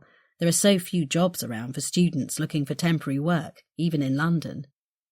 At Christmas, all he managed was a few nights bar work and a stint at a local garden centre watering plants. Not much of a challenge for a bright student studying for a physics degree. Richard thinks he could be useful to them. A physics degree, is it? Great.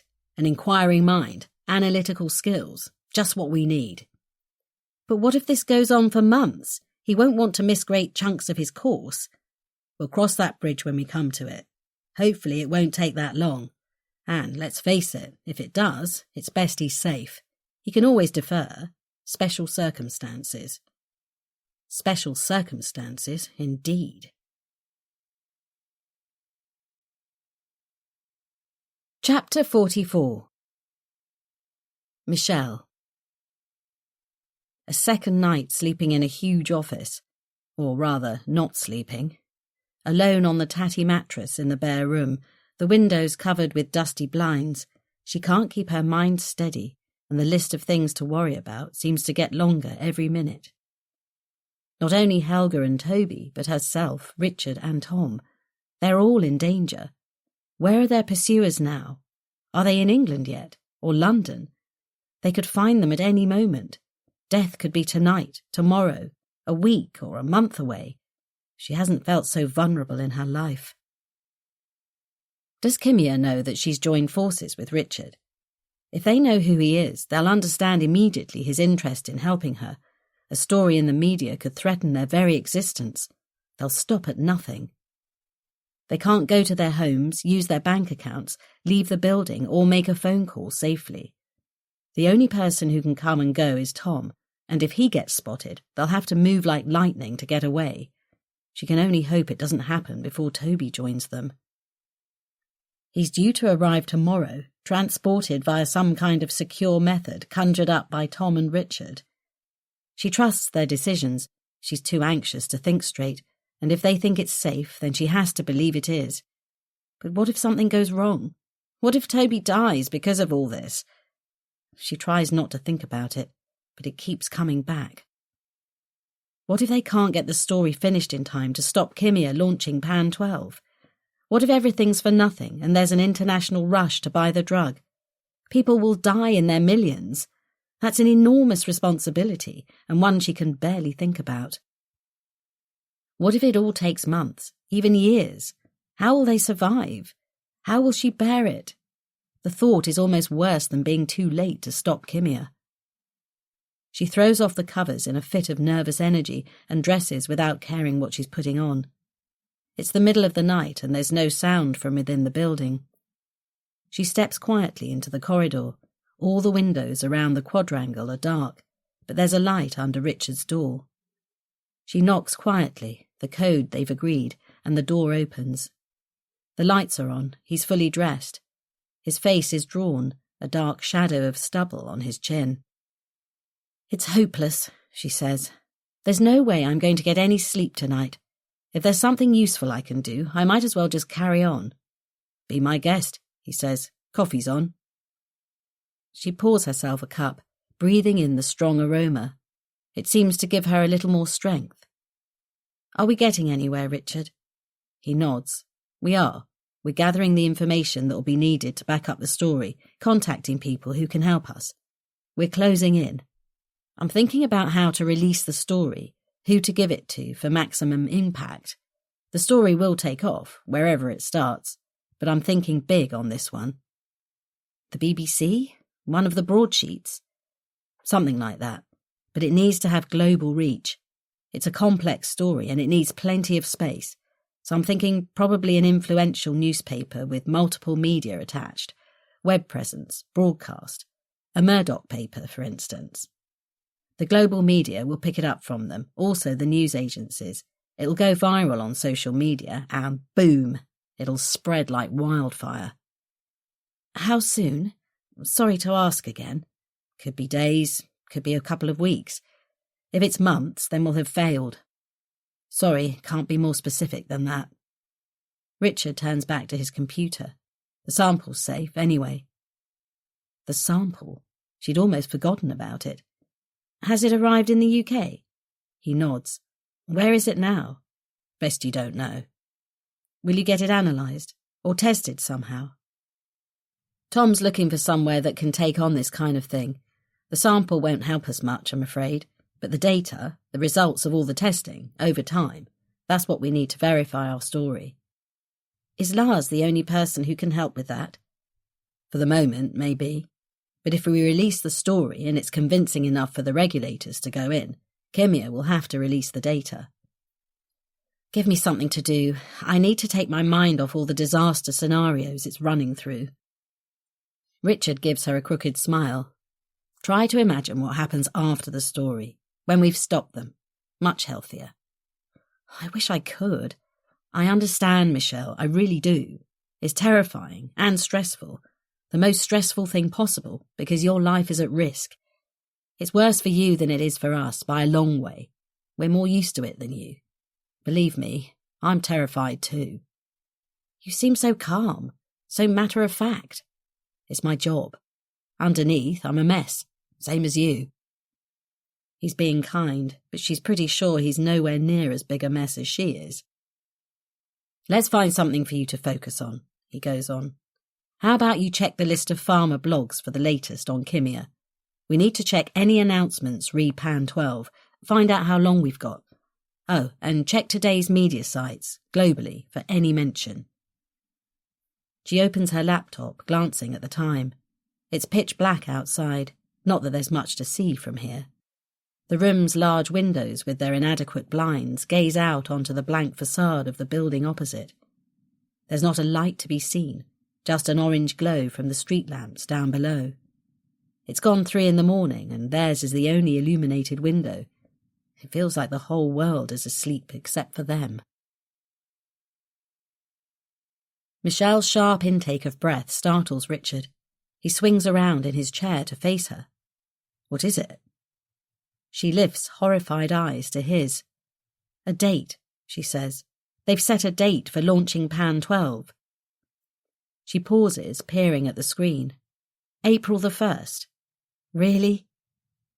It's hard to believe that even Kimia is cynical enough to set the launch for April Fool's Day. Show me. He strides over. The blog has only a small following, but the writer specialises in following the biotech industry. They've mentioned the rumoured launch of a wonder drug a number of times before. Could be speculation, Richard says. What do the other blogs have? She clicks on more links, scans the text quickly. Nothing as yet, but this was posted just now. They may catch up later. I'll keep a close eye. April Fool's Day, marked by many countries all around the world. Are they mad? Arrogant, cynical bastards, more like. How can they possibly think that's funny? We don't know it's true, though. Let's see later on. But if it is true, we've only got 3 weeks to crack this story. Richard's forehead crinkles. He looks pale and drawn in the glare of the fluorescent lights. We'll have to get moving even more quickly now. What would happen if you release the story as speculation, without the proper backup?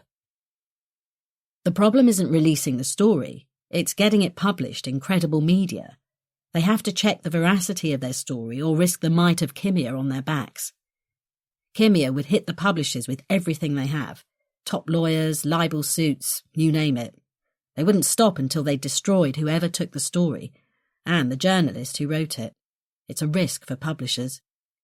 The stakes are massive, so they'll want to have every weapon in their armoury lined up to counter any accusation of false or inaccurate reporting. Obviously, you know what you're doing, and I don't. But couldn't we speculate anonymously, set the story rolling, get other journalists interested? There must be a way of doing it. It's possible, but dangerous. Companies at the top of the global tree. Well, let's say they have ways and means of finding things out and shutting things down. He rubs the fingers of his right hand together. It's all to do with money. That's why we're holed up here for as long as it takes. It's why we're ready to move out at any moment, if we have to. And it's why I'm not well known. What I do is risky, and I don't want to be famous for the wrong reasons. Are we ready to move out at any moment? Richard nods. Tom's got a fallback safe place already set up. Don't get too settled in.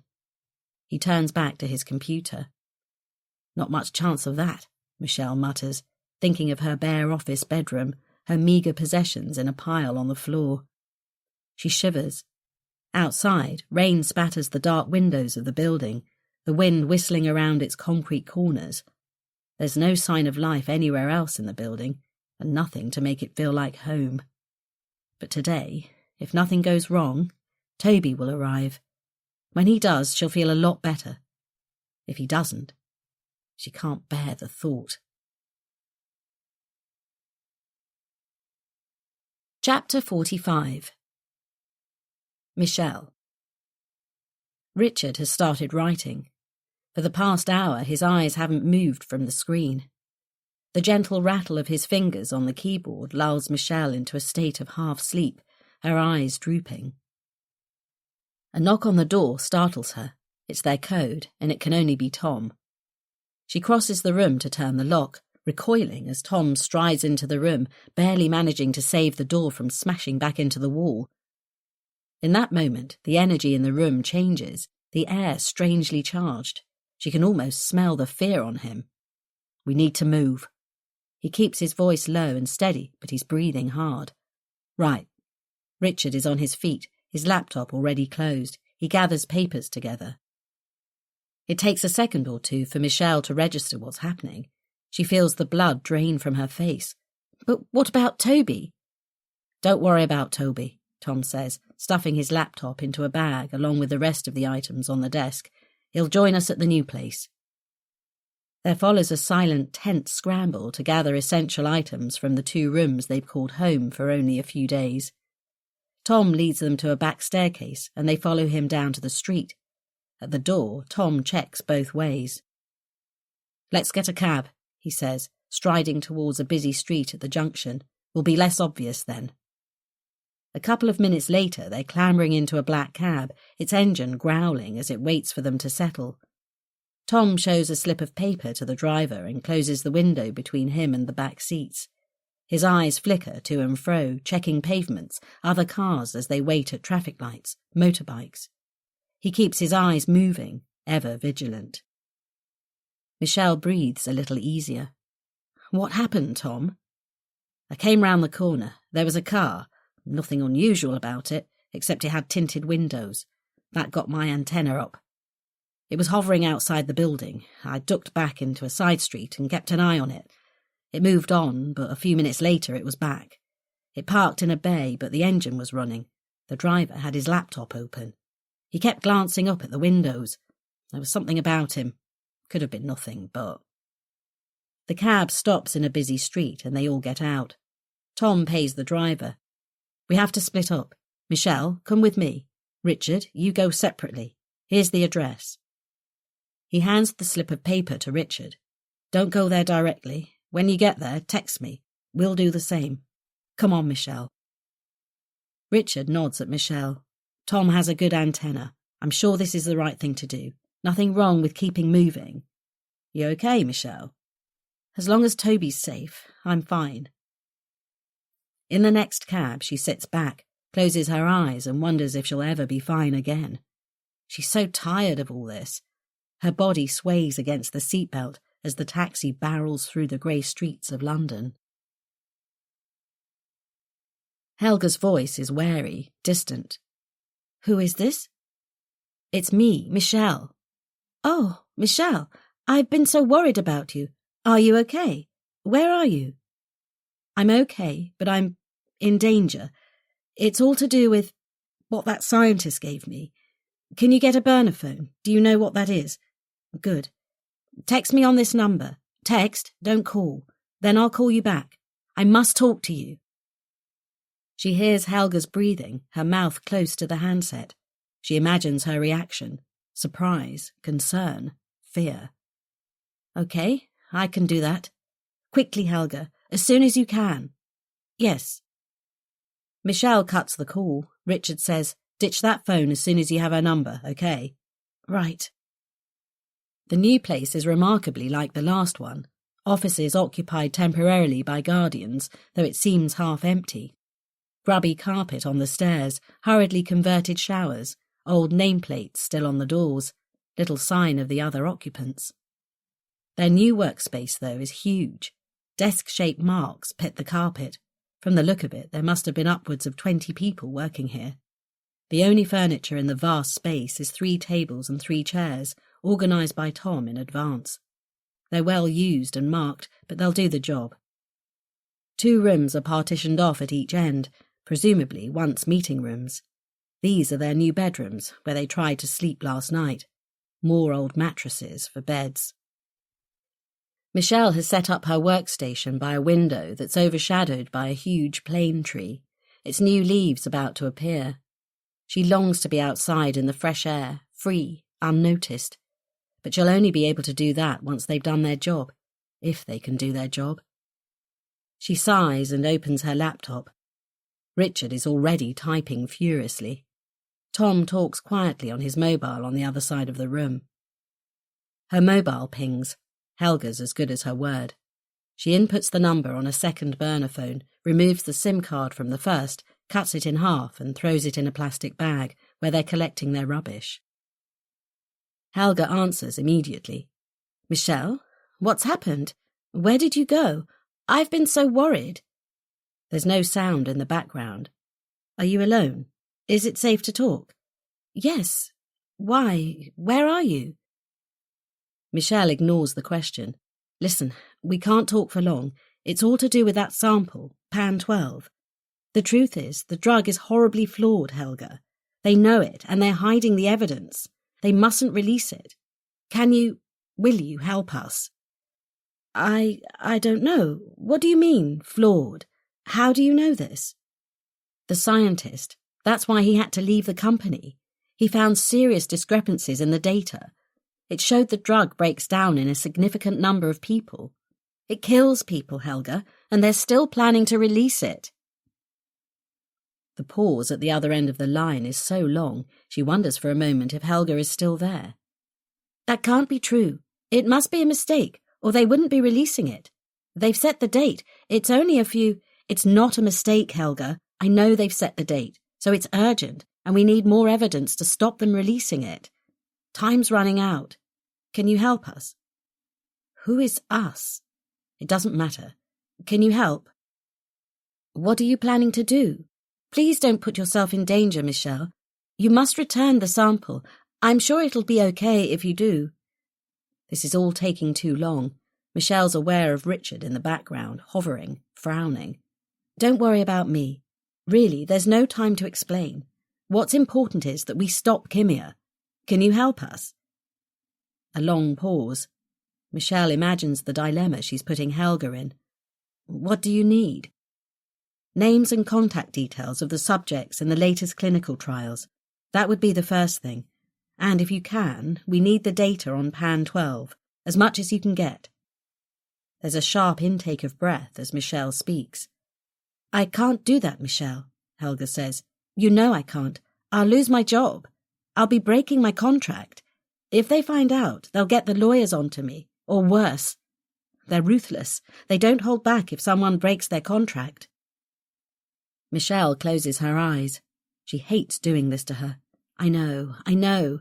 So if you help us, you'll have to get away, leave immediately. But you'll be saving many lives, Helga. She holds her breath. Helga lets out a long breath. I don't know, Michelle. It's too much to ask. It's a huge thing to ask, and I'm really sorry. The words sound hollow, flimsy, though she speaks from the heart. But Kimia's launching a drug that will literally kill thousands of people, perhaps millions. What they're proposing to do is inhuman. It's the worst crime imaginable, and you have a chance to help stop them. If you're right, that's terrible. But I don't know. Is there nobody else you can ask? Helga's plea is like a stab in the chest, but Michelle must get her agreement. If there was, I wouldn't be asking you, I promise.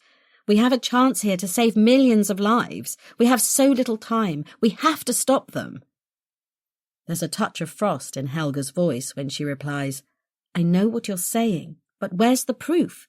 You're asking me to ruin my life for something I don't even know is true. I know, I'm sorry, but I promise you, it's a massive fraud.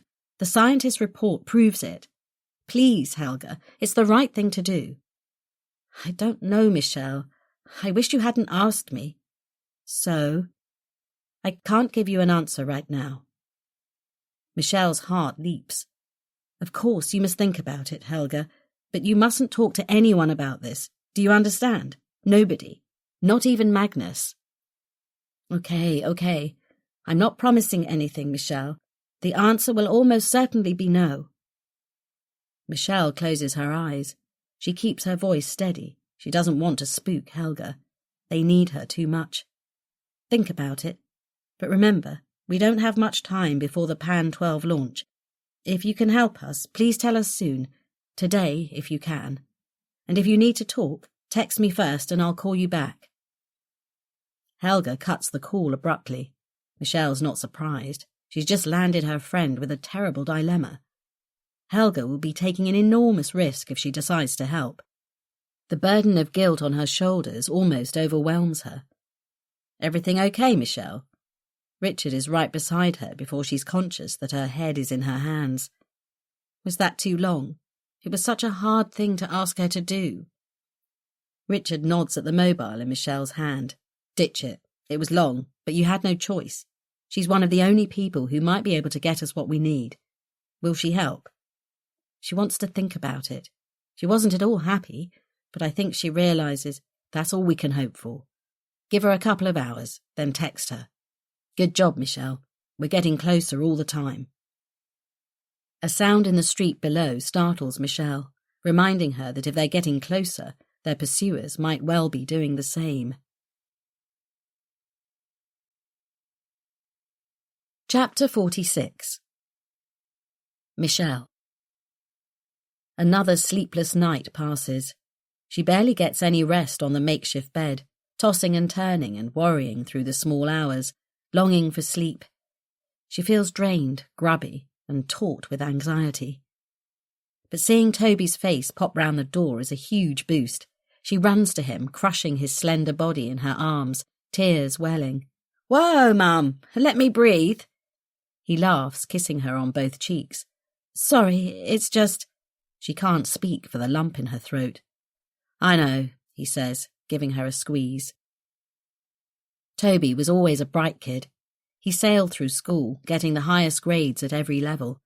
Though he never seemed to put a lot of effort in, he absorbed everything like a sponge. He had an inquiring mind, joining in discussion groups, the debating society, showing an interest in history and politics, forming opinions of his own. By the time he left for university, he was ready for the challenge, and she knew he'd throw himself into student life, the social side for sure, but also the opportunity to expand his horizons, try new things, tap into experts in many fields. He'll be a valuable member of the team. It's not long before he starts to make a positive contribution. For a couple of days, he shares a table with Tom, who sets him up with a laptop and disappears, returning with another laptop, some new burner phones and more supplies.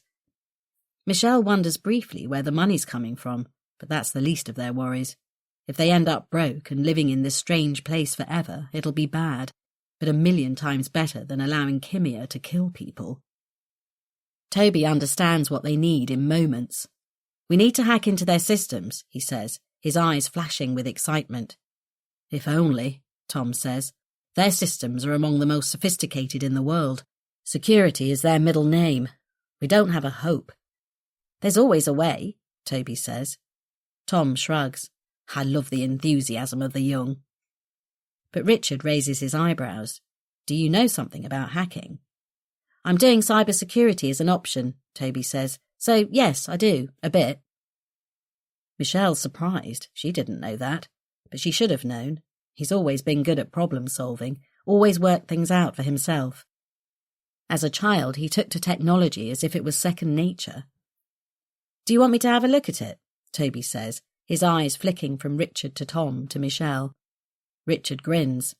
You could turn out to be the perfect addition to our team. It's probably not legal. Richard scoffs. Who cares? The stakes are high here. If we need to break the rules, it's for the best reasons. Just be careful. Make sure you, or rather we, can't be traced. It's Toby's turn to grin. Great. What do we need? Wait a minute. Michelle frowns. Is Toby going to break the law here? Because I'm not sure how I feel about that. Of all of us, he's the one with the most to lose. And what protection does he have? If he's caught, he could ruin his career, not to mention end up with a prison sentence. Mum. Toby rolls his eyes. It's okay, Toby, Richard says. Your mum's right to question this. It's not something to be taken lightly. Michelle nods, relieved. But what I do, what we're doing here, is in the interests of everyone. There's protection in law for the anonymity of a journalist's sources, of which Toby will be one. On the other hand, the Computer Misuse Act 1990 criminalises computer hacking, Toby says, not looking at Michelle. Richard raises an eyebrow at Michelle. She nods and shrugs. Her son isn't to be underestimated. Richard bangs a hand on the table, startling them all. This is, without doubt, 100% in the public interest. No question about it. There's no arguing with that, but it leaves Michelle uneasy. Now, not only is she putting Toby in danger by involving him, she's condoning him breaking the law. Where will this all end? What am I looking for? Toby's eyes are already glued to his screen, his fingers tapping furiously. Richard draws a chair closer. First of all, we need more evidence that the drug fails, the results of the clinical trials. Those results will have been buried deep somewhere in the company. They've probably been deleted, which means we may never find them, unless we find a way to retrieve them. We can only hope that if the authorities have enough evidence to go into Kimia, they'll have a way of finding deleted information. Second, crucially, we need proof that the board of Kimia knows that Pan 12 fails. Lars has told them himself, but we also need written evidence that they know. The data from the clinical trials will have been held at the medical centre where they were conducted. Also, there will be names and contact details of the test subjects, the people who took Pan 12 in clinical trials. We have to hope the information still exists. We need those, and we're hoping Helga can help. Helga? Michelle explains to Toby how her flatmate is involved. We've asked her, but it's a big thing. If she's found out, she'll lose her job, her career will be ruined, and she'll be in serious danger. So will she help us? We don't know yet. I'm waiting for her to get back to me, but I wouldn't be surprised if she says no. Toby thinks for a while. Probably all I need is entry to the system via the medical centre. If she can get that without being suspected, it might be all we need from her. Does the drug have a code name, other than Pan 12? It will have been given a code in the clinical trials, so that nobody would know what it was, Richard says. Lars can help us with that. If all she has to do is give us a way into the computer system, she might be more likely to help, Michelle says, and I'd feel a lot better about asking her. She may only have low-level security clearance, Tom says. If so, you could get stuck behind a massive firewall and not get any further into the system. Toby shrugs. It's worth a try, surely. I've got a couple of mates who could tell me how to do it. They're better than me, and I needn't tell them why I'm asking. It could easily be theoretical. He looks hopefully at Richard. Do it, Richard says. Be careful involving your mates, though. Remember, no contact numbers. Use one of these. He chucks a box across to Toby. Under no circumstances tell them what you're investigating. Don't worry, they won't ask. They're nerds. They're only interested in the problem. Toby grins. For them, it's a bit of fun. But not for us, Michelle thinks grimly. And by the sound of it, not for the rest of the human race. Chapter 47. Michelle. Helga, it's me. I haven't had the chance. Helga's voice is cold, distant. It's immediately apparent to Michelle that she's hardened her stance since they last spoke a few days ago. She's relieved that they're asking less of her now. Listen, all we need is a way into the system at the medical centre. Can you do that? There's a pause. The sound of a car in the background, Helga's footsteps crunching through snow. She's breathing hard as if she's rushing. I can give you my security code. It'll get you into the computer system where I record the results of clinical tests. But after that, I can't help you. I'm sorry, Michelle. It's too much to ask. I understand. Text me the code. I promise I won't bother you again. Michelle cuts the call and lets a long breath go. I feel such a heel. I know, Richard says. They're together on the other side of the room from the desks, leaning against the wall. A long line of windows stretches along the rest of the wall, revealing an empty car park and a row of Victorian houses. Litter dances in the wind. A line of green rubbish bins, graffiti scrawled along it, squats against the wall. Beyond are 70s high-rise blocks, windows like eyes scouring the horizon.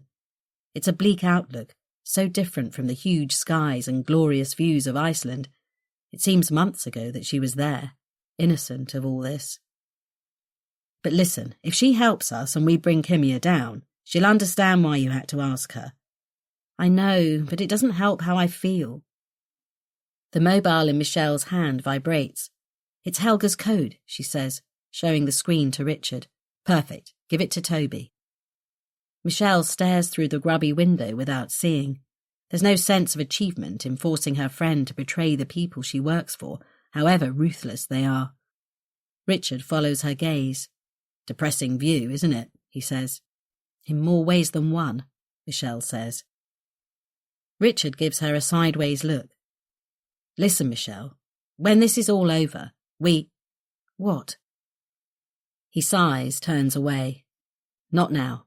When this is all over, we can say and do what we like. For the moment, we must get on with it. The room turns cold as the weather outside worsens. For days, a storm rages outside, a brutal wind whistling around the half-empty building, creeping under doors, round ill-fitting windows. Rain spatters. The sky turns dark with storm clouds.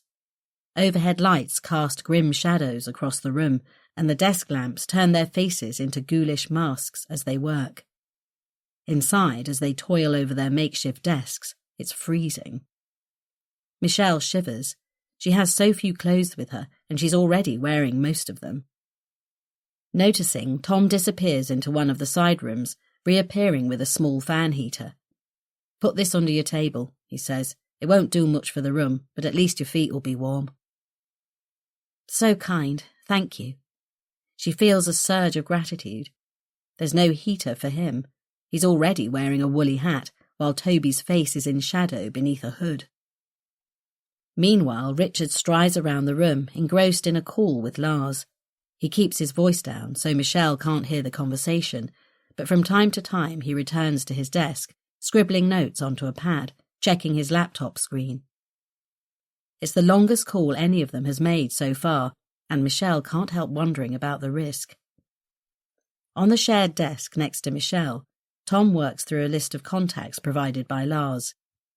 Judging by the size of frustration and whispered curses coming from his direction, he's not having much success.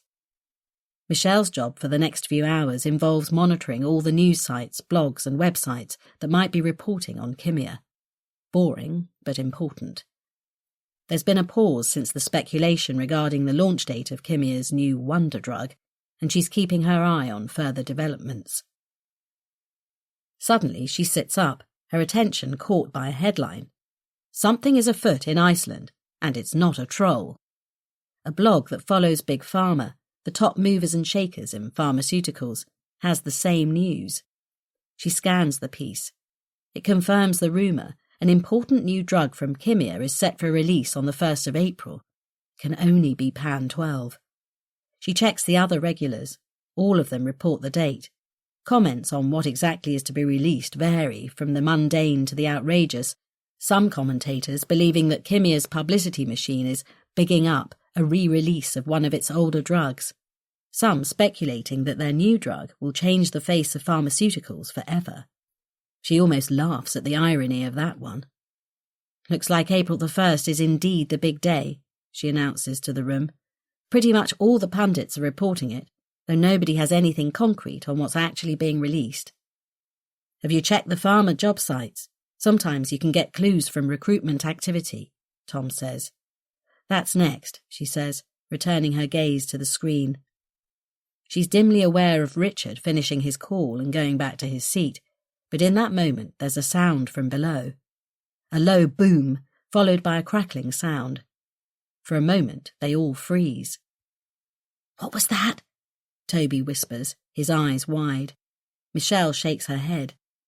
Tom's the first to move. He lopes towards the window, keeping his head low, aiming towards the side of the building where the sound came from.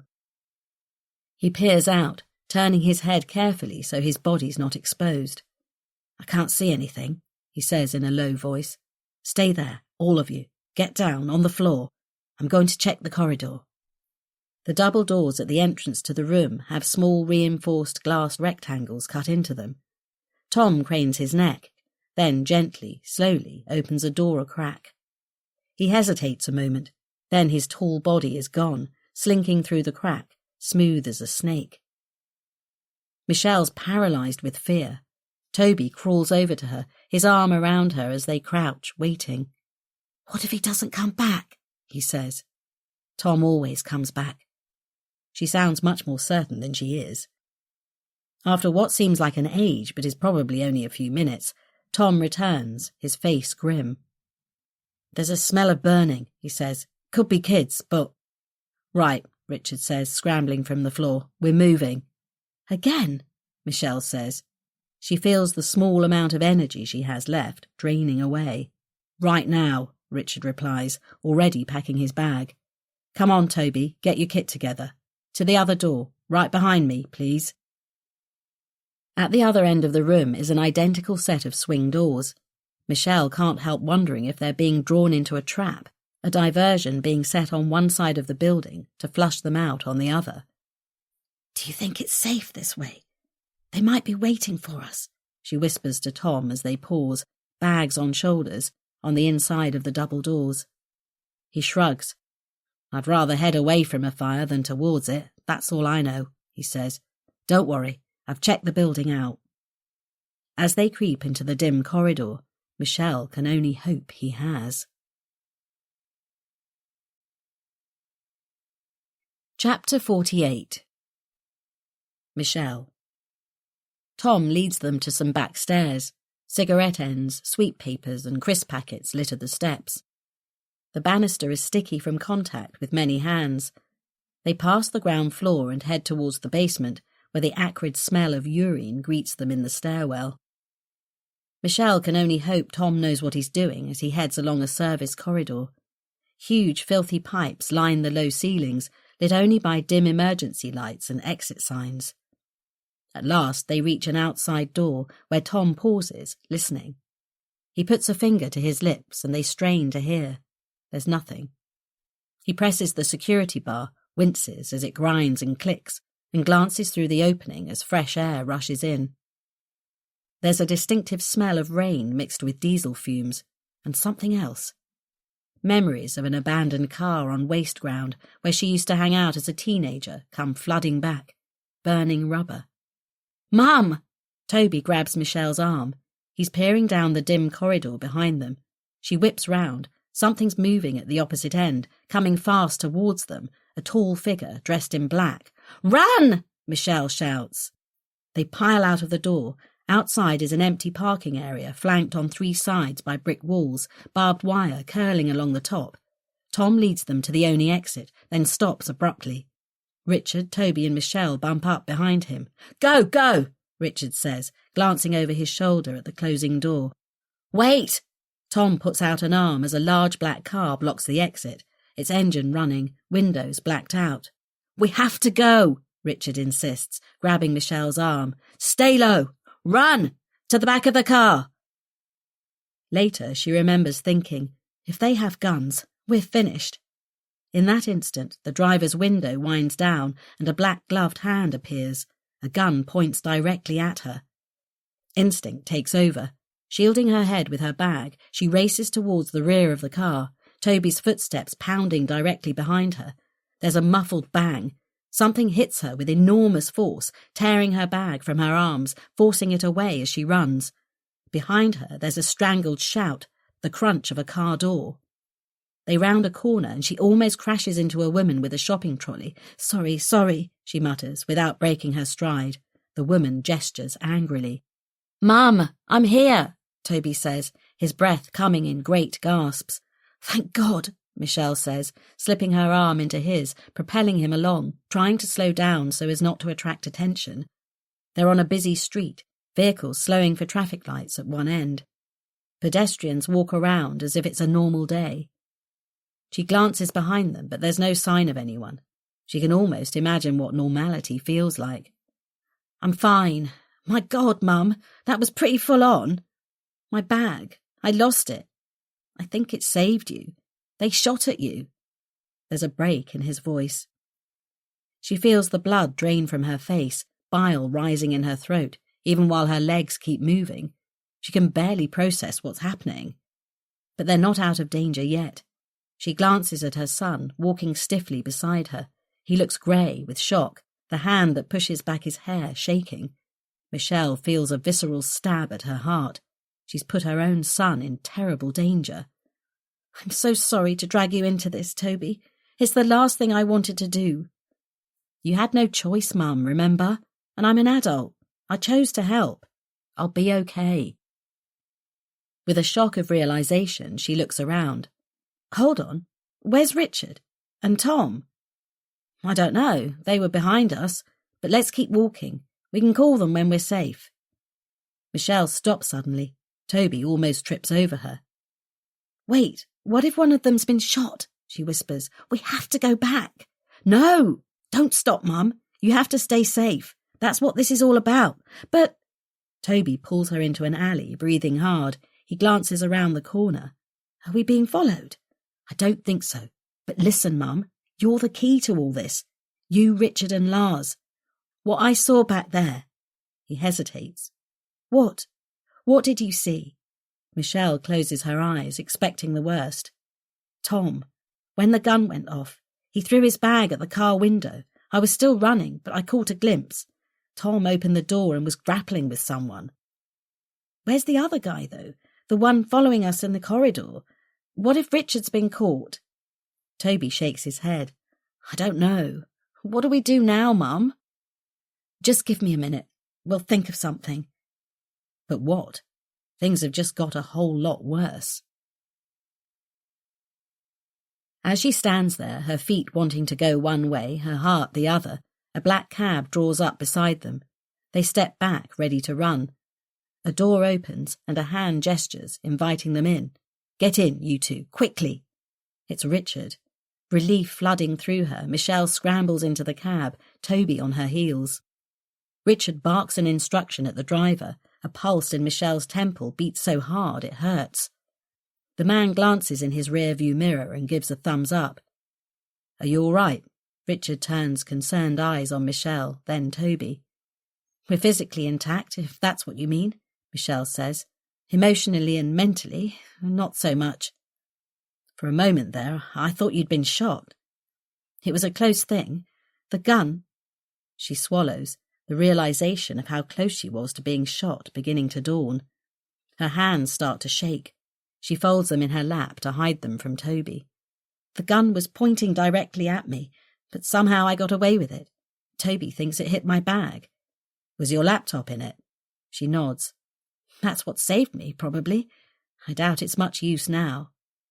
"Where are we going? Where's Tom?" Toby asks. I don't know the answer to either of those questions, Richard says. Tom can handle himself, but... But what? The last I saw, he was wrestling with a shooter. I didn't stop to check what happened. He hesitates for a moment, but I only heard one bullet being fired. Did either of you hear another shot? They shake their heads in unison. Should we go back to try to find him? Michelle hates the idea they may have abandoned Tom to his fate. Perhaps he's lying there injured, or maybe their attackers have bundled him into the car and taken him away. Perhaps they're interrogating him, torturing him for information, hurting him. A memory of a war film where Germans carried out terrible physical abuse on prisoners flashes behind her eyes. That film gave her nightmares. Her imagination isn't helping. Richard puts his mobile to his ear, trying him now. But after a moment or two he gives up, cutting the call, and removes the SIM card. Not connecting. We'll have to wait for him to find us. But how will he do that? Does he have another way of communicating with us? Toby voices Michelle's thoughts. We have a couple of ways. Codes, if you like. If he can, he'll find me. Toby seems reassured. But Michelle doesn't like the way Richard puts it. If he can. What if he can't? Does that mean he's in trouble? If so, how can they help him? She realises how little she knows about the enigmatic Tom. All the normal small talk, finding out about people's lives, has been put on hold in their little group. They've been so focused on Kimia and the story. Can he go home? I don't even know where he lives, she says to Richard. He hasn't been back to his flat for the last week, Richard says. I don't know where he lives, but obviously he's been extra careful about throwing them off the scent. He's very good at that. Does he have a family? Now Michelle wants to ask all the questions that she hasn't asked since Tom started working with them. There's a note of irritation in Richard's voice. I have no idea. Let's worry about where we're going next, shall we? Tom will be okay. I'm sure of it. Michelle bites her lip. He's right, of course. The story has to be their focus, but she wasn't prepared for all the collateral damage. Toby facing trauma, delaying his studies. Helga putting herself in danger by helping them, risking her life plans. Tom, who could be injured, dead, or captured. This story, if it ever gets released, has a lot to answer for. Chapter 49. I have a theory that once things start going wrong, you've had it. The job's contaminated, that's all I can say. It never gets back on track. And for once in my life, I'm surprised. A feeling I'm not used to. I've never felt fury like it. I went back upstairs and broke the place to bits, kicking and cursing and ripping away at that room until there was only dust and detritus and garbage, and everything was ruined. It took only a few minutes. Then I got out. Emotion doesn't come into my assignments. I'm cold and calculating. It's the only way to be in this line of work. I like to think that I'm a consummate professional. I'm taken on to do a job, and I do it. It's nothing to do with me as a person, so my feelings don't come into it. Unless you count my pride in my work. I've never failed. So how the fuck did this happen? There's another one. Another me, another assassin, another professional, with the same target. I didn't believe it at first. I wondered if the police were onto it for some reason, though it didn't seem likely, given what I'd been asked to do. I was ready to go in. It wasn't hard to find out where they were. You can get all the information you need when you have a wad of cash in your hand. All I had to do was ensure it was a clean hit. That is, taking all of them out. Because by now I had 2 others to deal with. It was getting messy, and I hate mess. The one thing I hadn't expected was to find someone else on the job. It was all working out nicely. I was closing in. I had them in my sights. But then it all went pear-shaped.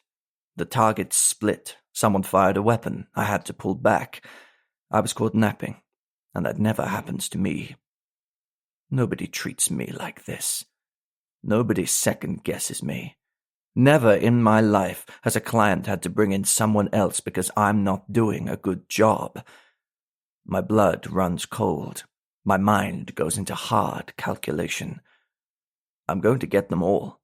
Target, backup asset, client. Nobody will escape. Chapter 50. Lars. Lars needs to move on. And it needs to be today. He knew it was on the cards, but he was hoping he could stay just a little longer in this small space that has become a home. But Richard was adamant. Lars sourced the place online, and even though he gave a false name, that makes him vulnerable. They'll be on his tail, for sure. Everything is uncertain now, his future unpredictable, if he has a future at all. He's a person who likes certainty. Lars is a scientist, after all. Scientists work with a theory, test it, test and test again. It works or it doesn't. He deals in facts. He's had one purpose in life until now. His work, his status as a biochemist, has defined his adult years. Nothing else. But now everything's changed, and without his work, he feels useless. The only thing that's important to him now is stopping Kimia. Otherwise, his life is worth nothing. But to see it through, he has to stay alive a little longer. He must help Richard and Michelle bring Kimia down. It's easy enough to get his stuff together. There's not that much of it. Once his bag is packed, he sits for a moment, wondering where to go, how best to hide. In the modern age, disappearing is harder than ever. Phones can be tracked. There's CCTV in every street, almost every shop. A person has to show ID at every turn. Credit cards can be tracked, cash withdrawals monitored. Luckily, he still has some cash, enough to take a train or a bus out of the country. Or maybe a boat. Stockholm offers that too. He decides that's the best way. He'll try for a ferry, perhaps head for the Baltics, where it might be easier to disappear. He has visited Estonia more than once and has distant relatives there. Maybe he can look them up. Or maybe not. He can't put them in danger too. Not for the first time, he wonders if he should call it a day now, end it before it's ended for him. He's not scared to die, and everything he's lived for is gone, so there's no reason for him to stay. But the method of dying, that does scare him. As a chemist, he knows how to drift away with no pain. He can't bear the thought of a long, drawn-out, physically agonizing ordeal. He's just not made that way. He's not brave, and he doesn't trust himself not to break down and say anything in order to stop the pain. But here he is, and he's obliged to keep going for the short term. Estonia it will be. He glances at his watch, sniffs his armpit. Time for a final shower. He may not get another chance for a while. He freezes, the towel on his shoulders slipping soundlessly to the floor. There's no window to the bathroom. What he heard came from next door, or perhaps the corridor. It was a strange noise, a single thump, like someone dropping a heavy cushion on a carpet. He lets a couple of minutes tick by.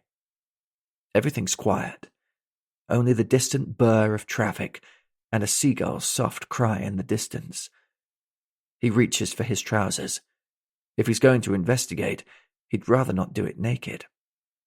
His feet are bare, but at least they'll be quiet on the hard floors of the apartment. He creeps into the living room, his ears taut with the intensity of listening. At the door, he risks a glance through the keyhole. Nothing. No movement at all. Just the solid, blank grey wall opposite. He's imagining things. But of course there's nothing. They wouldn't be so amateurish. If they want to confront him directly, they'll knock on the door or ring the bell. Or perhaps not. Of course not. They'll bash it in, annihilate it, shoot the lock to smithereens. He's such a fool. A complete innocent. He recoils from the door, backing to the other side of the room, his right hand flying unbidden to his neck. A look of mild surprise crosses his face as a warm liquid oozes through his fingers.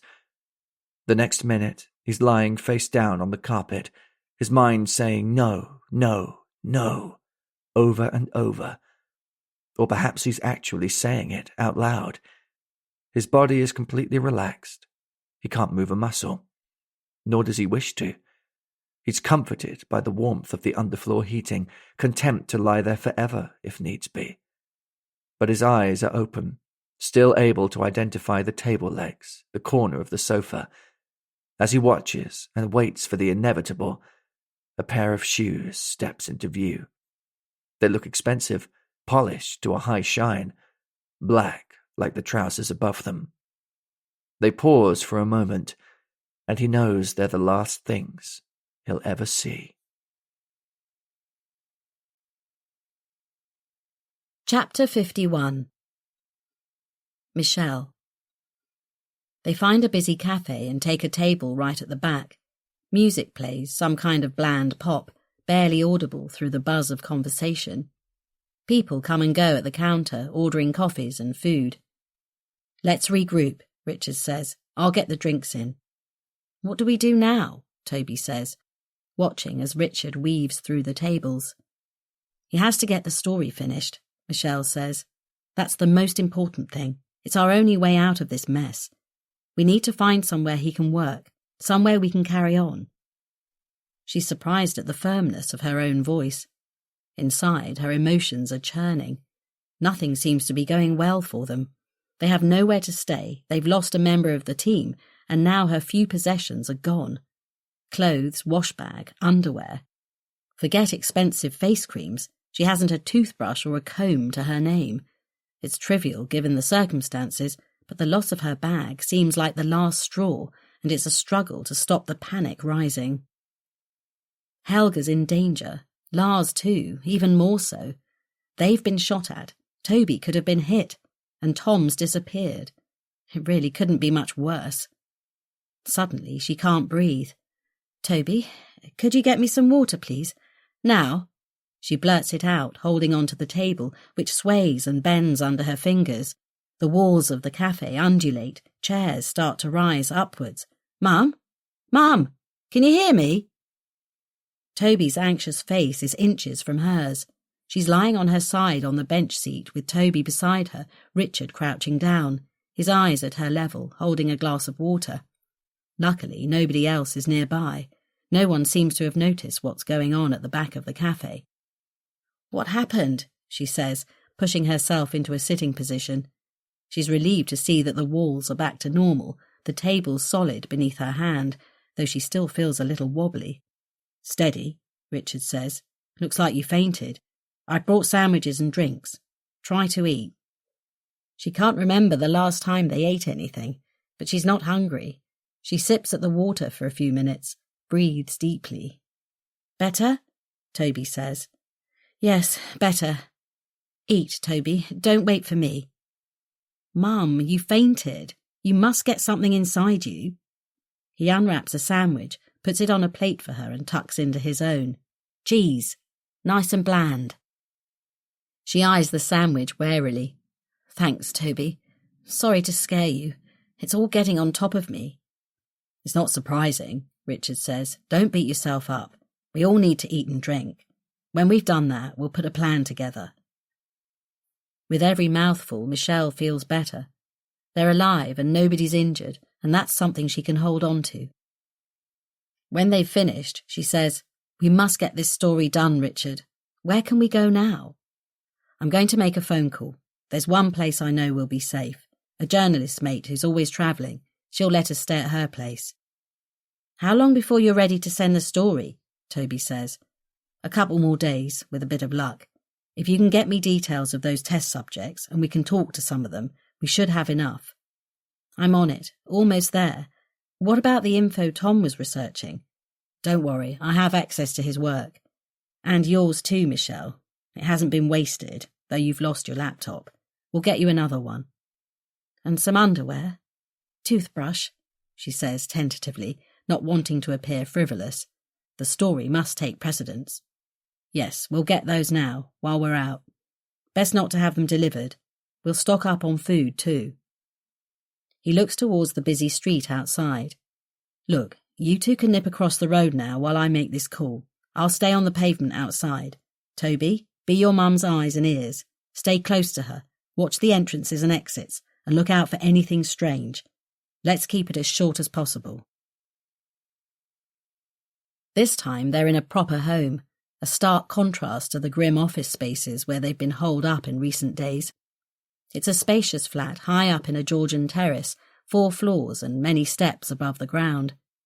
The front door opens into a light-filled living room and kitchen, with 3 bedrooms off to the sides, one with a luxurious ensuite. The latter is clearly the owner's bedroom, with clothes in the wardrobe, a robe lying on the bed. She's also an investigative journalist, according to Richard, and happy to help a friend and colleague in need. Richard and Toby lay claim to a second bedroom with twin beds, leaving Michelle to take a rather beautiful spare room with a double bed. She doesn't object. It's wonderful to have somewhere comfortable to sleep. "I think I'll just lie down for a bit," she says. "I feel a bit fragile." "No worries, Michelle. It'll be good for you to get some rest. Toby and I will probably be here all night," Richard says. Toby responds to his look with a grin. For him, it's still a thrilling situation, despite all the drama of the last few hours. Michelle can't decide if this is a good or a bad experience for him.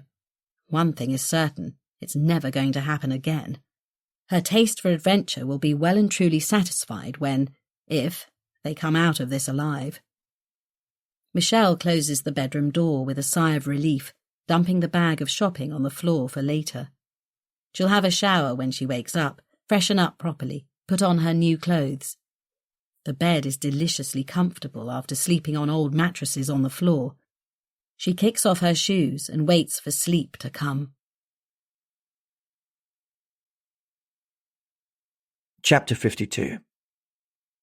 One lead takes you to another. It doesn't take long to find out who it is through my network of contacts. You need to know the competition. We're not friends. It doesn't work like that. But we cross paths in our line of work, and it's worth knowing what your competitors are up to, so you don't step on each other's toes. I laugh out loud when I find out who it is. For once, my employers have lost the plot. This guy has nothing like my credentials, not even close. He's almost an amateur compared with me. But then, of course, I am the best. It's just this particular job that's turned sour. Was it even them who took him on? It's so out of character. They're professionals like me. They know from experience that 2 hitmen on the same job means trouble of the worst kind, so I shouldn't jump to conclusions. It's possible the client has hired him in frustration because the hit hasn't happened as soon as they'd like. That makes sense. No wonder it's a mess.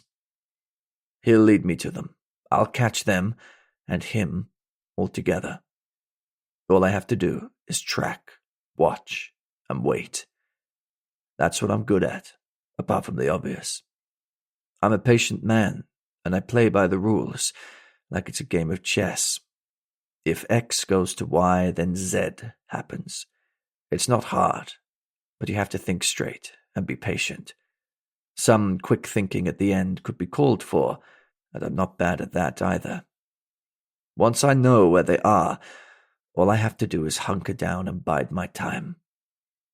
When I realize there are 3 of them in the flat, there were 4 in the last place, I offer myself a small wager.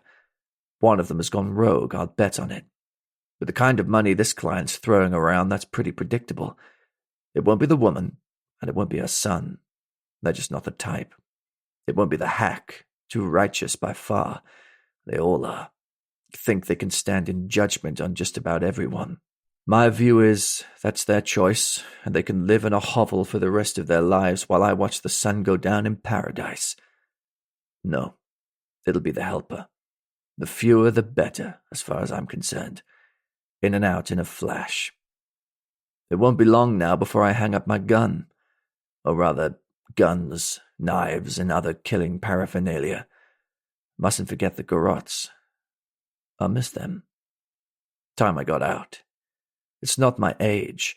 It's the law of averages. The more success I have, the more likely it is that I'll fail. And as I said, I don't fail. I'm the best, and I'm going to quit while I'm ahead. This job landed in my lap at just the right time. It would have taken another 10 years of hard graft, high-risk work to earn what they're paying me for this one. This is my swan song, my testimonial, and nobody's going to take it away from me. Nobody.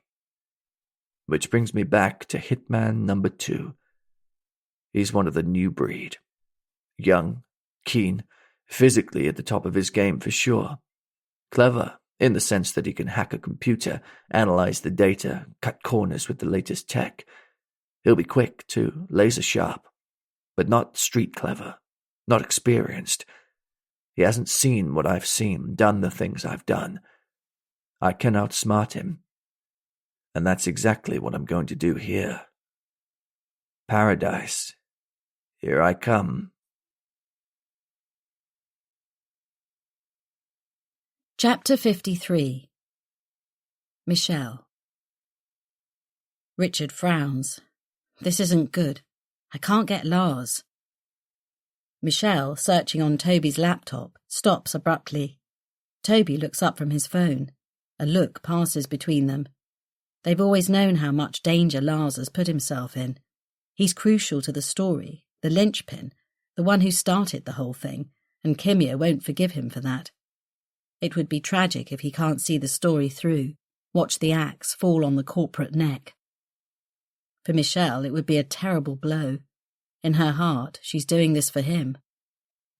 He'll have changed his mobile, won't he? Toby says. He will have done, but he's supposed to let me know each time, as soon as he's done it.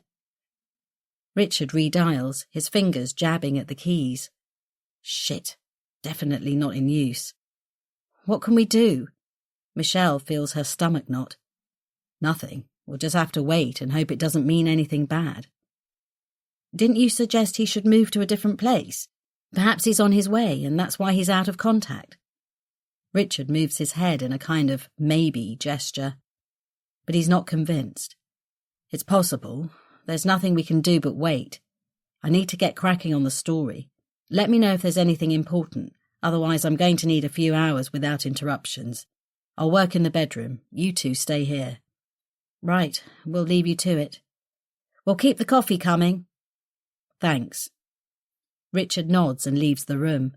Michelle can't help noticing how grey he looks, how the frown is deepening, his eyes sinking into their sockets. She's tired, having slept very little in the few days they've been at the flat, but he's hardly stopped.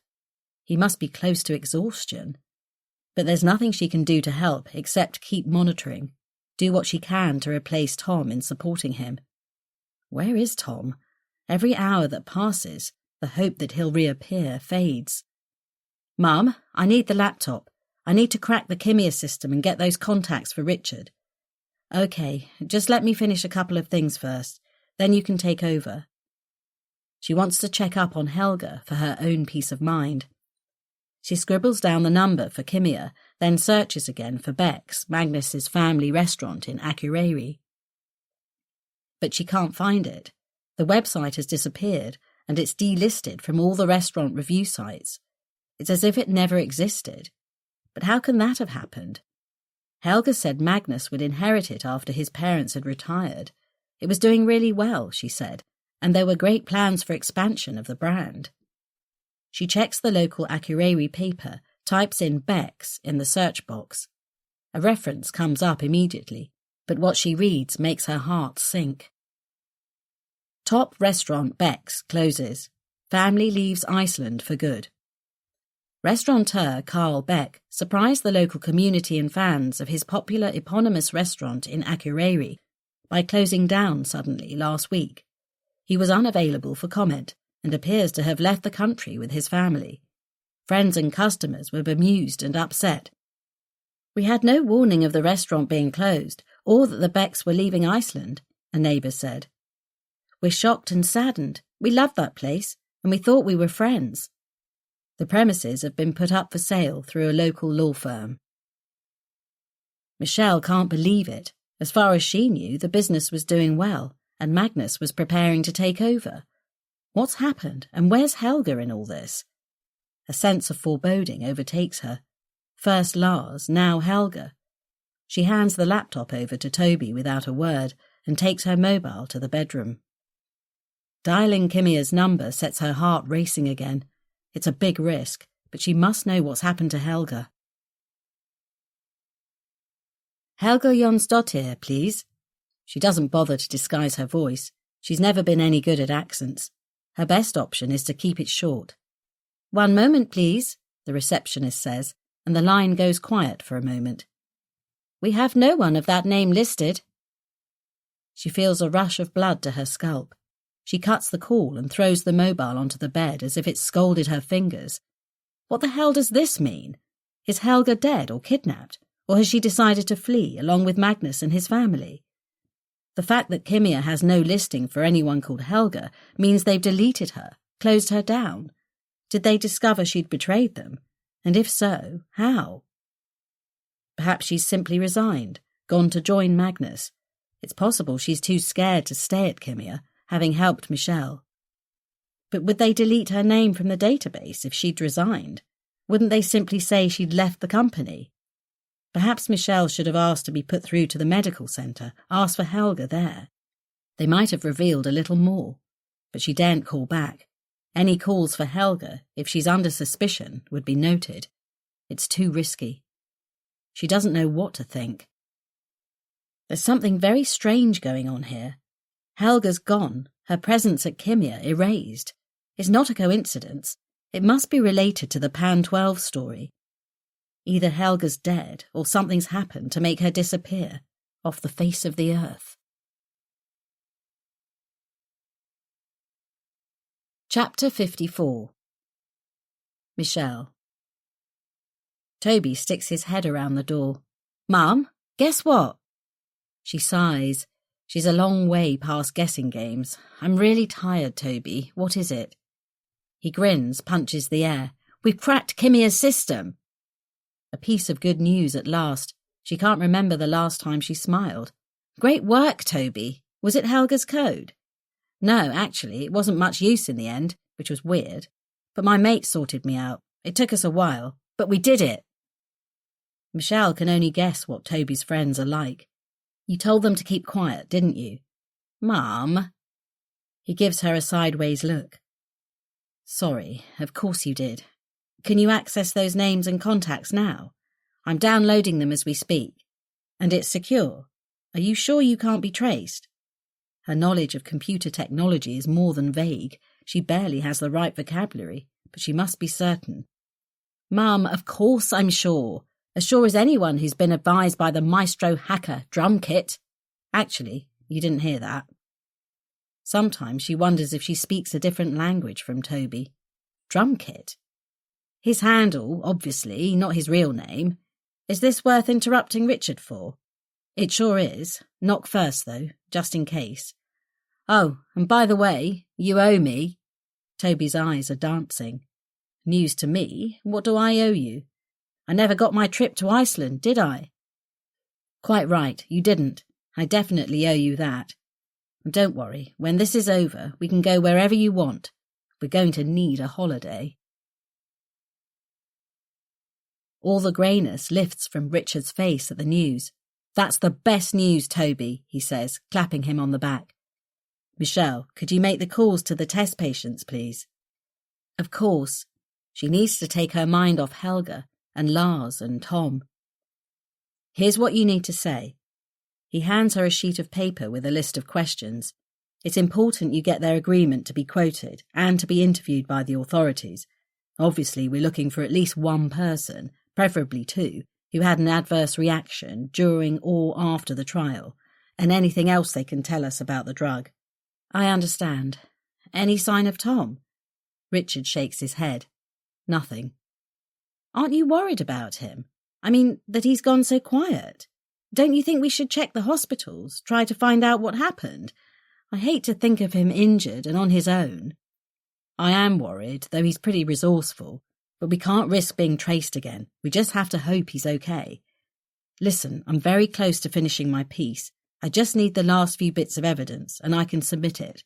I have to focus on that. Michelle's heart leaps. So it might all be over soon. Oh, Richard. She can hardly contain the rush of joy.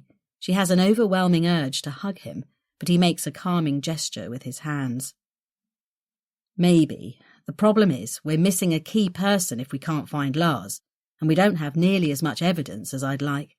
There's so little time. What would happen if we release the story now, without Lars, and without all the evidence? We may be able to spark an investigation right away. That would stop the launch of Pan 12 and put some big question marks over the future of the drug and the company. But if the media can't get it through the lawyers because there's not enough evidence, we risk Kimia putting up a whole load of barriers to publication, covering up the evidence, resisting an investigation by the authorities, releasing the drug and threatening lives. They can delay the story, slap injunctions on the media, tie everybody up in lengthy court cases.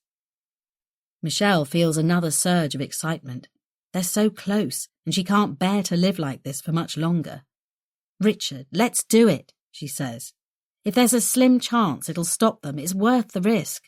Surely the media will take it on, do their own research. Big stories take on a life of their own these days, surely, with the internet, social media, and the regulatory bodies won't be able to ignore it.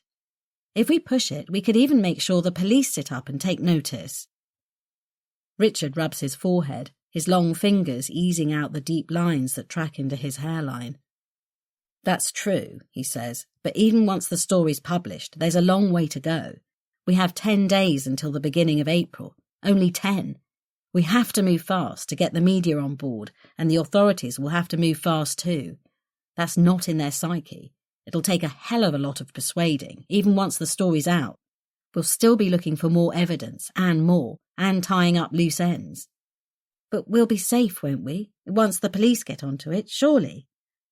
"Certainly we'll be safer than we are now." He sighs.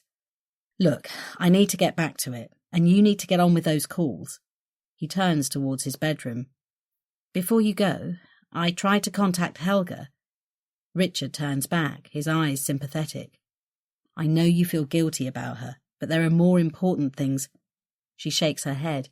"No, I realise that. But listen, Richard, she's disappeared. There's nobody of that name at Kimia, and her boyfriend's family restaurant has closed down suddenly. The family's gone, left the country without a word, according to the local paper. It's weird, isn't it? I mean, she had plans to go north to join him, but not for a couple of years. What do you think?" Richard shakes his head slowly. "I'm afraid... Sorry, Michelle, but it sounds very much like they've got to her. They've probably given her a shed load of money in return for information about us, about you. So much money she's been able to emigrate with her boyfriend's family, leave the business behind, and start a new life on the other side of the world." She thought by now she'd be unshockable, but she is deeply shocked and hurt. She shakes her head. "No, not Helga, surely." That beautiful open face, the honesty shining through. It's horrible. "I'm sorry, Michelle. It's cynical, but everyone has their price, and huge amounts of money are very persuasive. It could be how they found us so quickly at the last place. I'm not saying it was her, but..." She sinks onto a chair. "Oh no. Really?" "Really. I wouldn't be surprised. She had everything to gain by betraying us." Toby goes quiet for a while, typing manically. His fingers a blur. Michelle bites her lip, does her best not to pace the room while he works. At last he sits up. "Boom," he says. "Got it." "The test subjects?" "Yep. Go me." He scribbles a couple of names and numbers onto a scrap of paper. "Here, you can start with these. I'll get some more while you get cooling." Michelle retreats to the bedroom, composing herself. She's always better making calls without an audience, and the weight of this responsibility makes her nervous. Without solid evidence, the story could fail, and Pan 12 will be released.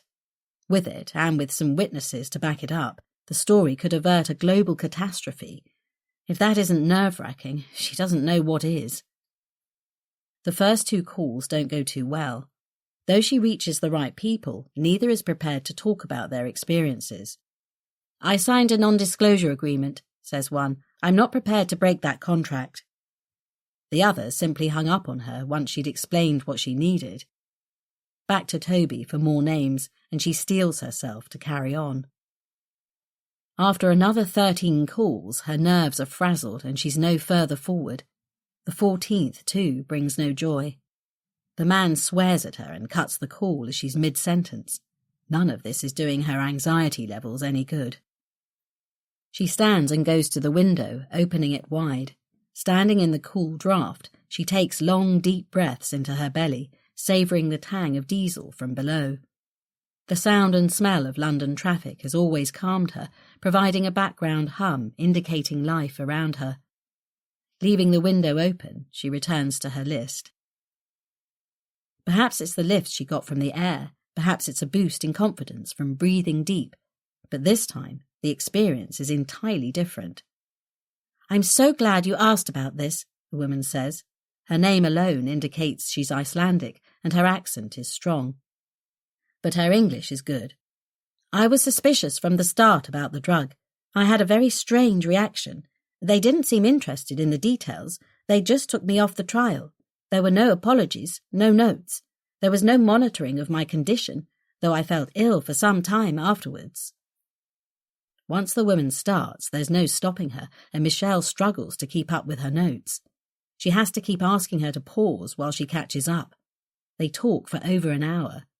By the time they finish, Michelle is triumphant. The woman agrees to testify to both the media and the authorities if they need her, and to put her signature on Michelle's report of their conversation. She stands, stretching her stiff shoulders for a moment or two, before leaving the room to tell Richard the good news. Chapter 55. Michelle. The buzz of the entry phone is loud, insistent, like the wings of a giant mosquito searching for prey. Someone is downstairs on the street, and they badly want to come in. They freeze. Michelle, mid-sentence, looks at Richard with wide eyes. He puts a finger to his lips, rising from his chair and ushering her silently into the living room where Toby sits, his body rigid with fear. The buzzing continues. There's no camera on the entry phone, so there's no knowing who might be there. It could be completely innocent, a man with a delivery, a neighbour, a friend of the owner, but somehow they all know it's not. Richard moves towards the door, taking care to approach at an angle. "Stay away from the windows. Keep low," he whispers, gesturing to them to keep down. He puts an ear to the door jamb. "Nothing," he mouths, indicating to Toby. "Here, push the sofa up against the door." On the soft carpet, the sofa makes a dragging noise, not loud, though to Michelle it's deafening. They wait a few more minutes. Nothing. "What do you think?" Michelle whispers. A flashback to the last time they escaped, the crack of gunfire, sets her heart racing. Her mouth goes dry, her breath rasping. Richard shrugs. "I don't—" He's interrupted by a soft knock on the door to the flat. They all flinch, Richard stepping back to flatten himself against the wall, the others crouching low to the floor. "Richard, it's me, Tom." His words are barely audible, but it's definitely him. Michelle closes her eyes and exhales. Thank God, Tom's alive. But Richard holds up a hand. "Tom, is that you?" he calls through the door. "Yes, it's me. Are you going to let me in or not?" "Are you on your own?" "Of course. Let me in." Richard nods, satisfied. "Here, help me with the sofa, Toby." "Come in, Tom. Good to see you," Richard says, holding the door open as Michelle and Toby stand to welcome Tom back. But there's a strange look on his face as he steps through the doorway. He looks haunted, his movements stiff, his eyes sliding away from theirs. It's then that she realises Richard hasn't closed the door, and there's a second person pushing through into the room. He's tall and rangy in a black suit over a black t-shirt. He looks pleasant enough. There's even a smile on his face. But in their heightened state of suspicion, they all react the same way, as if someone has yelled, "Danger!" and the word is reverberating off the walls, the ceiling, the floor. It's as if someone flicked a switch. All three move in different directions. Richard slams the door on the intruder, shoving his shoulder into the door, but instead, The man makes a deft move to his left and the door slams, shutting them all in. Michelle, already backing away, turns to flee without thought of where to go, expecting Toby to follow her. But Toby has other ideas. He catapults his body across the floor and grabs the closest thing to a weapon, a bronze figurine of a cat sitting on a low shelf. It's big and heavy, and Toby lurches as he flings it towards the intruder, who's taken by surprise. The figurine hits his chest, causing little damage before it falls to the floor, but the element of surprise is just long enough for Richard to make his move. He darts towards the bedroom where his computer sits, open on a table. "Stop right there." The man's voice is level, almost friendly, but there's no doubting what he means. Michelle turns slowly. Her worst fears are confirmed. In his hand, solid and black, is a gun. She's aware of Richard turning too, slowly registering what's happening, while Toby stands frozen on the spot. She puts a hand out towards him. "Steady." "That's better," the intruder says with a grim smile. "Now, please, let's all calm down and take a seat." He flicks the gun at them, indicating the sofa. They sit gingerly in a reluctant line. Richard's leg touches Michelle's, and through the fabric of his jeans she can almost feel the fury in his veins. Every part of his body seems to radiate with barely controlled energy. On her other side, Toby's doing his best to meld with the furniture, all bravado gone at the sight of the weapon. The intruder moves forward to stand beside Tom, a look of amusement on his face. "So, this is the rogue unit, is it?" he says, contempt dripping from every word. "My, what a powerful force you are. An ageing hack, a middle-aged nobody, and a skinny boy. I'm terrified." He tuts. Despite her fear, Michelle feels a stab of irritation. A middle-aged nobody. Richard ignores the man. "Tom, what's going on? What are you doing?" His voice has dropped an octave. Michelle can't help glancing at his face, where she sees the anger barely suppressed. Tom, too, looks different now. The haunted look has left his face now. In its wake, there's an expression close to triumph, excitement even, as if he's feeling a sense of achievement. "You never asked," he says, fixing Richard with a stony glare. "You know nothing about me. I've worked for you for years, been your servant, your factotum, your rock. I've saved you from ignominy. You could never have finished those stories without me. You're happy enough to take the credit, but you never gave me one iota of thanks." Richard looks as if he's been hit in the face. The shock of Tom's words has erased the anger in one swipe. Michelle understands. She always felt that Richard's relationship with Tom was akin to father and son, but that's not what Tom is saying. Not at all. "I can see it in your face. I'm right, aren't I? You never even thought to ask me how I was, what was going on in my life. Did you? Well, let me tell you. I look after my ageing mother and her twin sister, also ageing and very ill. I have no income other than the small amount you pay me and a pittance of a carer's allowance. I have no place of my own. I'm a drudge, and when I work for you, I have to pay someone to help with my mum and aunt, so the money's even tighter. You have no idea." He takes a deep breath. "So, when someone comes along and offers me not just a bit of money, but more money than I could earn in a bloody lifetime, well, that's hard to refuse. Somehow I don't care if they thank me for helping them find you. Nobody's ever thanked me before. I'm used to it. And now I'm rich, and I'll be wealthy for the rest of my life. Guess why I led him to you, Richard? Any thoughts?" Richard says nothing, but Michelle, indignant on Richard's behalf, can't hold back. "Hang on a minute, Tom. Richard trusted you. You were friends, and you've betrayed him in the worst possible way. Shut up!" The tall man's voice cuts through hers like a knife. Richard makes a small movement next to her. His hand down by his side searches for hers and finds it. She closes her mouth with a snap. The man turns to Tom. "And you, shut the fuck up. We're wasting time here." Tom nods, the muscles in his jaw twitching. The gun moves slowly from Richard to Michelle to Toby and back again. Where is it? The man looks pointedly at Richard. In the back bedroom.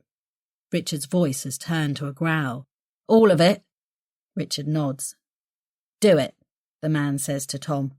Get the computer, the papers, notes, files, memory sticks. All of it, mind. Make sure there's nothing hidden. This too. He indicates the laptop lying abandoned on the floor where Toby left it when they moved the sofa. All their mobiles. Tear the place apart if you have to. We have plenty of time. He smiles and sits opposite them in an armchair. We'll make ourselves comfortable while you search. Don't even think about trying anything clever. He gives Toby a piercing look. Toby drops his eyes to his lap. Chapter 56. As it turns out, the track part of it is simple. Obviously, Hitman number 2 is in London, as he's already made contact with the target, though he failed that time, the loser. He'll be out to get them now. He won't make the same mistake twice. Neither will I. He's nearby. I know it. A handful of red folding notes to the right person, and I get the CCTV of the cock-up at the last place. The cops were all over it, though they got nowhere. That's where the journo's helper got caught. I was a fraction too late, but I wouldn't have caused such a public spectacle. My plan would have worked if it hadn't been for him. It was a beaut. Silent, but deadly. That's what I like. No CCTV, no hostages, no mess. I'd have cleared up and got out with the information I needed. Anyway, after a few hours of ducking and diving, I've got what I need. I know where they are now. Now the watch part starts. Anyone in this trade has had to learn infinite patience. It's true, the old saying, good things come to those who wait. I can wait. I've spent all my life waiting and watching. It's worth a few empty hours, a bit of discomfort when you know the outcome will bring you paradise.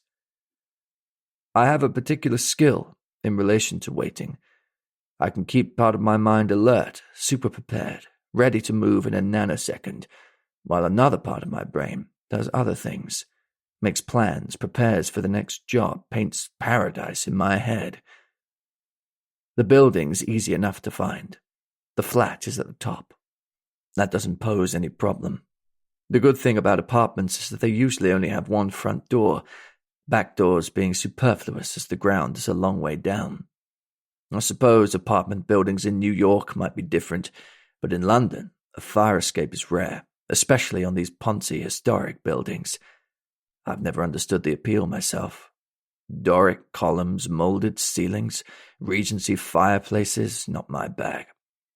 I'm going to have the best fuck-off contemporary glass box anyone's ever built, views that make you weep, in paradise. Over the road, a tatty stationer's is only too pleased to let me up to the roof. Could be because I handed over more than they make in an entire year. Once I'm up there, it's not hard to spot them with my high-powered binoculars. Heavy, but effective. The first one I see is the woman. She won't be a problem, nor her skinny boy. The hack stays mostly out of sight, but I glimpse him in the background now and then. I'm not planning to shoot them from here, though I could do one easily. Too messy to get them all. I'll swoop in as soon as number 2 arrives. Get them all in one go. It'll be simple. I settle down to watch and wait. Shouldn't be too long now. Chapter 57. Michelle. They're sitting in a line opposite a hitman. At first she's too frightened to look directly at him, her gaze travelling from the floor to her hands to the figure opposite, though she looks away quickly. The man's eyes travel across his 3 hostages and back in a lazy, insulting way, a contemptuous smile flickering around his mouth. She wonders how long they're going to have to sit there, motionless, while he studies them. She finds it hard to keep her eyes from the gun. When his glance drifts away from her, she allows her eyes to slide around the room, looking for something, anything that might be able to help them. There's nothing. In the background, Tom gathers things in Richard's bedroom. There's a rustling of papers, a commotion as a search goes on, then a few moments of silence. "What's going on?" The hitman keeps his eyes steady as he shouts over his shoulder to Tom. "I need to check it's all here on the computer," Tom calls back. "Do it later," the man says. "We need to get going." There's a muffled snap as the laptop closes. Tom reappears in the doorway, a bag over his shoulder, the strap cutting a groove in his jacket. "Get this one and the phones," the man says, indicating the other laptop. Tom collects the laptop and the two mobiles sitting on the table. "Any more?" he says. They shake their heads in unison. "Search them." Tom hesitates for a moment, then indicates for them to stand. "Put your hands up and turn round." They comply. Michelle finds her own anger rising as Tom's hands touch her hips, sliding down her legs to her ankles. Tom, who she thought was a friend, invading her space, treating her like an object. He finds nothing, but before they're allowed to sit down, he searches the sofa, throwing cushions around the room. "That's it," he says to the gunman. The gun flicks, indicating for them to sit down. "It had better be," he says. "Now, we need to return what was stolen." Tom nods, turns to Richard. "Where's the sample?" "You know where it is," Richard says, "and you also know I'm the only one who can access it." "Then you'll have to get it for us," the gunman sneers.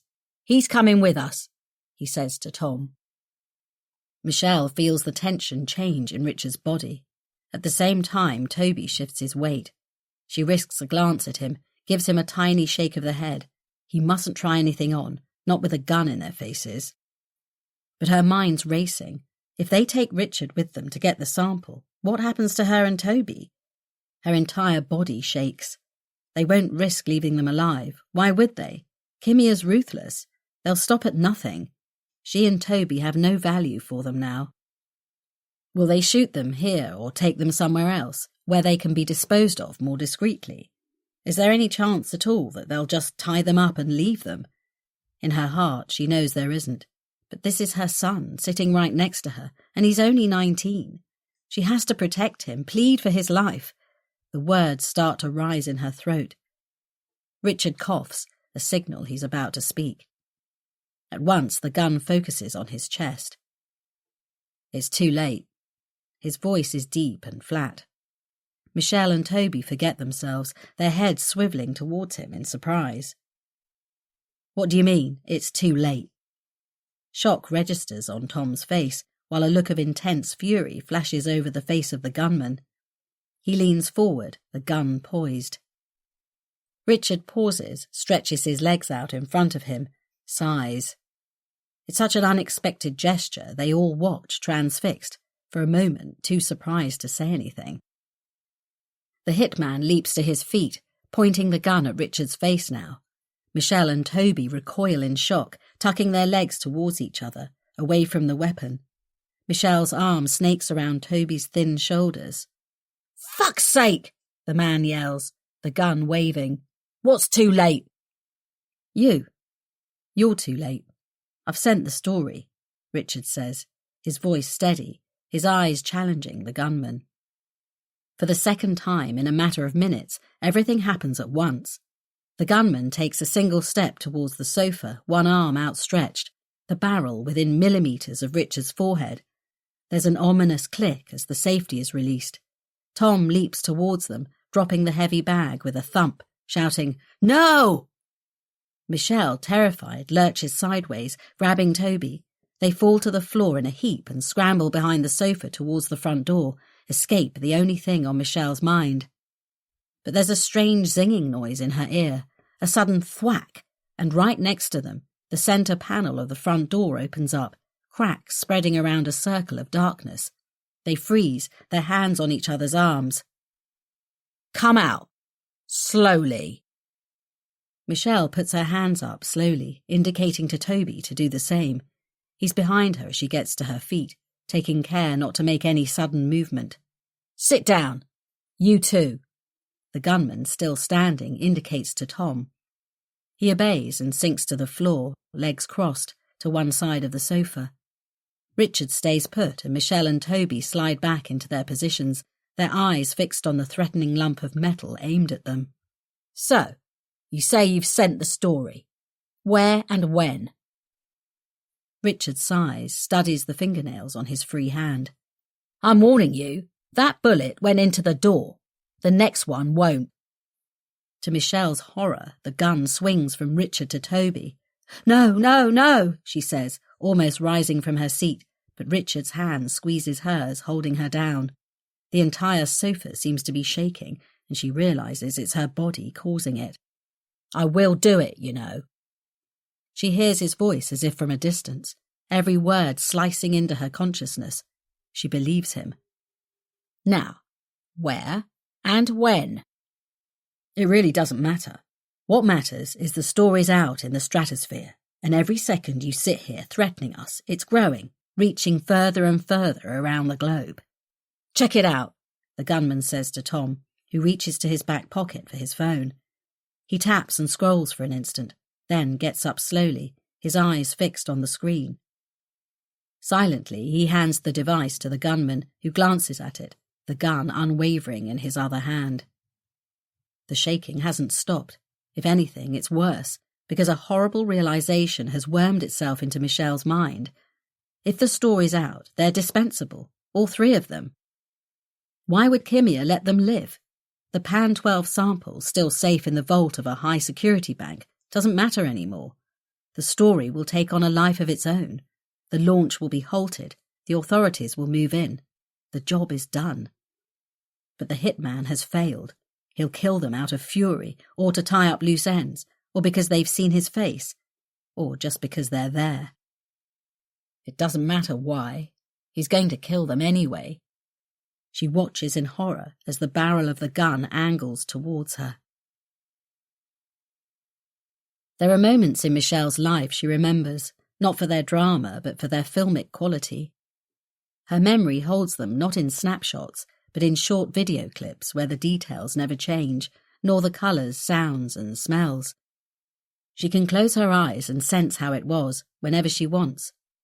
The feel of her mother's hand in hers on the way to school, the joy of drawing aside a curtain to reveal the world transformed by snow, Toby running across the garden as a small boy, his fat little legs pumping. She can conjure up precisely what she was doing when someone significant died, drying the dishes, walking to the shops, sitting with friends in the local cafe. Each of those simple, everyday acts changed forever after that moment. Likewise, this instant, this fraction of a second in which she thinks she's going to die. The living room and all its contents acquire a Hollywood sheen. The light around her dazzles, colours sharpen, shadows shift and fade. Every ornament, every piece of furniture is outlined in sharp relief. Every movement slows down. As the gunman takes aim, Richard shouts, more like a scream, she doesn't recognise any words, and hurls his body across hers, while Tom lunges at the man in a rugby tackle, yelling, "No!" Toby flings sofa cushions into the fray like in a children's pillow fight. She's transfixed by the killer's face. She wonders, bizarrely, how he keeps his skin so fresh. But as the scene plays out, frame by frame before her, his gaze lifts beyond the sofa, as if he's looking far into the distance. An expression of utter surprise widens his eyes. The blood drains from his face. She can almost see it flowing away through the vein standing out on the side of his neck. He moves forward, sidestepping Tom, ignoring Richard and Michelle, batting aside the cushions launched by Toby. If he was focused before, now he's laser-like. Richard's the first to make a move. "Go!" he yells, but something's happened to Michelle's hearing. She knows what he's saying, but there's a strange ringing in her ears. A single red rose blooms on the smooth forehead of the assassin. The gun in his hand jerks once, then takes off, flying through the air in a graceful arc to land somewhere behind him.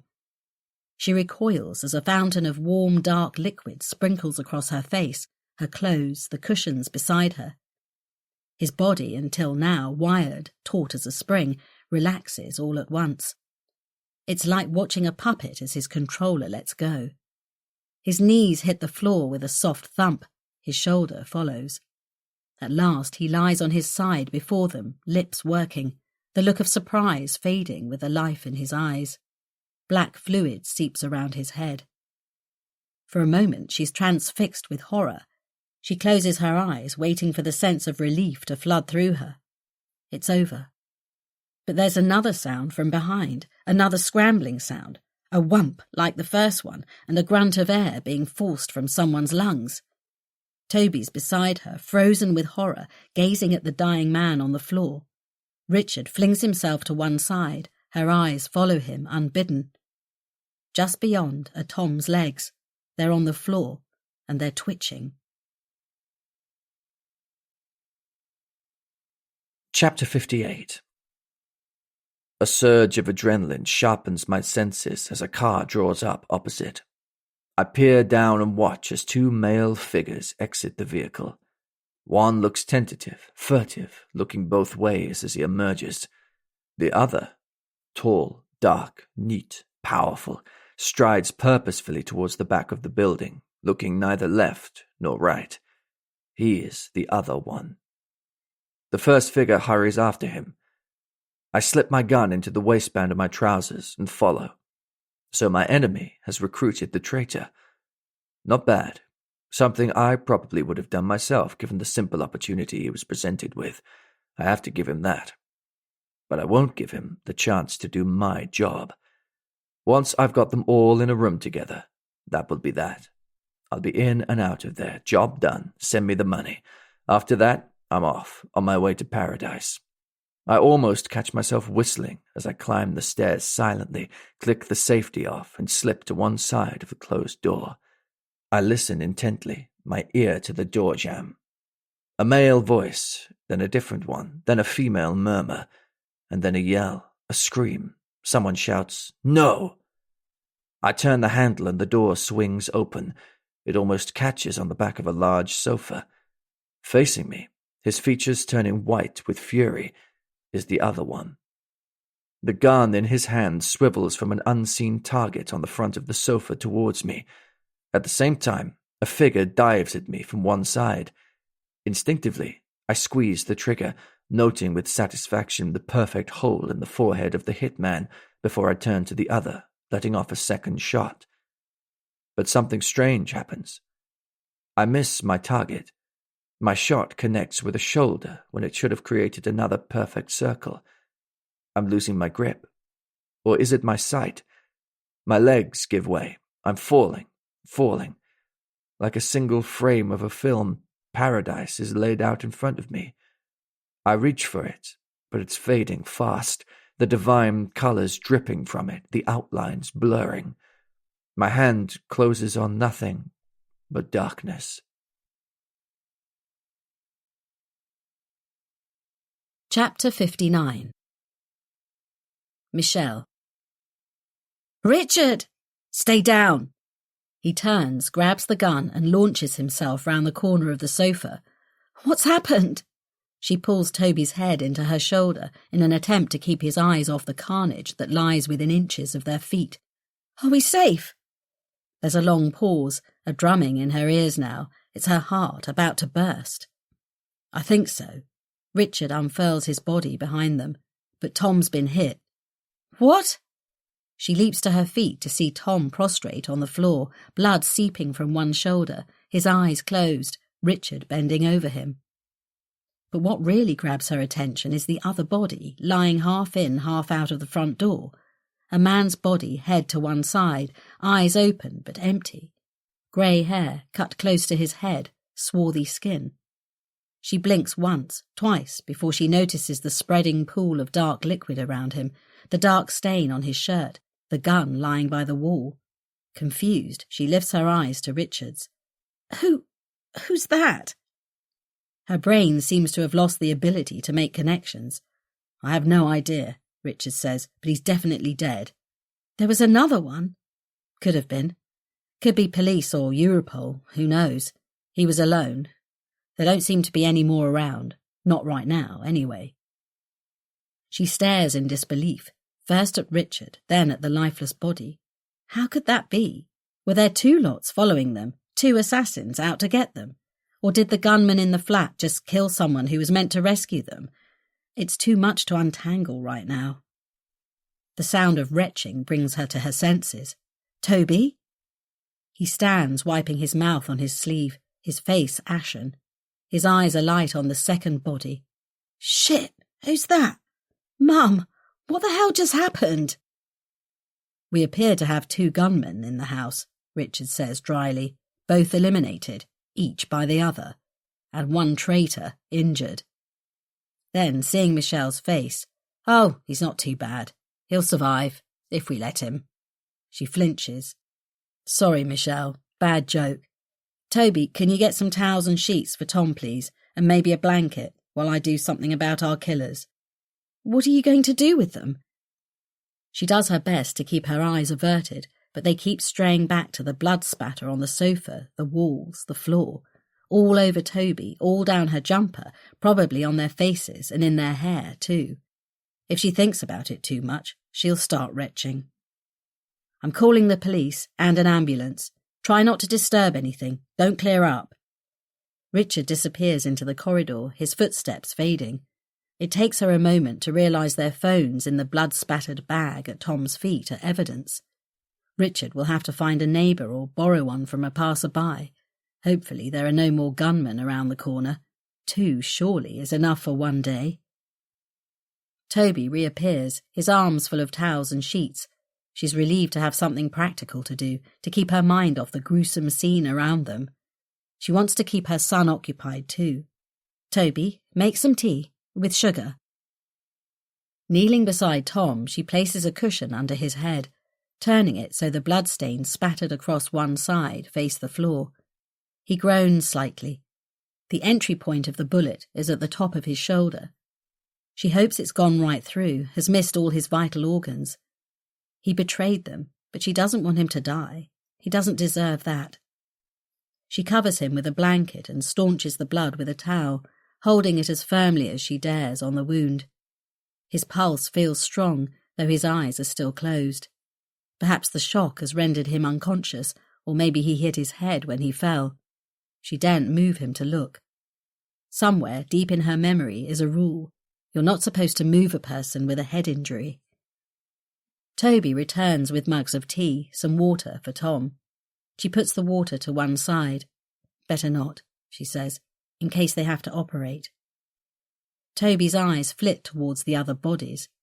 Here, Toby, don't look at them. Sit on this side. His eyes are still wide, a grey pallor to the skin on his face as he squats beside her. He's in shock, as is she. She draws him close, places a blanket around his shoulders. It's okay, Toby. We're okay. It'll all be over soon. Tom's eyelids flicker, then open a crack. I'm sorry, he croaks. You'll be all right, Tom. The ambulance is coming. His body tenses as if he's trying to raise his head. Keep still. You're losing blood, she says, putting a restraining hand on his arm. His body relaxes. Are they dead? Yes. He closes his eyes. I'm sorry, His voice fades away as he loses consciousness again. She sits huddled on the floor with her son, numb with shock. Chapter 60. Michelle. The hours pass in a blur of sirens, paramedics, and questions. In a bedroom, dazzled by the flashlights of the investigators, Michelle answers questions in a trance. There seem to be hundreds of people coming and going, some in white outfits like snow rangers, some in green scrubs, the policeman at the door in uniform. The people who question her, thankfully, are gentle. They give them crime scene suits and take away their blood-stained clothes in plastic evidence bags. Only the thought of being free, getting cleaned up and sleeping in a safe place keep her going. She answers the questions automatically, skimming over the details of the drug and how she came by it.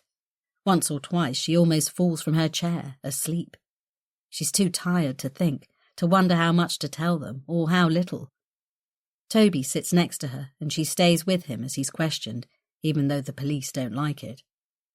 She has no idea how much time passes before she hears Richard's voice remonstrating with the police. Let the boy and his mother go. Look, they've had enough. You can see from their faces. We're not going anywhere. We can do the rest of this tomorrow, surely. Within an hour, she and Toby arrive at a nearby hotel, still clad in white suits, their feet in blue plastic shoe covers. Luckily, it's very late and there's barely anyone around to stare. They're accompanied by a uniformed police officer who helps them check in and stays with them until they're safely inside adjacent rooms. He gives Michelle a number to call the next day, and at last they're able to rest. It's only once Michelle has showered and climbed into bed that she remembers. In all the trauma of the last few hours, she hasn't even checked the news. She wakes to a soft knock at the door. It's light outside, and it feels like late morning. Throwing a hotel robe around her, she peers through the peephole on the door. Toby, also in a toweling robe, stands outside. She folds him in a silent hug for a few moments before he untangles himself. Did you sleep? Michelle takes a quick glance down the corridor as she ushers her son into the room. Nothing to worry about there. Nonetheless, she secures the door from the inside. I didn't think I would after, but I was out like a light. It's 11:15, Mum. The skin on his face is pale and drawn, anxiety written around his eyes. Michelle feels a jolt of concern for her son. It'll take a while to recover from the events of yesterday. Have you seen the news yet? Not yet, but I'm starving. Are we allowed to order some food? Of course, first things first. Let's put in an order right away. Toby turns the TV on while Michelle orders coffee, juice, a full English breakfast for Toby and a continental for herself. She has no idea who's paying for this, but if it's her, then it's worth it, after all they've been through. As she finishes, the name Kimia rings in her ears. A newsreader with a serious expression sits in front of a photo of the Reykjavik headquarters where she worked until recently, though it seems like years since she was last in that building. The words evidence and life-threatening stand out in what he's saying, along with investigation and arrest. But without the start of the news piece, she can't tell if it's what she and Richard have been hoping for. Try the news channel, she says. Has a little-known Icelandic firm found the secret to eternal life? A newsreader quotes from his autocue. Rumours have circulated for some time in pharmaceutical media around a secretive Icelandic biotech company, Kimia. It's understood that billions of dollars have been invested in a new wonder drug that's believed not only to arrest aging, but to reverse it. The drug, known as Pan-12, was scheduled to be launched in just 10 days' time to huge fanfare, but in the last few hours, evidence has emerged that the formula is fatally flawed, leading to serious illness and even, potentially, death. This raises the question, was Kimia planning to go ahead with the launch, hiding the evidence? Our correspondent, Jan Muller, is in Iceland with this report. Dressed in a long coat and warm scarf, a presenter stands in the science park in Reykjavik, the Kimia building clearly visible behind him. Michelle feels a chill creep up her spine at the sight of it. It appears that a scientist working for Kimia, the biotechnology firm which operates from the building behind me here in Reykjavik, became concerned about the results of long-term clinical trials of a new top-secret drug known as Pan-12. Rumours have been circulating about Pan-12 for some time, with pundits calling it a super wonder drug with remarkable rejuvenating properties, speculating that it could not only transform lives, but the entire world order. Pan-12 was scheduled for public launch in only a few days' time, but the as-yet unnamed whistleblower handed the story to an investigative journalist who has in his possession crucial and damning evidence that shows the drug causes serious harm in a substantial proportion of people. The story hit the news media late last night, and speculation has been growing exponentially since then. So far, we've been unable to interview either the journalist or the scientist, nor have we been able to gain access to any of Kimia's senior executives. Communications with the company seem to have been shut down, and we have not been allowed anywhere near the building. You can probably see behind me that barriers have been placed around the perimeter, and there's a strong security presence, allowing nobody without clearance within 100 meters of the property. Investigations continue into the potential implications of this drug, but now that the authorities are involved, including the Icelandic Medicines Agency as well as other global regulatory bodies, it seems unlikely that the drug will be approved for release anytime soon. It looks like there's a lot more to this story than we've seen so far, with far-reaching repercussions for Kimia, its owners, and its directors. Thank God, Michelle says. She drops her head into her hands, overwhelmed with emotion. Mom, why are you crying? It's good news, isn't it? Through tears, she says, It's great news. I'm just so relieved. It sounds like Richard's story will put an end to Pan 12. Kimia's directors will be liable for, I don't know what, actually, fraud or something. Anyway, I imagine the regulators won't be happy at all. There'll be a serious investigation, and that could mean the end of Kimia. I hope it does. Toby tucks into breakfast with enthusiasm. That's great, Mum. You did it. You were a vital part of the story, and without you it wouldn't have happened. I can't take much credit, honestly. Without Richard, I'd have been hopeless. Where's Richard now? The last time she saw Richard was in the flat. She shakes her head before her mind conjures up a picture of that terrible scene. I don't know. I hope he wasn't up all night. What do we do now, Mum? We don't even have any clothes. You're right. We can't go out in these boiler suits. Wait, the police gave me a number to call. Please don't tell me we need to go back for more questioning. I'll resist, though we might have to, eventually. For now, we need help with the practical stuff. And we need to find Richard. Chapter 61. Michelle. As it turns out, they don't need to look far to find Richard. There's a soft knocking at the door. Toby's head rises, a hint of fear in his eyes. It's okay, Toby. Michelle takes a quick look through the peephole. It's Richard. Her fingers fumble at the lock. They gaze at each other for a fraction of a second. Then, without a word, he takes her hand, pulls her into the corridor and folds her in his arms. In that moment, she's in the safest place in the world. Her breathing slows, her heartbeat settles. It's over in a flash, but before he lets her go, he drops the softest kiss into her hair. When their eyes meet, there's warmth and understanding in their look, and her heart leaps.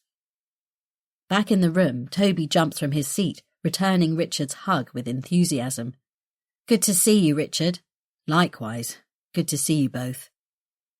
He turns and gives her a reassuring smile.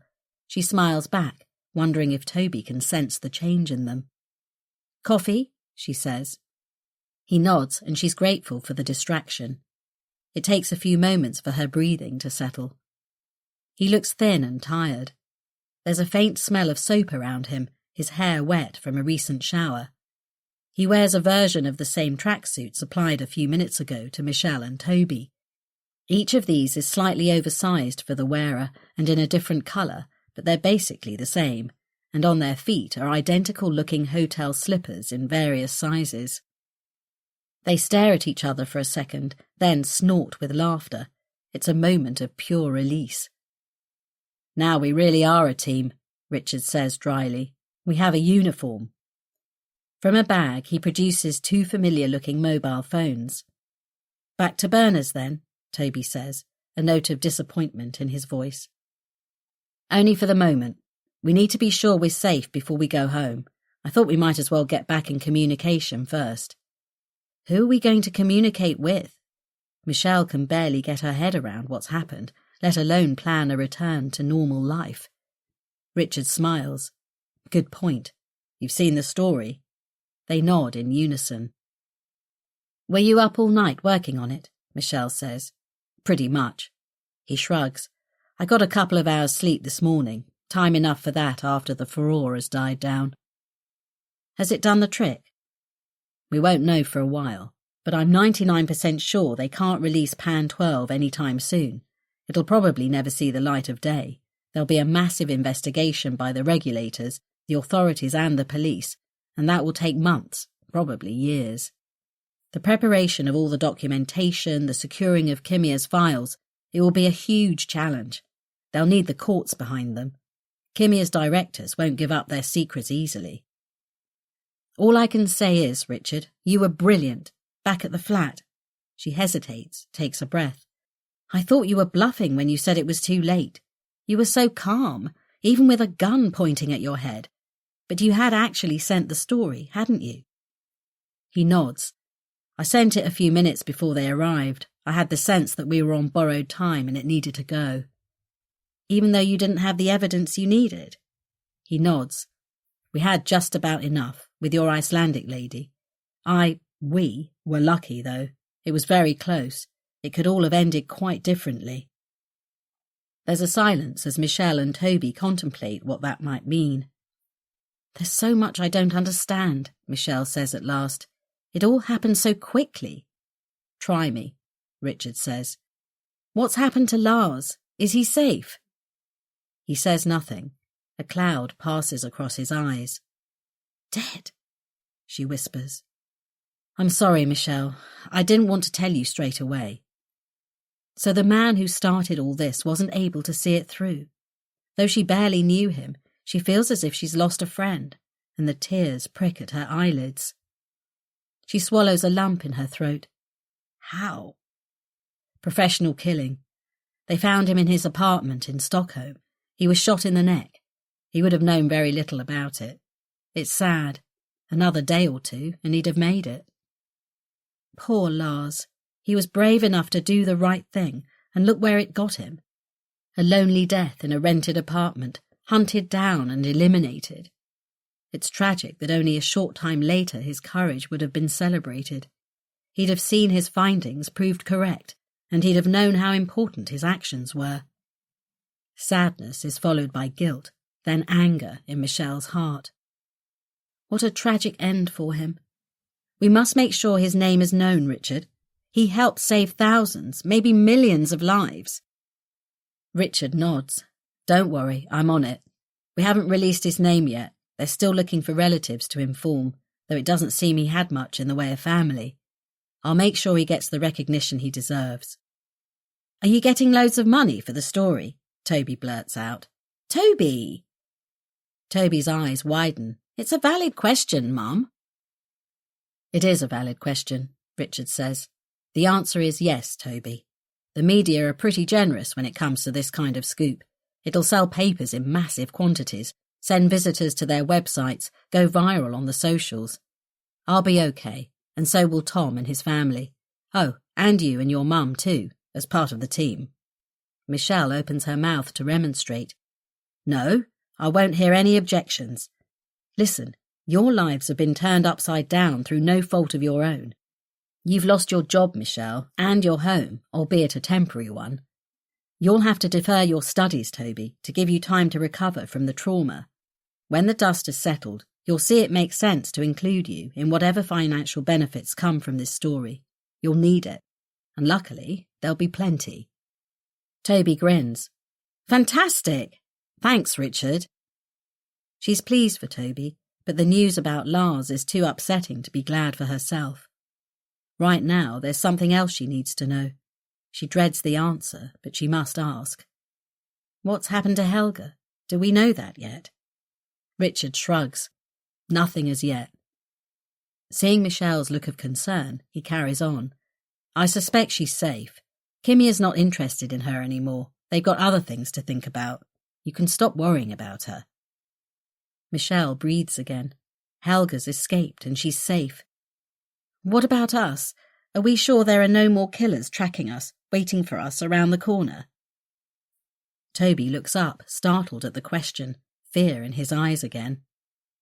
Michelle's almost sorry she asked, but none of them can assume they're safe yet. Richard nods.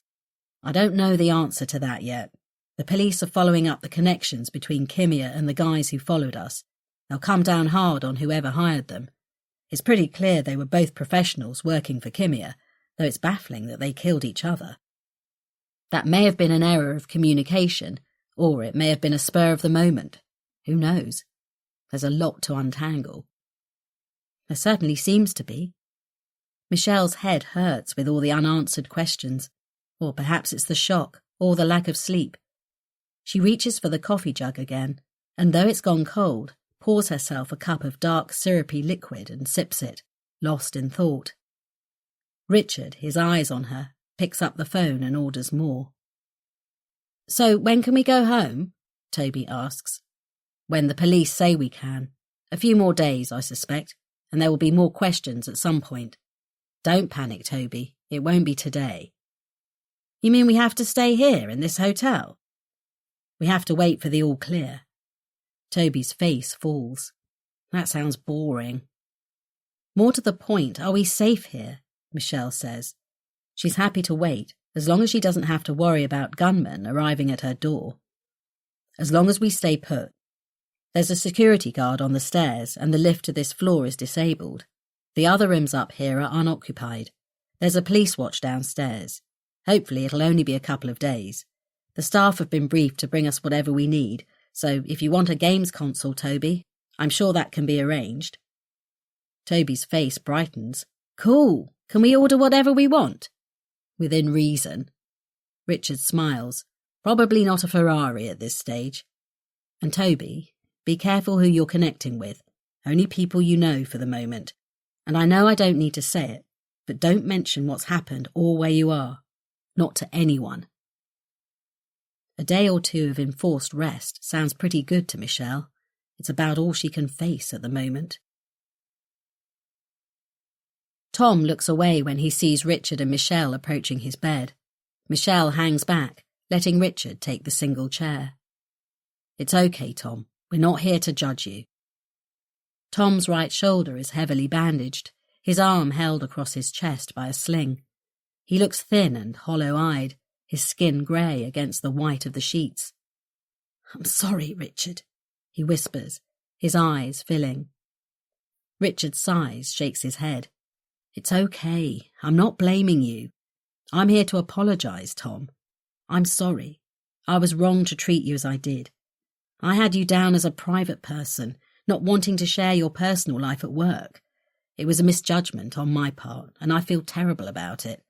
I should be apologising to you." "Thank you." A single tear makes its way down Tom's cheek.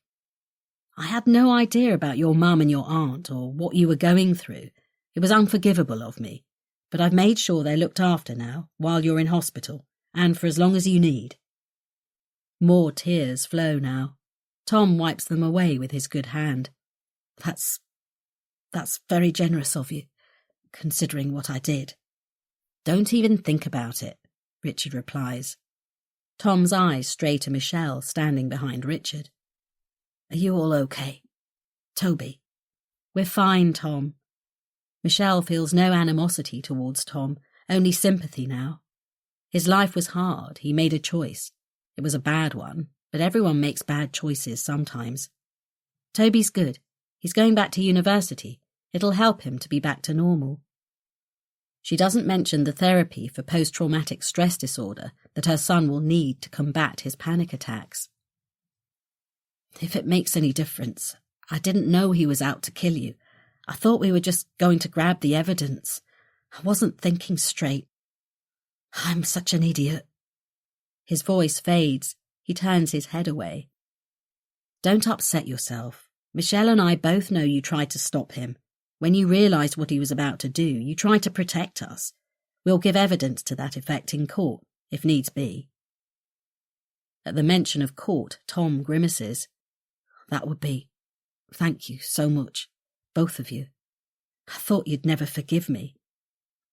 "There's nothing to forgive, Tom. You were under severe stress. You needed the money for your mum. It was a massive temptation. I don't blame you in the least. Listen, the guy would have found us anyway, eventually. No need to beat yourself up." As they leave the ward, Michelle notices for the first time the man sitting in the corridor outside. He nods at them as they leave. "Is that a police guard?" she whispers to Richard. "Looks like it," Richard says. "Tom's in for a rough ride, I'm afraid, when he's recovered." Chapter 62. Michelle. The last time Michelle was on a plane, she was on her way to Iceland. The thought strikes her just before they land, and her heart lurches with the memory. It seems like decades ago. She'd been so full of anticipation then, so ready for an adventure. Now all that seems naive, frivolous, after all that's happened. Richard, sitting next to her, senses her concern. Placing a warm hand on her arm, he says, "Okay, fear of flying?" She shakes her head. "Not at all. It's not that. I was just remembering the last time I flew. It was to Reykjavik." "Okay, that would make you a little nervous, but nothing's going to happen to us in Sweden, I promise. Anyway, this time you're with me." She smiles across at him. "I can't tell you how much that helps, but I suppose..." "What do you suppose?" "I suppose I can't avoid it, especially right now. We're going to Lars's funeral. It will all come back. I'll just have to handle it." It's been a few weeks since Lars's untimely death. The funeral was delayed because of the police investigation, which seemed to go on and on. In the meantime, it became clear that Lars had no family at all, no friends in Sweden or Iceland to take on the organisation of a service, so Richard and Michelle stepped in and handled the arrangements. By now, Lars Anderson's name is well known. True to his promise, Richard ensured the scientist's name was released to the media as the man who blew the whistle on the biggest pharmaceutical scandal the world has ever known. He crafted an obituary that was used across the globe, acknowledging the man who risked and lost his life to save many others, and Lars's name was mentioned in every news story and feature that followed the initial scoop. Michelle and Richard are flying to Stockholm to attend the funeral. They've kept the date of the actual service secret to give Lars a peaceful farewell. After it's done, Richard will meet the media to tell the scientist's story once again. Lars Anderson has become a Swedish hero, his name mentioned at the highest level of government. A memorial service is planned at a future date, a sculpture commissioned in his honour. His story has captured the imaginations of the Swedish people. You've done him proud, Richard. Michelle watches from the window as their plane coasts over the lights of Stockholm. He seemed a modest person, self-effacing even. It's so sad there's no family or friends. I suppose that might be why he was so committed to his work. But he deserves this. He really does. It would have been terrible for him to be buried without any acknowledgement. Richard looks pensive. "Thank goodness for people with a conscience," he says. "People like him restore my faith in humanity." Michelle gives him a sideways look. "Are you sure?" "Well, to some extent," he says. Knowing what she does about Richard's work, she's surprised he has any faith in anyone. At a tiny traditional church on the outskirts of Stockholm, they bring flowers to lay on the casket. There are no crowds of friends here to say goodbye, no weeping relatives. A small woman with white hair, a thick coat wrapped around her thin frame, snow boots on her feet, slides into a pew at the back of the church. Otherwise, it's just Richard and Michelle, the priest and a helper. There was no public announcement, no information put out in the media. Voyeurs, journalists and photographers were not invited. The simple service, conducted in Swedish, is incomprehensible to the two mourners sitting in the front row, but it sounds all the more poignant for its mystery. The songs delivered as a duet by the priest and his helper are beautiful and sad. It's all over in less than 20 minutes. As they leave, Michelle and Richard place their bouquets on the polished wood and say their goodbyes. The elderly woman at the back shuffles forward and starts to tidy the few hymn books and service cards laid out at the front of the church. From the graveyard where Lars will be buried, They can see the ocean water that surrounds the city, sparkling in the winter sunlight. Soon it will be dark, the days shortening for the winter months, though Lars will know nothing of it. They decide to stroll around the churchyard, paying their last respects to the scientist they knew for such a short time, but whose actions had such a profound impact on them. The priest strides out to see them, thanking them in his perfect English for attending. They fend off questions gently about their relationship with Lars. As they talk, Michelle notices a figure in the background, watching them. She's not sure if they're a woman or a man. They're tall and slender, in dark clothing, a hat pulled low on their forehead, a blonde lock escaping at the collar. Under Michelle's gaze, the figure turns and strides away. Something in the person's gait strikes a sudden chord in her mind. She pulls gently at Richard's sleeve and he pats her hand. "Well, thank you again," Richard says to the priest. "We must go now." "Of course." The priest nods and smiles as they walk away. "What's going on?" Richard says. But the figure has gone. Michelle turns and looks around, but there's nobody there. "I thought I saw someone." "Who? Someone you know?" "Well, no, I'm not sure. I only caught a glimpse. It's probably nothing." He takes her hand. "You're still tired, and you've been through a terrible trauma. Come on, let's get out of the cold. There's nothing more to do here." She could easily have imagined it. It wouldn't be the first time her imagination has played tricks on her in recent weeks, though usually it involves the dark figure of a man watching or following her. Since the shooting, she has found it hard to rid herself of the images, the blood, the yelling, the deafening gunshots, the bodies on the floor, her total inability to defend her son, her deep sense of guilt for getting him tangled up in a lethal situation. The images revisit her with exhausting regularity. Every night and often during the day too, triggered by loud noises, colours, voices. Toby is the same. They've both been diagnosed with post-traumatic stress disorder. They're seeing specialist therapists and they talk to each other often about the process. Whether it's working or not, only time will tell. In the meantime, she can't trust what she's seeing, so maybe it was her mind playing tricks on her again. Chapter 63. Michelle. Despite everything, all the stress, the terrible flight across Europe, the hiding, the fear, the shocking showdown in the flat, something wonderful has happened, and she can hardly believe it's true. The moment she met Richard, she was impressed by his steadfastness, his calm, his intelligence. His support for her and for Toby through all the trauma has been unquestionable, unwavering, and wise. Since Toby went back to university, Richard has become her lover. Not just her lover, her long-term partner. It feels as if they've always been together, and she can't imagine a future without him. He's seen her at her worst, dirty, unkempt, and helpless, but he doesn't care. Every day he tells her he loves her, and she believes him. It's hard to imagine she once cared so much about aging, about her looks, about the clothes she wore. Ironic that an age-defying drug has convinced her that aging isn't a problem. As soon as she's able, she gives the tenants in her old London flat notice and sells up. A few weeks on, she's living with Richard in a beautiful apartment in North London. She wants nothing more than a fresh start. It was Richard's suggestion, and she agreed without hesitation.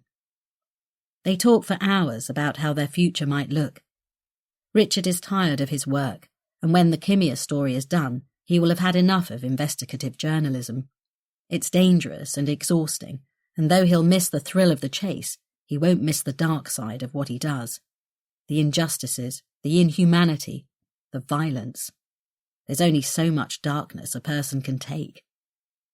But for now, the story runs on, and Richard will see it through. Every day he receives calls and messages offering him opportunities. A book, a film, a TV series.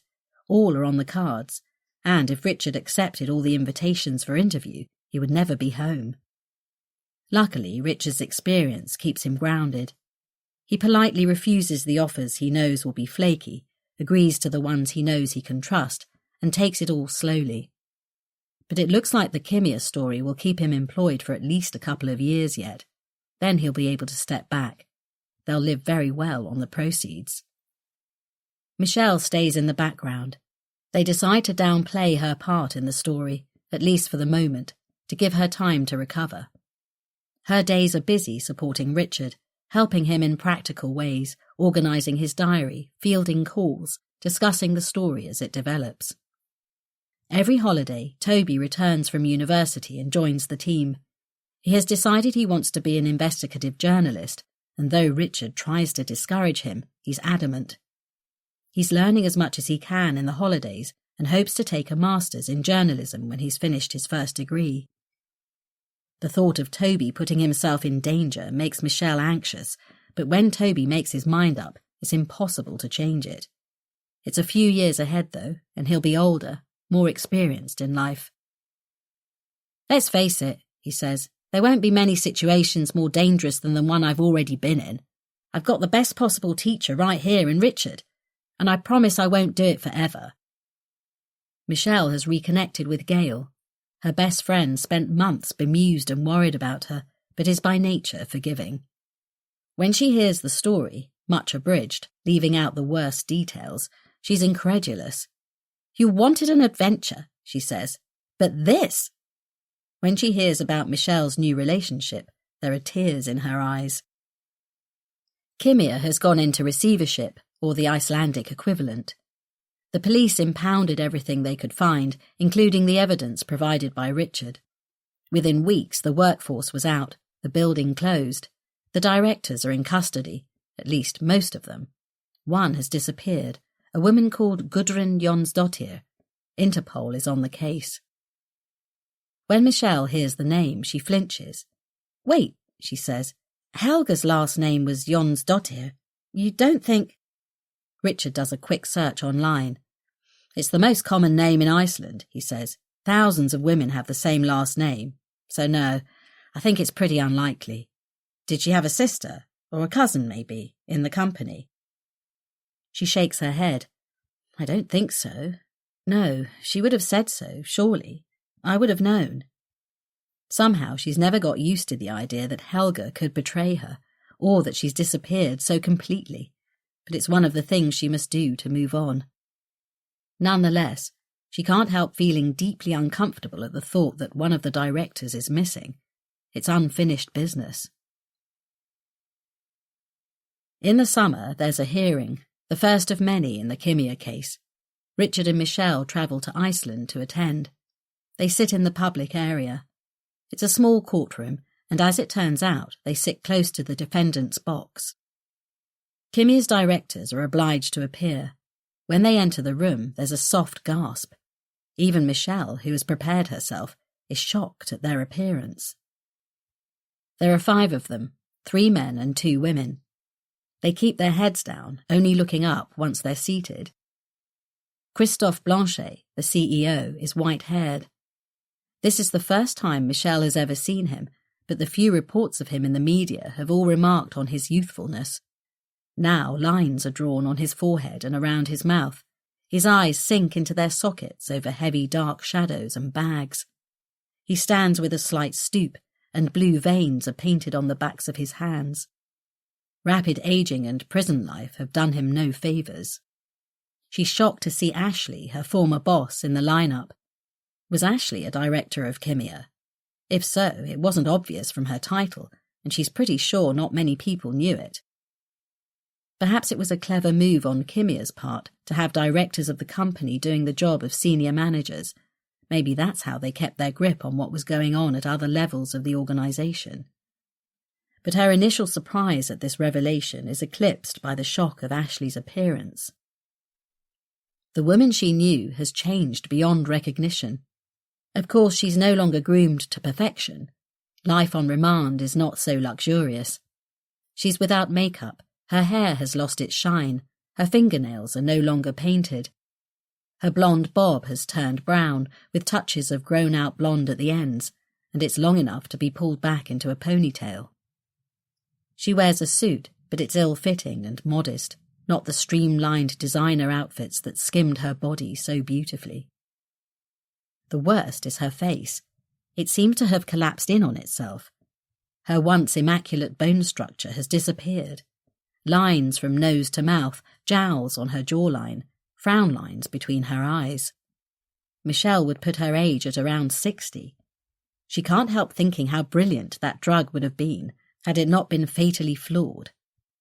She kills that thought. This is a preliminary hearing only, and not much happens. She and Richard are attending not only for the sake of the story, but because at some point in the process they'll both be called as witnesses. It's not something Michelle is looking forward to, but she's determined to see it through, for Lars, for Tom, even for Helga, for all the former colleagues who lost their jobs. Fortunately for Michelle and Richard, plus the other reporters present, the proceedings are conducted in English, but there are so many indictments that Michelle can't keep up. The legal language drones on, and her mind begins to drift. Richard makes copious notes. This is fodder for yet another series of news stories in the Kimia saga, not only the appearance of the directors, which will go viral inevitably, but the scale of the crimes listed against them. They're asked about the director who died. They all say it was a heart attack, no evidence of any connection to Pan 12. As for the missing director, Gudrun Jonsdottir, none of them claims any knowledge of her whereabouts.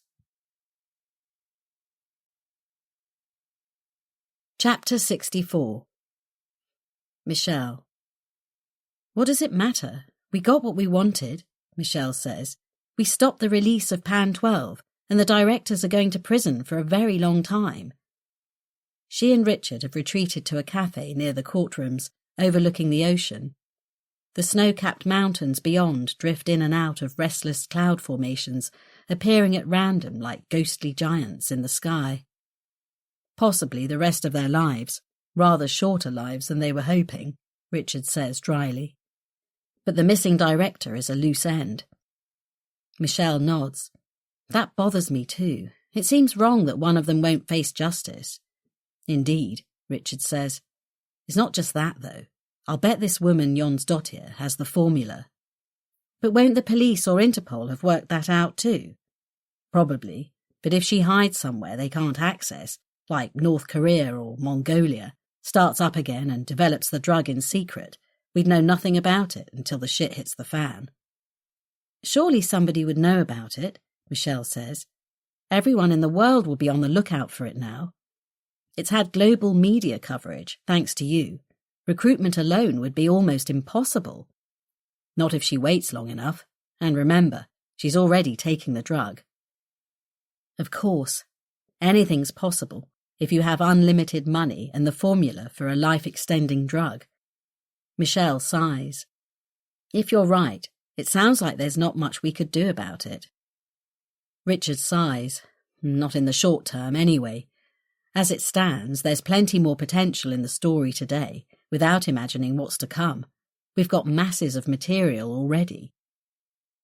She gazes out over the ocean, where a single seabird dips and glides. I'm beginning to wonder if we'll ever be free of it. We will be. When we are, we're going to enjoy the proceeds, believe me. Don't worry, we can slow down soon. It's a great position to be in. We can pick and choose what we want to do. There are plenty of other journalists who'll be happy to follow the story to the bitter end. I believe you. I just don't want you to burn out when I've only just found you. She takes his hand across the table. Not going to happen, he says. I've got so much more to look forward to now. We'll see Kimia through, and then I'll retreat to a life of luxury with you. Don't believe you. Well, okay, but I won't be doing any more investigative stuff. I'm done with that. I'm going to write a novel. A novel? What about? What genre? He grins. It's about an elixir, the fountain of youth. It's a fantasy. On a small island to the far north of the Finnish archipelago, where flora and fauna thrive, a few hundred people live in harmony with nature. Few foreigners come here, particularly in the harsh, dark winter, and life's rhythms are governed by the weather and the seasons. So there's a spark of interest when outsiders arrive and build their home here, even more so when that home springs up in the remotest part of the island. The building that rises from the hard rock is like nothing they've ever seen before. It melts into the background, the sky, the earth, the water reflecting off its soaring mirrored sides. There are no curves at all, only sharp corners on a huge oblong box, interrupted by two solid metal doors. Next to the house is a huge steel carport with space enough for a dozen vehicles, built on a concrete platform. The locals are baffled. Why would anyone want to live like this?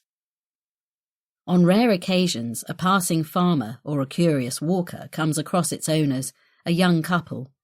They nod politely and exchange greetings, but say very little about themselves. Nobody knows who they are or why they would choose such an isolated spot to make their home. They remain aloof, staying away from the village on the other side of the island. Like their house, they hardly seem to be there. What is clear is that they have plenty of money. To build a place like that here is problematic, but it's completed in record time. Helicopters are spotted delivering materials, boats arrive in the tiny bay nearby. Snowmobiles deliver regular supplies. The locals are curious, but as time goes on and the owners are barely seen, their interest wanes, the gossip stops. The house gazes out over the roiling sea, and on a good day, a huge panorama stretches for miles. The sky is in constant flux. Patches of blue turn into tumultuous clouds within seconds. When the wind blows, the sea becomes furious. Waves loom and grow to mountainous heights, crashing with deafening blows onto the rocky shore. Inside, in the warmth generated by the power of the sea and the sun, like all the energy in the house, a woman sits at a silver screen, a single notebook open beside it. She's blonde and fresh-faced, her skin crystal clear. A smile lingers around her mouth, as if she likes what she sees on the screen. She types quickly at the keyboard, then stands, revealing a tall, slender figure.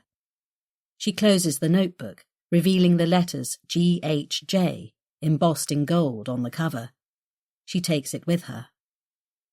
Walking purposefully, she heads for a well-concealed door to one side of the room. It opens to reveal a wide staircase that takes her down 2 floors to an underground basement. At a solid metal door, she punches a code into a keypad and pauses for a camera to recognize her face. From a peg to one side, she takes a blue lab coat and slides her arms into the sleeves. She doesn't bother to button it. The room she enters is a laboratory. A man in similar lab clothing turns to greet her. As she nods her reply, a single earring in the shape of a snowflake sparkles in the bright overhead lights. Long worktops hold a variety of streamlined equipment. Everything is white and spotless. She walks soundlessly to the seated man and stops behind him. He's watching live video, pausing from time to time to type notes into a report. 4 mice scuttle around a large glass box to the left of the screen. Another box to the right contains 2 mice. These are smaller than the others and thin, their fur patchy, pink skin showing through. Instead of running, they hobble, and one has a large growth on the top of its head. The woman scrutinizes the report on the screen. It's headed,